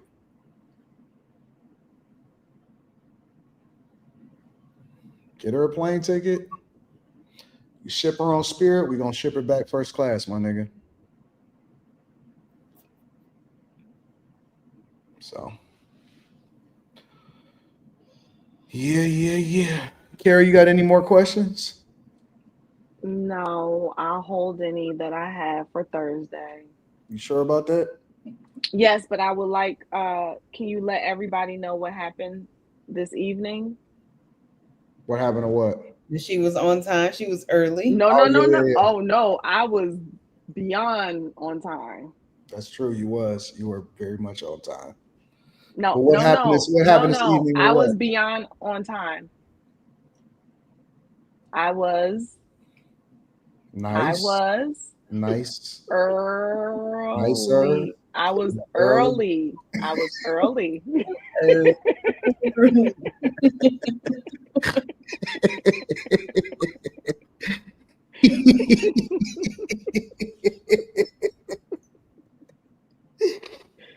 Terry was early, y'all.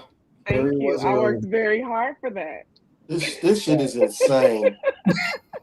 This shit is insane, man. You gonna urge somebody to say the word? I was what?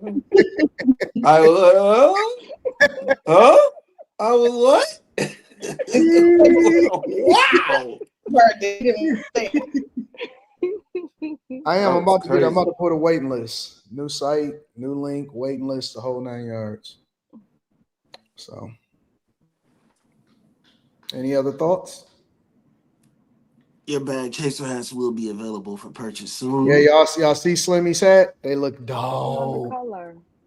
It's a that color is dope.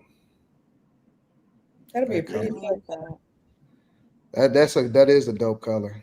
Yeah, they'll be available for purchase soon. And is working tirelessly for the bag chasers. Yeah. He getting shit together for y'all. And I'm working on Kim, so we're gonna get her together. Huh? What does that mean? Nothing. Don't worry about it, Kim. That seems like a hard job. No, Kim is different. She a different type of girl. A lot of people don't know what they're getting themselves into with that, but it's a whole nother conversation. Kim is different. So, any other thoughts? I don't know what happened to Quentin. Something happened. He drove 7 hours earlier today. He was just tired. Yeah, he was sleepy. Oh, I did have some. I knew it. We got so sidetracked at the beginning. I saw Tron Hades. It was amazing. I didn't get a chance to see it. I wanted to. I meant to text you to see if you had saw it. Did you go see it because of the reputations of the actors and actresses? I went to go see it because I like Tron. Yeah, Tron is a classic. Tron is over 50 years old. A lot of people don't even. Wait, is Tron? That's the one. That's the not Gladiator. It's the video game. Yeah. Oh, I'm totally off. Jeff Bridges. Oh, I'm thinking of Troy. Yeah, I wanted to go see it, and to be honest with you, I had a little bit of a kerfuffle with a girl. What? And I just could. I had got a headache, so I just went to bed early. Oh. Yeah.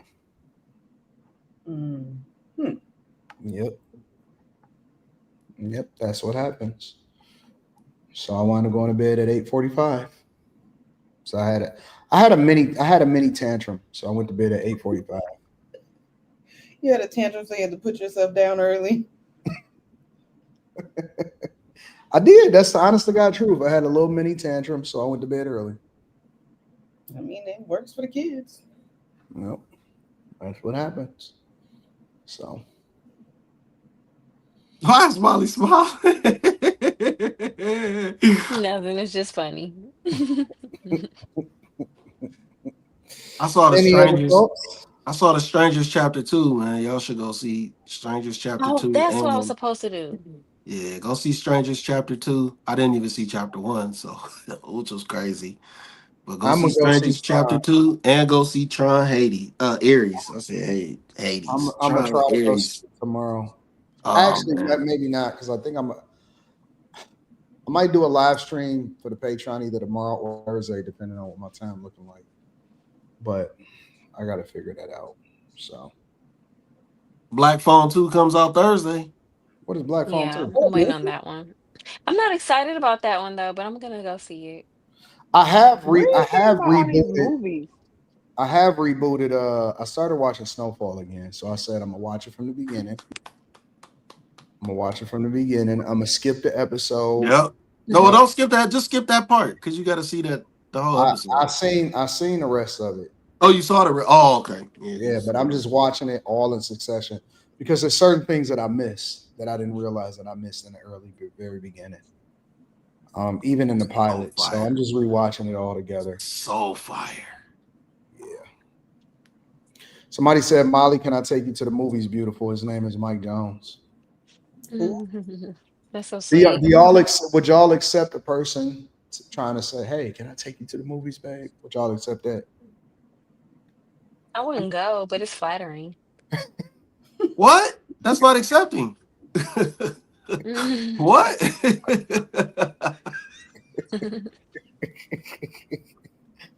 Would y'all accept this? What just happened? All those snacks are expensive, so you must be balling. So basically, they all said no.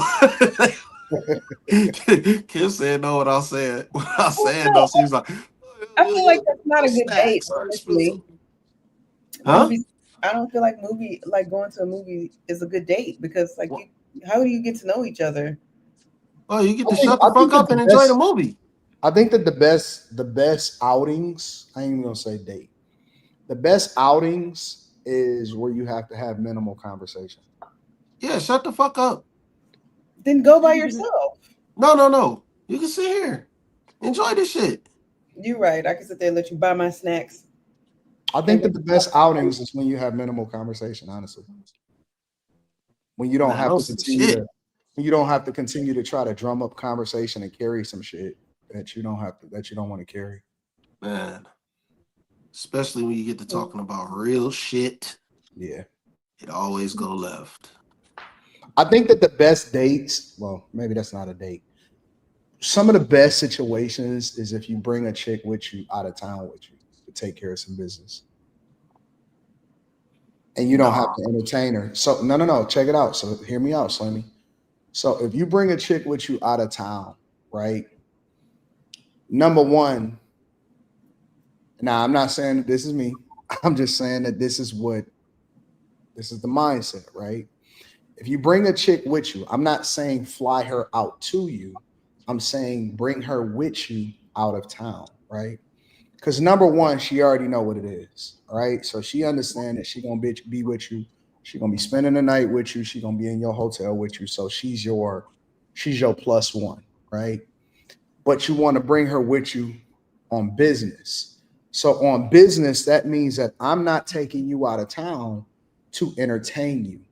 I'm bringing you with me because I see value in you being by my side. So I just need you to play your role and play your position. Now, it's not about her, it's about you. But the fact that she get to experience and enjoy what your life is like makes it much more intriguing for her, right? And so you don't want to be out of town for a long time. You don't want to be out of town for a week or no shit like that. 2, maybe 3 days max. All right, quick turnaround. Now, you know what I'm saying? It's minimal conversation. You busy, you moving. But when y'all do go out, she around, but it's not about her. You see what I'm saying? So she's around. I see what you.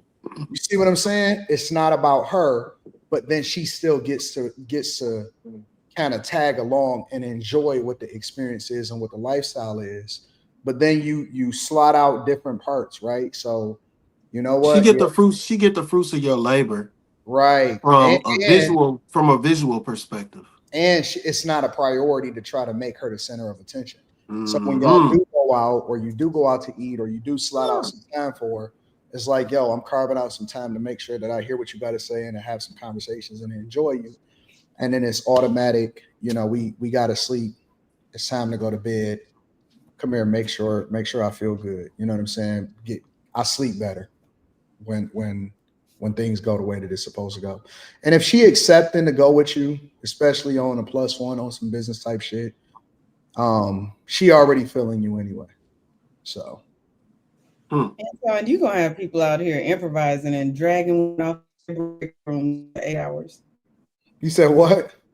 I said you gonna have people dragging to their break rooms for 8 hours. Are you breaking up, Kim? Oh, what's wrong with y'all shit? Hotels. You breaking up? Carrie bounced. No, Carrie has already sent me some. So Carrie her stuff be messing up. So Kim, you was breaking up. Hey, is it better? Yeah, don't worry about it. What was you about to say?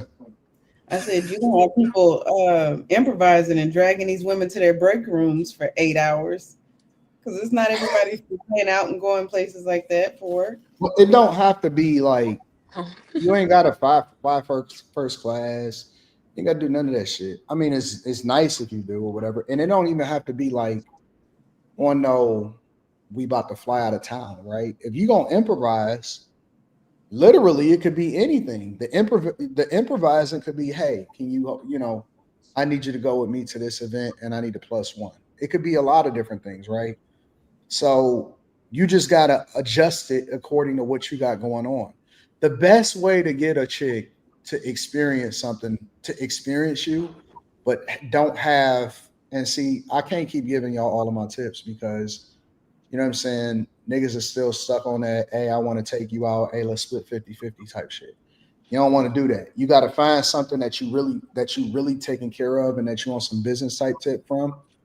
And then you just invite her with you after y'all been kicking it or after y'all become familiar for a little while, but just make it casual. Hey, listen, I got this event or I got this situation or I got something that I got to go to. You know what I'm saying? Get a +1. And that way it's low pressure, no big deal. But then at the same time, y'all get to have a lot of fun and all of that. And it's just going to be fun. You want to do stuff that's fun. You don't want to do stuff that's going to require a lot of energy. But just make it, don't make it high pressure. When people take chicks out on whole fucking dates, you spending a whole fucking Saturday with her, you got to take her out to dinner. You got to keep on drumming up conversation. You got to do all of that dumb shit. Don't make it like that. Parse it out.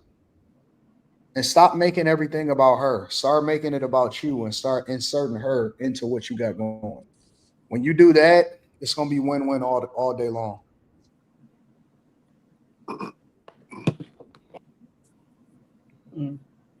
Carrie don't like this. What? What do you mean? What's wrong with that? No, I said Carrie don't like this. What you say, Carrie? Well, Carrie, what don't you like? Drum up conversation. Why would you? Yeah, okay. Kim's feeling what I'm saying. Like, what do you mean drum up conversation? Why would you be somewhere with somebody that conversation doesn't naturally just flow? Like, you shouldn't have to be like, It should naturally just flow. But I'm honestly like, okay, if you go out with a chick and you take her out to a restaurant, right? You're going to be sitting there talking to her about and listening to her talk about shit that you really don't even care about, to be honest with you. Like, even phone conversations, that shit should be quick. It should really be quick. It should be on some, what's going on? What you got going on? Oh man, you know what I'm saying? I got a break in this. I want to talk to you for a second or whatever. And then you switch it up, and then occasionally you do a late night conversation. You know what I'm saying? On your way to bed, but you got to get to bed. But you got to stop giving them so much time. You got to stop making it all about her. You know what I'm saying? If y'all keep doing that, then it's gonna be problematic. But then when you take her out to dinner and shit, and you take her here and you gotta take her that, you gotta keep having all of these goddamn conversations. It's not even that necessary. It's not that deep. So what do you honestly? It's not that deep. so you can figure out how to take her with you on a whole business trip and deal with her and not talk to her and not focus on just her, but you can't figure out how to do that in like a few hours. I don't figure out how to do what in a few hours. It just seems like, to me, it would be way harder to take somebody on a multi-day trip. Couple even days, if it's for business, 2 or 3 days. Even if it's for business. Mm-hmm. And not have the things happen that you said would happen if they just went on a date for a few hours. Like, that just doesn't. I don't get that. The date is about her. The business trip is about who you. Said the date? Who said the dates are about the women? Where'd that come from? What the fuck? You think we taking y'all out just because we like taking y'all out? Wait, y'all really think that y'all that special and that important? Let's just come on, man. Let's just be for real. Do y'all really believe? Why are you so mad at that? Like, why are you so mad? I'm asking a question. Do y'all really believe that when a guy takes y'all out, that he really gives a fuck about y'all opinion, or he really wants to get to know you, or he's really picking your brain, or he's really trying to understand why you don't get along with your sister or some dumb shit? Do y'all really believe that? A lot of women do. We don't. I think most women absolutely do. transparent with you. Even if he marry you, we genuinely don't give a fuck. So what do you care about then, as it relates to women? No, men. That's why I asked not just earlier. me. Vagina. No. I'm not saying you. I'm saying like you, men. Like, what do you care about as it relates to women? We care about having a good time. So then why can't you have a good time on a date? We are. So then what? but you're like, the date is for you, and who wants to talk to her, and who, like, why can't we, maybe I don't want to talk to you that much either. Like, why can't we go have fun on a date? Because y'all think we want to hear that much from you too. Like, we want to go and have fun and laugh and get to know one another, have talk when we're supposed to, have fun when we're supposed to, and then go home. Nah. But you, okay, so that's not the case for a date, but you could take her on a whole business trip and it's just fine. Yeah. Okay, Anton, that don't make no sense. It makes perfect sense. I was with you when you were describing the business just explained date to you until you came why up the with business trip. I explained to you why the business trip makes sense. No, I was with you. I heard what you said about the business trip. Now, granted, I think very few people will have that option to do that like that. But I hear you, and I understood what you were saying with that.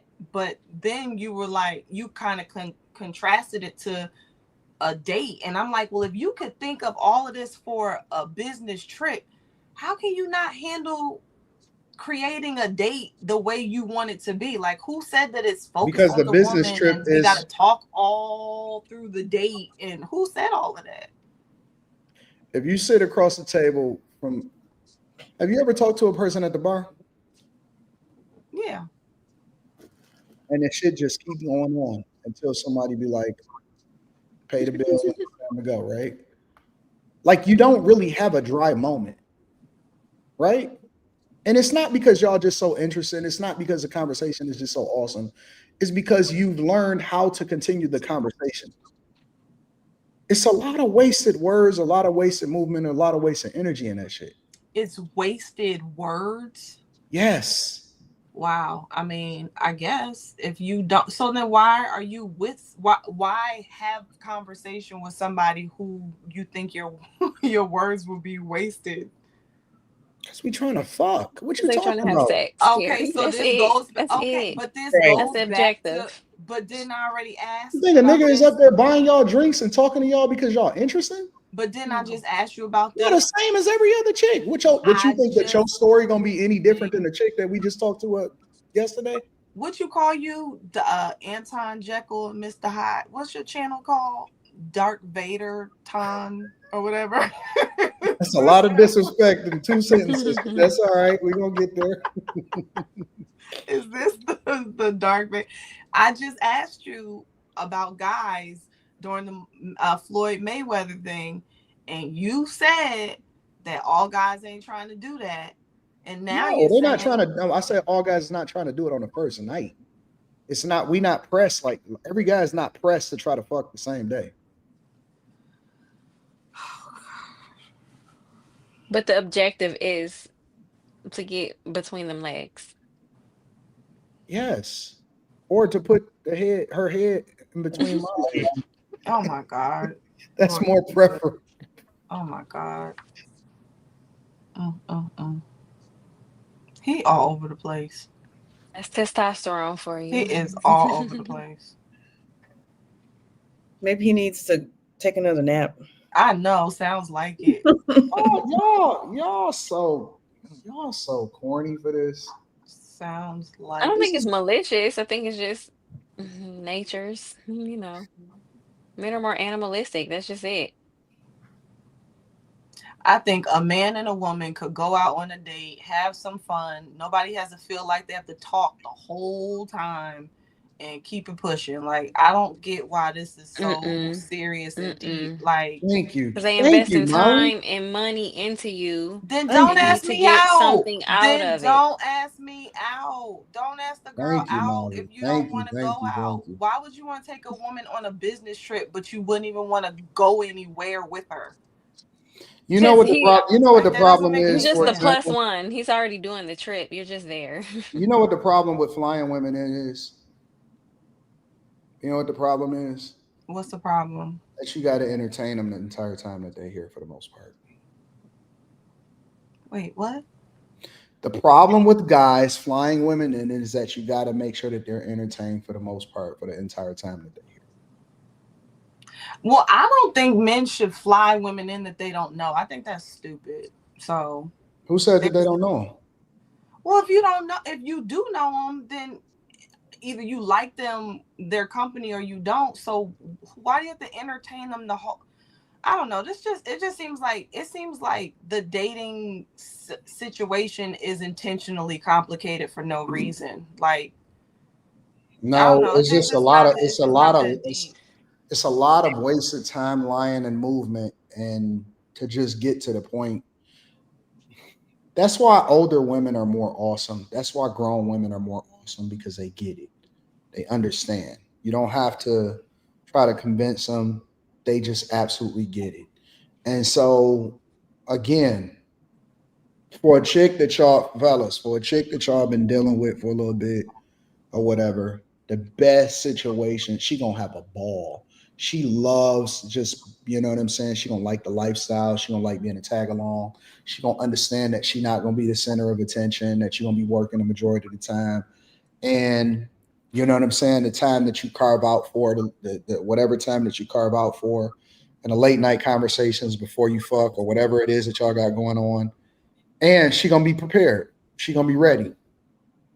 She gonna be 100% ready, and it's gonna be an ideal circumstance or scenario, and it's gonna be a quick turnaround, and y'all gonna be right back at home, and she gonna go back to where she is, and then she's gonna compare every other situation that she got going on, or if she got any future situations, to that experience. She's never gonna forget it, and it's not even gonna take a lot of effort. She's not gonna forget it. It's gonna be a great time. It's gonna be an awesome time. I promise you. Go do some shit awesome that you got to do from a business perspective, and just have her tag along. And she gonna feel like the world was revolving around her and it was never around her in the first place. I'm trying to tell you, look, y'all fellas, this ain't for Carrie and them, right? Carrie and them is gonna get mad at it because I'm breaking it down and I'm telling y'all what's really going on. So don't worry about what Carrie and them think, because Carrie and them ain't gonna be the ones that's the targets. Listen to what I'm saying. It's going to be awesome. Well, if I'm not the target, which I'm not, then, well, I'll be quiet. No, go ahead. Say what you got to say. Nope.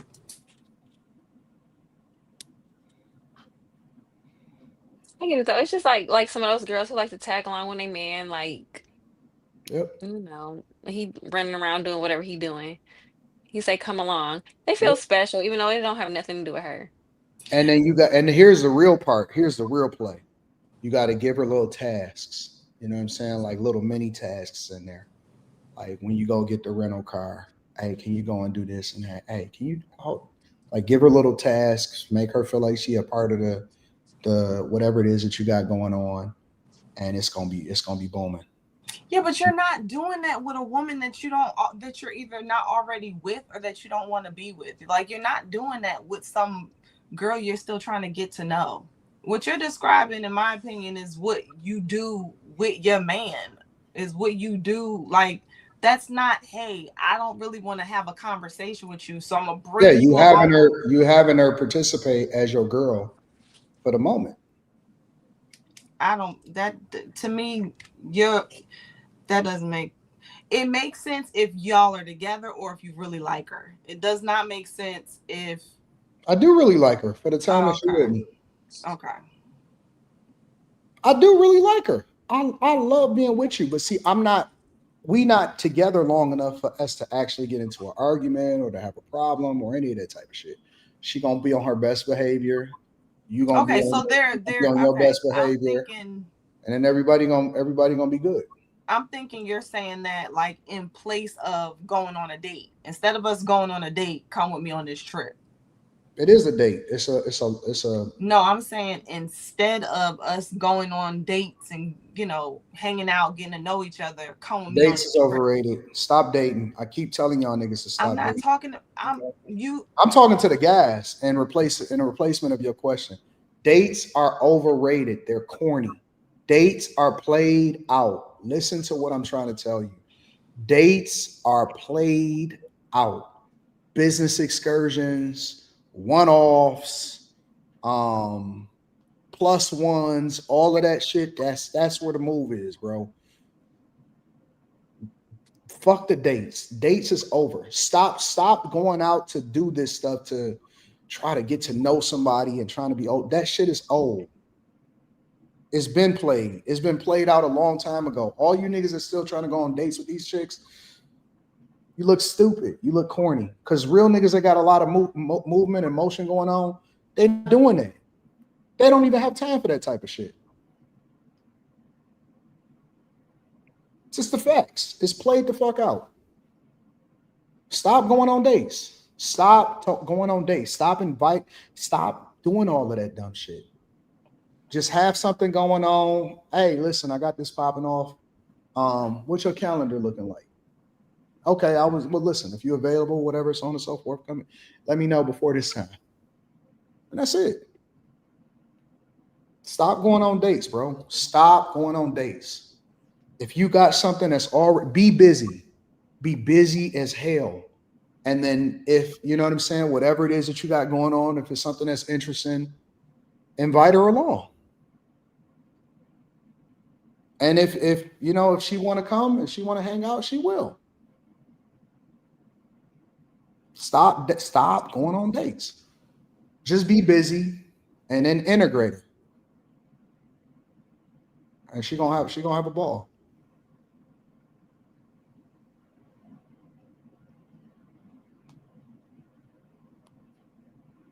Hey, I gotta do this. You know what I'm saying? I'm stopping over into this place, into this city before I head over there, because I'm gonna be over here for like a day or two or something like that. What you got up? And don't even bring her for the whole trip. Let's say you got to do a 4-day trip, and you stop into a place for a day and a half or two. Meet her in there for a day and a half and send her the fuck home, and then go on the rest of your trip. Stop extending it longer than it have to be. Stop spending more time than you have to. Stop being on the phone longer than you need to. 15, 20 minutes tops, preferably less than 10 minutes. If you can't tap in with her and be able to get into her mind within less than 10 minutes, then nigga, you already fucked up. You failed. Stop asking her what she doing all day. Check in on her. Hey, what you got going on? What's happening? Oh, yeah? Oh, man, that's crazy. All right. Well, listen, I just wanted to check in on you and see how you was doing. Nah, for real. Okay. Be out. Niggas is on the phone all fucking day. Nigga, you ain't got nothing better to do. Texting and shit. Setting wrong expectations. Responding immediately. Now she gonna expect you to do that shit all the time. Where is Quentin? I need Quentin up here. To speak for the normal people. Yes, please. I mean, I might be off. I have no problem with being called out. I have no problem with people that just say, Anton, you fucking wrong as hell. I'm cool with that. Tell me I'm wrong. I'm cool with that. Correct me. Correct me. I'm just trying to, I just don't, I don't know. Correct me. It just seems like the way you're presenting it is like, first of all, there's going to be a portion of men who hear this, they don't even have that type of a setup. Like, that's not how their job. That's why they got to get themselves together. No, because you can have a great career, but you don't have like all these different trips and things happening that you could like, hey, jump on my program and come with me here and there. Like, that's not everybody's setup. So I don't think anybody should feel crazy if they're not going on business trips and whatever the case may be. I ain't say just business trips. That was one example. Well, can you give another one? Well, you don't have to tonight, but I don't know. Like, if a guy and a girl, a woman and a man decide they want to go out, whether he treats her, she treats him, they go Dutch, whatever the money scenario is, or maybe it doesn't cost anything. I don't even do Dutch. I ain't never did Dutch my entire life. I don't even know what that shit sound. How do you ask a woman to go Dutch? I'm saying all possibilities, because I know a lot of times we get stuck at who's paying. We get stuck at where we're going. I'm curious. I'm asking a question because I don't know, Carrie. How do you ask a woman to go Dutch? I don't know. I mean, I. How does that conversation go?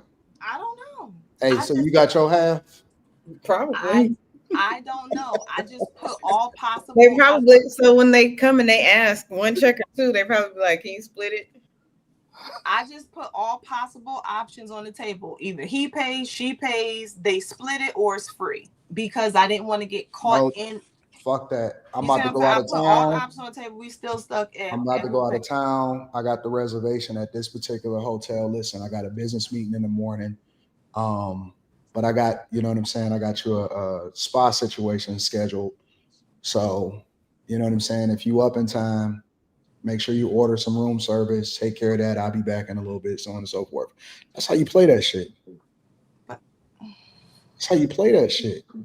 Okay, that might be a scenario that is an option for somebody, but it may not be a scenario. Or maybe maybe their business, maybe it's May and their business trip isn't until November. So he wants to see her before then. Okay. So maybe they decide they want to go do something together and they both like the idea. Like, what's wrong with that? Why is it like, man, dating is I think you could listen. Don't date, not dating, don't go on a date. Don't do that. Like, I think that you should do that. Do the regular shit. That's cool. But when you get busy, nigga, and you start getting your money together and you start getting up and stuff, and you start valuing your time more than you value women and all of the time that she taking up, wasting it, and you still friend zone, then come holler at me and we're gonna start having a real conversation, my nigga. Because all y'all doing is talking yourself out of pussy every day. You just told them don't focus on that. That's right. Focus on running yourself up. But if you're spending, what I said is focus on being more busy, and then you start inserting the women into the spaces in your life that's convenient for you. That's what I said. Don't focus on the women, but insert her where it makes sense. Anton, two people going out somewhere for a few hours does not mean that this man is not making money, is wasting his time. Okay. Go ahead. Somebody said they also want to hear what Kim and Molly got to say about this whole situation. Go ahead, Kimberly. Y'all know what I'm gonna say. I want to hear what y'all got to say. Be honest. Man want like one main objective with women. Right. I don't know why we live in a fairy tale still. When they tell us every day and show us every day, they want one thing. And they're very transactional. Go and find those women that you don't need to date and you can get all of that from. Why even like approach these other people and ask them for dates and stuff? Just go get the low hanging fruit and be done. You don't have to go get nothing. You just meet women throughout life. It's just a normal situation, a normal occurrence. You just meet people. It's not something that you got to try to do. You just meet people.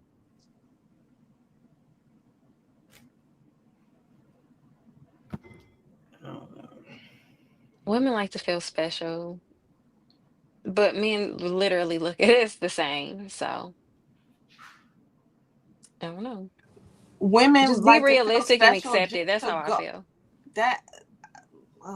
Every woman thinks that they're I don't think this mean I don't think that like why do we have to hop from one extreme to the other? Like I don't know, that's just weird. That's weird. What do you want, Carrie? You want to feel special? You want to take up my whole fucking Saturday? You see how you're doing that? You see how you're going to an extreme? You see that? What do you want? I want people to be more realistic. Like tell me, frame it. What does it look like? Y'all meet up and y'all gonna walk through the park. Like, hey, guess what? I'm going bike riding through this park in New York on Saturday. You want to meet me up there?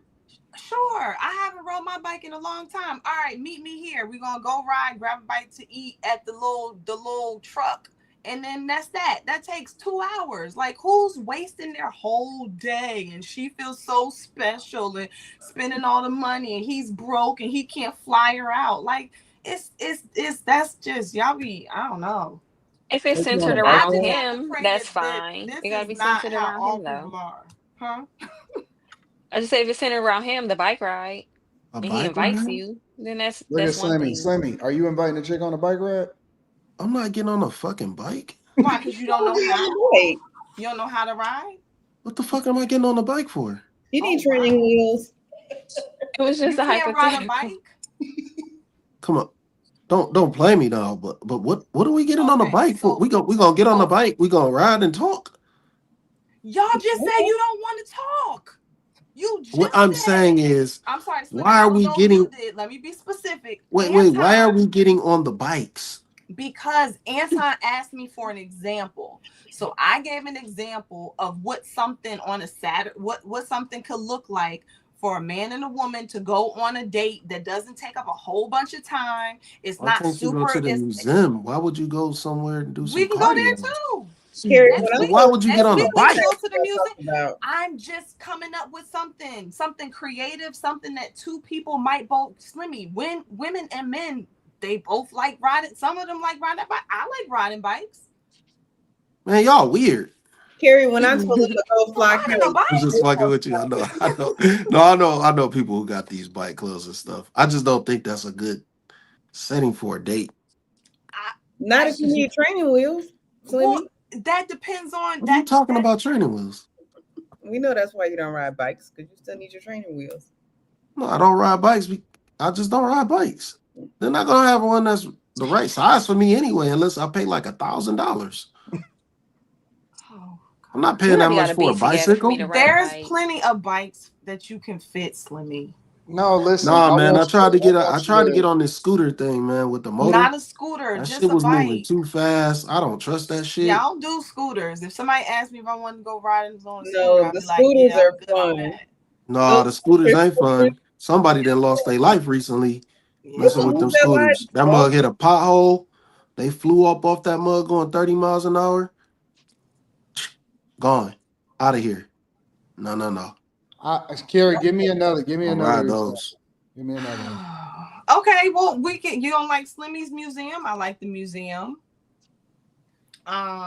See, here's the thing, because y'all. So are y'all gonna meet up at the museum and then go home? Why not? I mean, I'm always a fan of food being involved, but I know how y'all. Because you want me to feed you now, right? See. So now you want me to feed you, right? See, that's why I said, but forget it, because you can't. The way that the internet has gotten, I ain't talking about the internet. I'm talking directly to you. You can't even mention food with another person anymore. Like no. You don't go to the museum. Oh, you want me to treat you? You're not gonna go to the museum. Okay, and then not go to go get something to eat. No, they got food at the museum. How about this? Bring your own snack. You bring your snack. I'll bring my. You can't tell. Hey, listen, Carrie. Hold on, Carrie. You are trying to get men the ultimate L. This is bad advice. You can't tell a woman, hey, bring your snacks. We're gonna go to the museum. See, it's not gonna work. That's not. What's wrong with that? Look, there's that's not gonna work. Look at Molly. Look at Molly. Look at her reaction. I like snacks. You can't tell. Gary trying to have y'all sweating y'all edges out. I would be like, what snack did you bring? Right, I'd be excited. I'd be sweating them edges out at the end of the night. It better be. I ain't trying to sweat her edges out. I just want a little. Y'all so mean. Y'all so. This better. Is not. This you gotta argue my man for all that. I'm not even trying to make this a very difficult situation. Why is y'all trying to make this all difficult? Man, we got to do something simple. You gotta stick your edges out to bend over. Nothing simple about getting these two bikes and getting in the park. Okay. Here we go. Let's go to the it's called, I forget the name of the place, but let's go to the place where we can pick out the little like a mug or whatever, and we can paint it. Ceramics. Harry, they're doing that for you so they can get in your pants. That's the only way they'll be doing that. The only way. Gonna get them the closer only to way I'm doing that. It gotta be instant action. As soon as we leave that ceramic spot. She think we Patrick Swayze and Ghost. No, let's go. Yeah. Let's go. She think we Patrick Swayze, nigga. Do I look like Patrick Swayze? Let's go to the You want me to do some? Let's do clay making together? Pottery. Let's go. Want to paint and sip? Let's go to Top Golf or indoor rock golf climbing or the batting cage. Let's go to the batting cage. Or I like the batting cage. The axe throwing thing, which I suck at. Or batting cage is gonna get too competitive. But that's cool because then you can see how she is when she gets competitive, and you don't have to talk a lot. See, I don't get about whether or not she's gonna get mad. She getting her ass whooped. Why do I care if you competitive? Honest to God, bro. But I'm giving you different things. It's so many different things you can do. I think it might be. Why do I have to get to know you? Is all I'm asking. Exhibit in the museum, like when the I'm out of here. Why do I? Man, I can't even ignore that one, man. What? You want bro, me to have you ever been? You can't say that, bro. See, down here they have a butterfly exhibit, and when they all come out, they're just flying around. Let me tell you something about those butterfly exhibits. It's really pretty. No, I went and I was like, okay, up close, there's still bugs, and I was freaked out. I don't like butterflies. I'm saying, y'all, do you want me to get to know you, or you want to have fun? You just said you don't want to talk, Anton.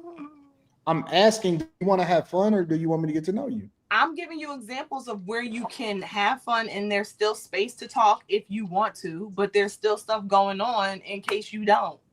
So you want me to get to know you? I mean, that would be nice if I don't know you to get You want me to ask you questions like what? What do you want me to ask? What kind of questions? I would want you to just be you. Like you don't want them to just be them. No, you don't know how. I would want you to just socialize with me how you would socialize with a human. Like you just be you, talk. Hey, what's up? Like we'll talk as we experience whatever we're doing in that moment, as we see what we see. Like I don't want a script. I don't want to run down the questions. I'm not gonna run down questions with you. I'm gonna just vibe, because if we can't vibe, then that answers plenty right there. No, you know what my scenario does? It allows for you to be able to preserve. It allows for you to hold on to the things that I don't want to know about you. I don't want to know about your fucking kids. I don't want to know the situation. I'm not trying to figure out whether or not you got trauma. I don't want to know about none of that shit. I just want to have the fun you. I want the best version of you. That's all I want. I don't want to know about your ex. I don't want to figure out about your situation. I'm not trying to understand if your mama and my mama know each other. I don't want to know shit. I just want to enjoy the best version of you, and I want to have a good time. So then do that. So then why can't you do that? And the situation that I put you in allows for you to just enjoy life instead of instead of you telling me some shit that's just gonna make me look at you like, ugh.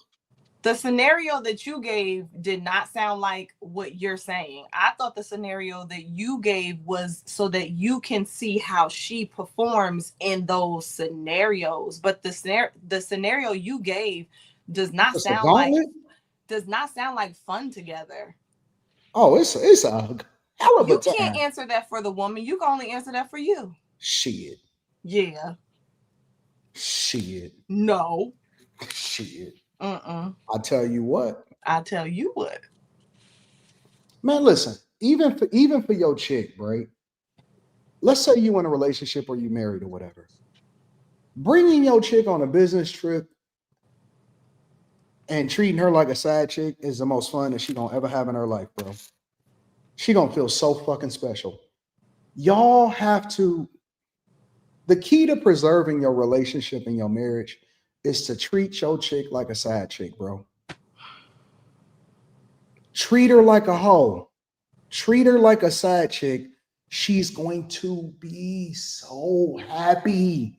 I'm telling you, treat your girl like a side chick, and it is going to be the most incredible relationship that you've ever experienced in your entire life. Bring her on a business trip too, and have her do the same shit. Treat your chick like a side chick. See how we jump? Answer about Beyonce, these men. See how we jump? I'm telling you the truth, nigga. I'm not. I'm listen. I done been on. But you just jumped. You just jumped to take your girl with you on business trips. You just jumped. We were just talking about dates, and now we're jumping to. What do I always say about dating, Carrie? I don't know, Anton. You say don't date. I say don't date. I don't know order how to you find get your from. chick. But dating is reserved for people that get into relationships. Don't I already say that? Yeah, but I don't get how you hop from. How is a person following your advice gonna get from the I just met a girl to being married with your advice? To me, I don't see how you ever actually decide you want to be with the chick. Like, you mean if I like her, I'm gonna be with her. But what do you like about her? The fact that she don't talk. She doesn't talk. Why y'all gotta talk? See, she does not speak. Well, why don't you just go find somebody who's mute? No, what do y'all want? Why do y'all want? Okay, what is it that y'all need to be? What do you need to say that's so important? What is so important to where you feel like you got to get this shit out? What is so important? Because I'm gonna also tell you this. Women that don't talk a lot have the best experiences, and they often at times have the best options, and they get men that want to be with them. Women that talk too much fuck up the money, they fuck up their situation, and they talk themselves out of a great man. You just see he hopped again. First, I'm not hopping. I'm giving women advice. You said when a man asks you for something, or if he asks you to go out, or he asks you, the less you talk, the more incredible of an experience it's gonna be. Oh, Lord Jesus. What do you want to talk about? Nothing. We don't want to talk about nothing. Give me the money. I don't want to talk. Pay for me. Take me all places. Take me all around the world. I'm gonna be quiet. Take me. Give me I need a 2-hour massage. Let me be on the beach. Where's my private chef? Let's fly all over the world, first class. I'm quiet. I don't have nothing to say. I'm quiet. Women who are single, be quiet. Don't say anything. Let them run it up. Finally figured it out. Finally figured it out. It's the cheat code. You finally figured it out. Oh my God. Do you know that if so why we up here right now? Shouldn't all of us be quiet? Harry, we talking about popular culture. This is a completely different conversation. I'm always conflicted. This is a completely different conversation than being in a relationship, Carrie. Don't conflate the two. The chat is telling me to be quiet. This is a completely different conversation than being in a relationship. All right? We talk about popular culture. That's also why they said they wanted me and Molly's opinion, because we were quiet. So I mean, nobody knows what they want. Listen, the less you talk, the more you'll get. This is the truth. The less you say, the less you talk when it comes to being in the presence of a man, and the more like chill, feminine, the more you're gonna get. Should we use that up here? No, because this is a talk show. I'm so confused. She's like, when do I talk and what can I get? When can I get the things? Men that, okay, I'll give you an example. Men that call y'all all the time, they're annoying. You send a nigga the voicemail, you don't always pick up the phone. But dude that don't call that often, if I call, you know it's gonna be meaningful. If I call, you're going to pick up. Carrie because you know that I'm called. Huh? Carrie didn't. Oh, hers is on Do Not Disturb. But if I call, and look, Kim, when I called him, he picked up. If I call, it's going to be, you know, it's important. It just is what it is. And you know, it's the truth. That's 100% the truth. I need to take Quentin's phrase and just change women to men. If you a guy that call too much, you're gonna end up in the friend zone. You're gonna be needy, you're gonna end up in the friend zone, and it's too much. I'm busy. I can't talk that often. But if you're a guy that's busy and then you call, it's going to be more meaningful to him because it's like you carving out time in order to make sure that you check on him. And it's the truth. You are carving out time to make sure you check on him.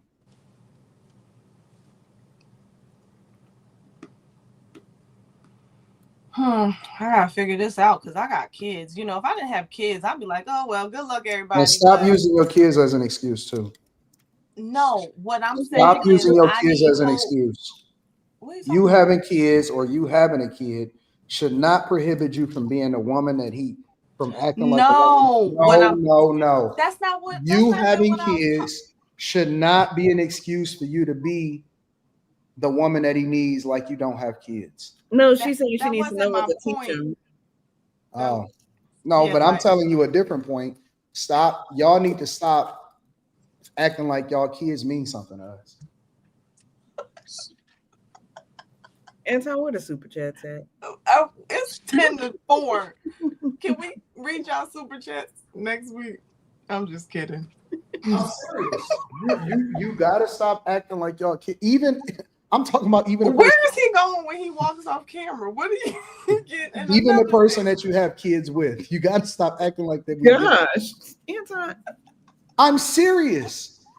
Stop acting like your kids mean something to us. Like you gotta treat us like you don't got no kids. You mean your kids too? He said even the man you had kids with. Yeah.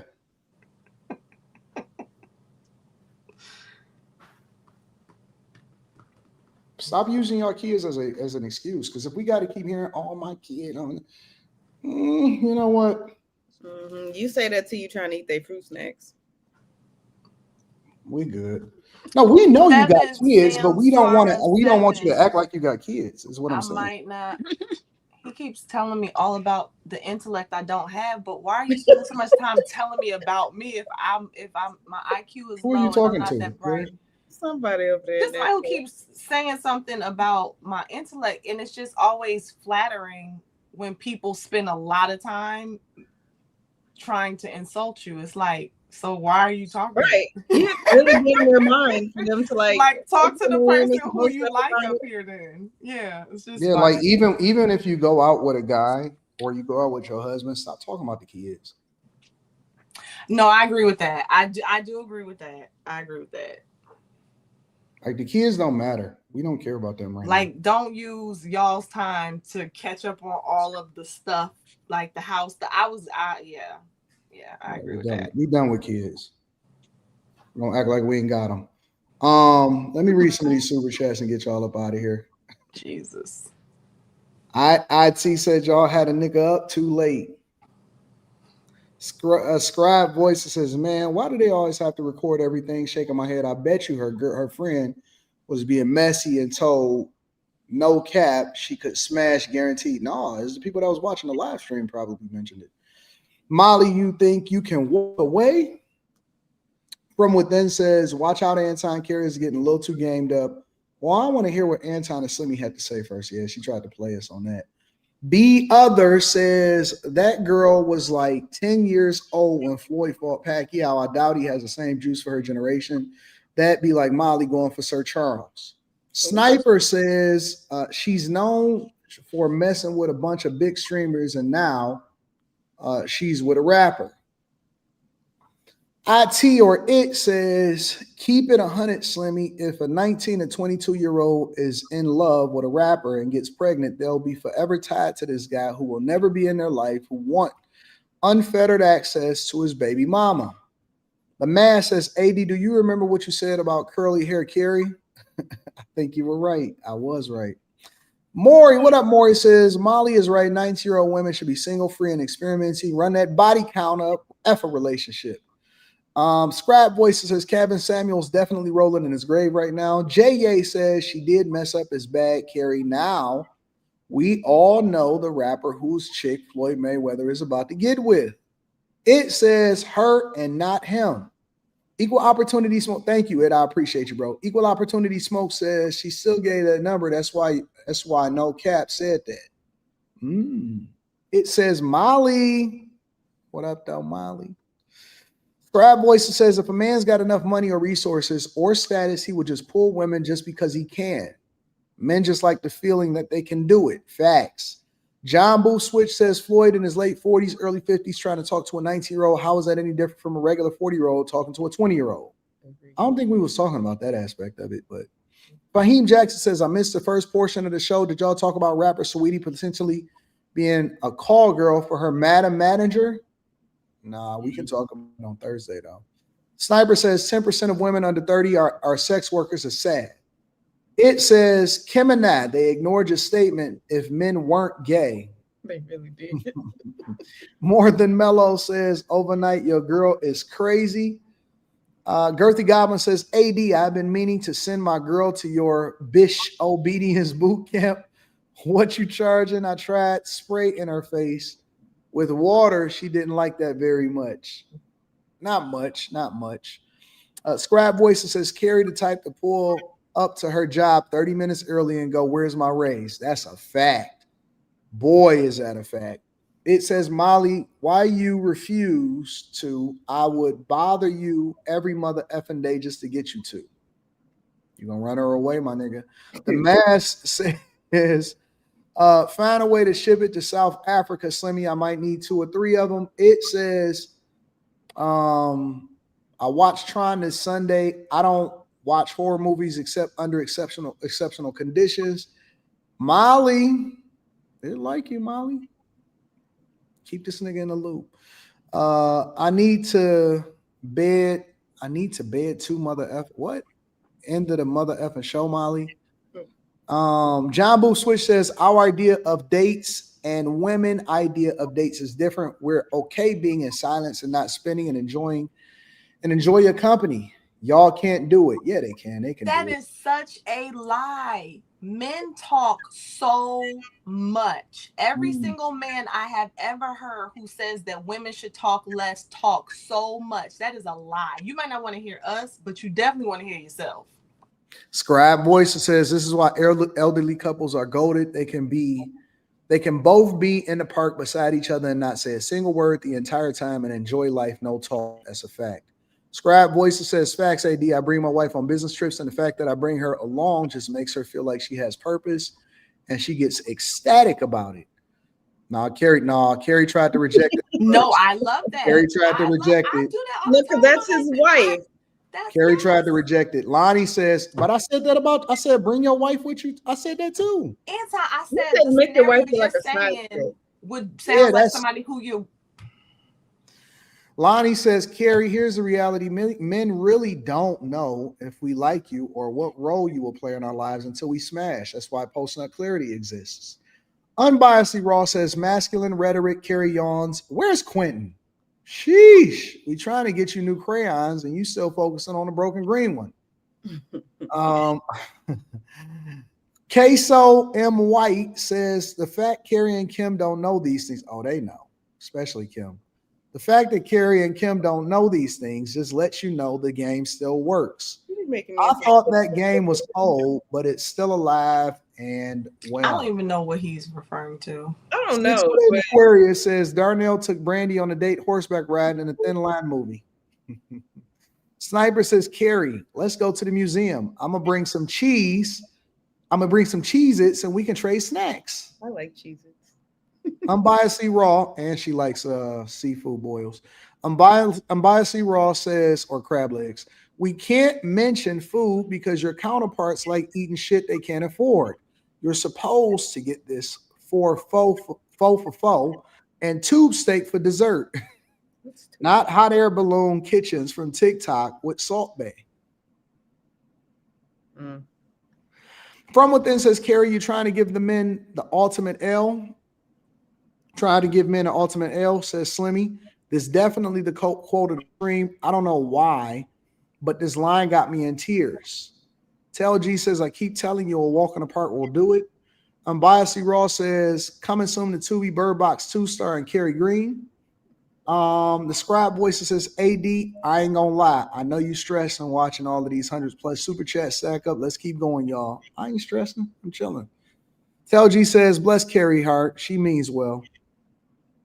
Women, IT says women have a far greater easily ability to ghost men. Women have no reason to respond to a man they aren't attracted to. Thank y'all. Rock with y'all. Appreciate y'all continuing to hold this down. Any final thoughts before we wrap this up? Have a good night. We love y'all. We appreciate y'all. We out.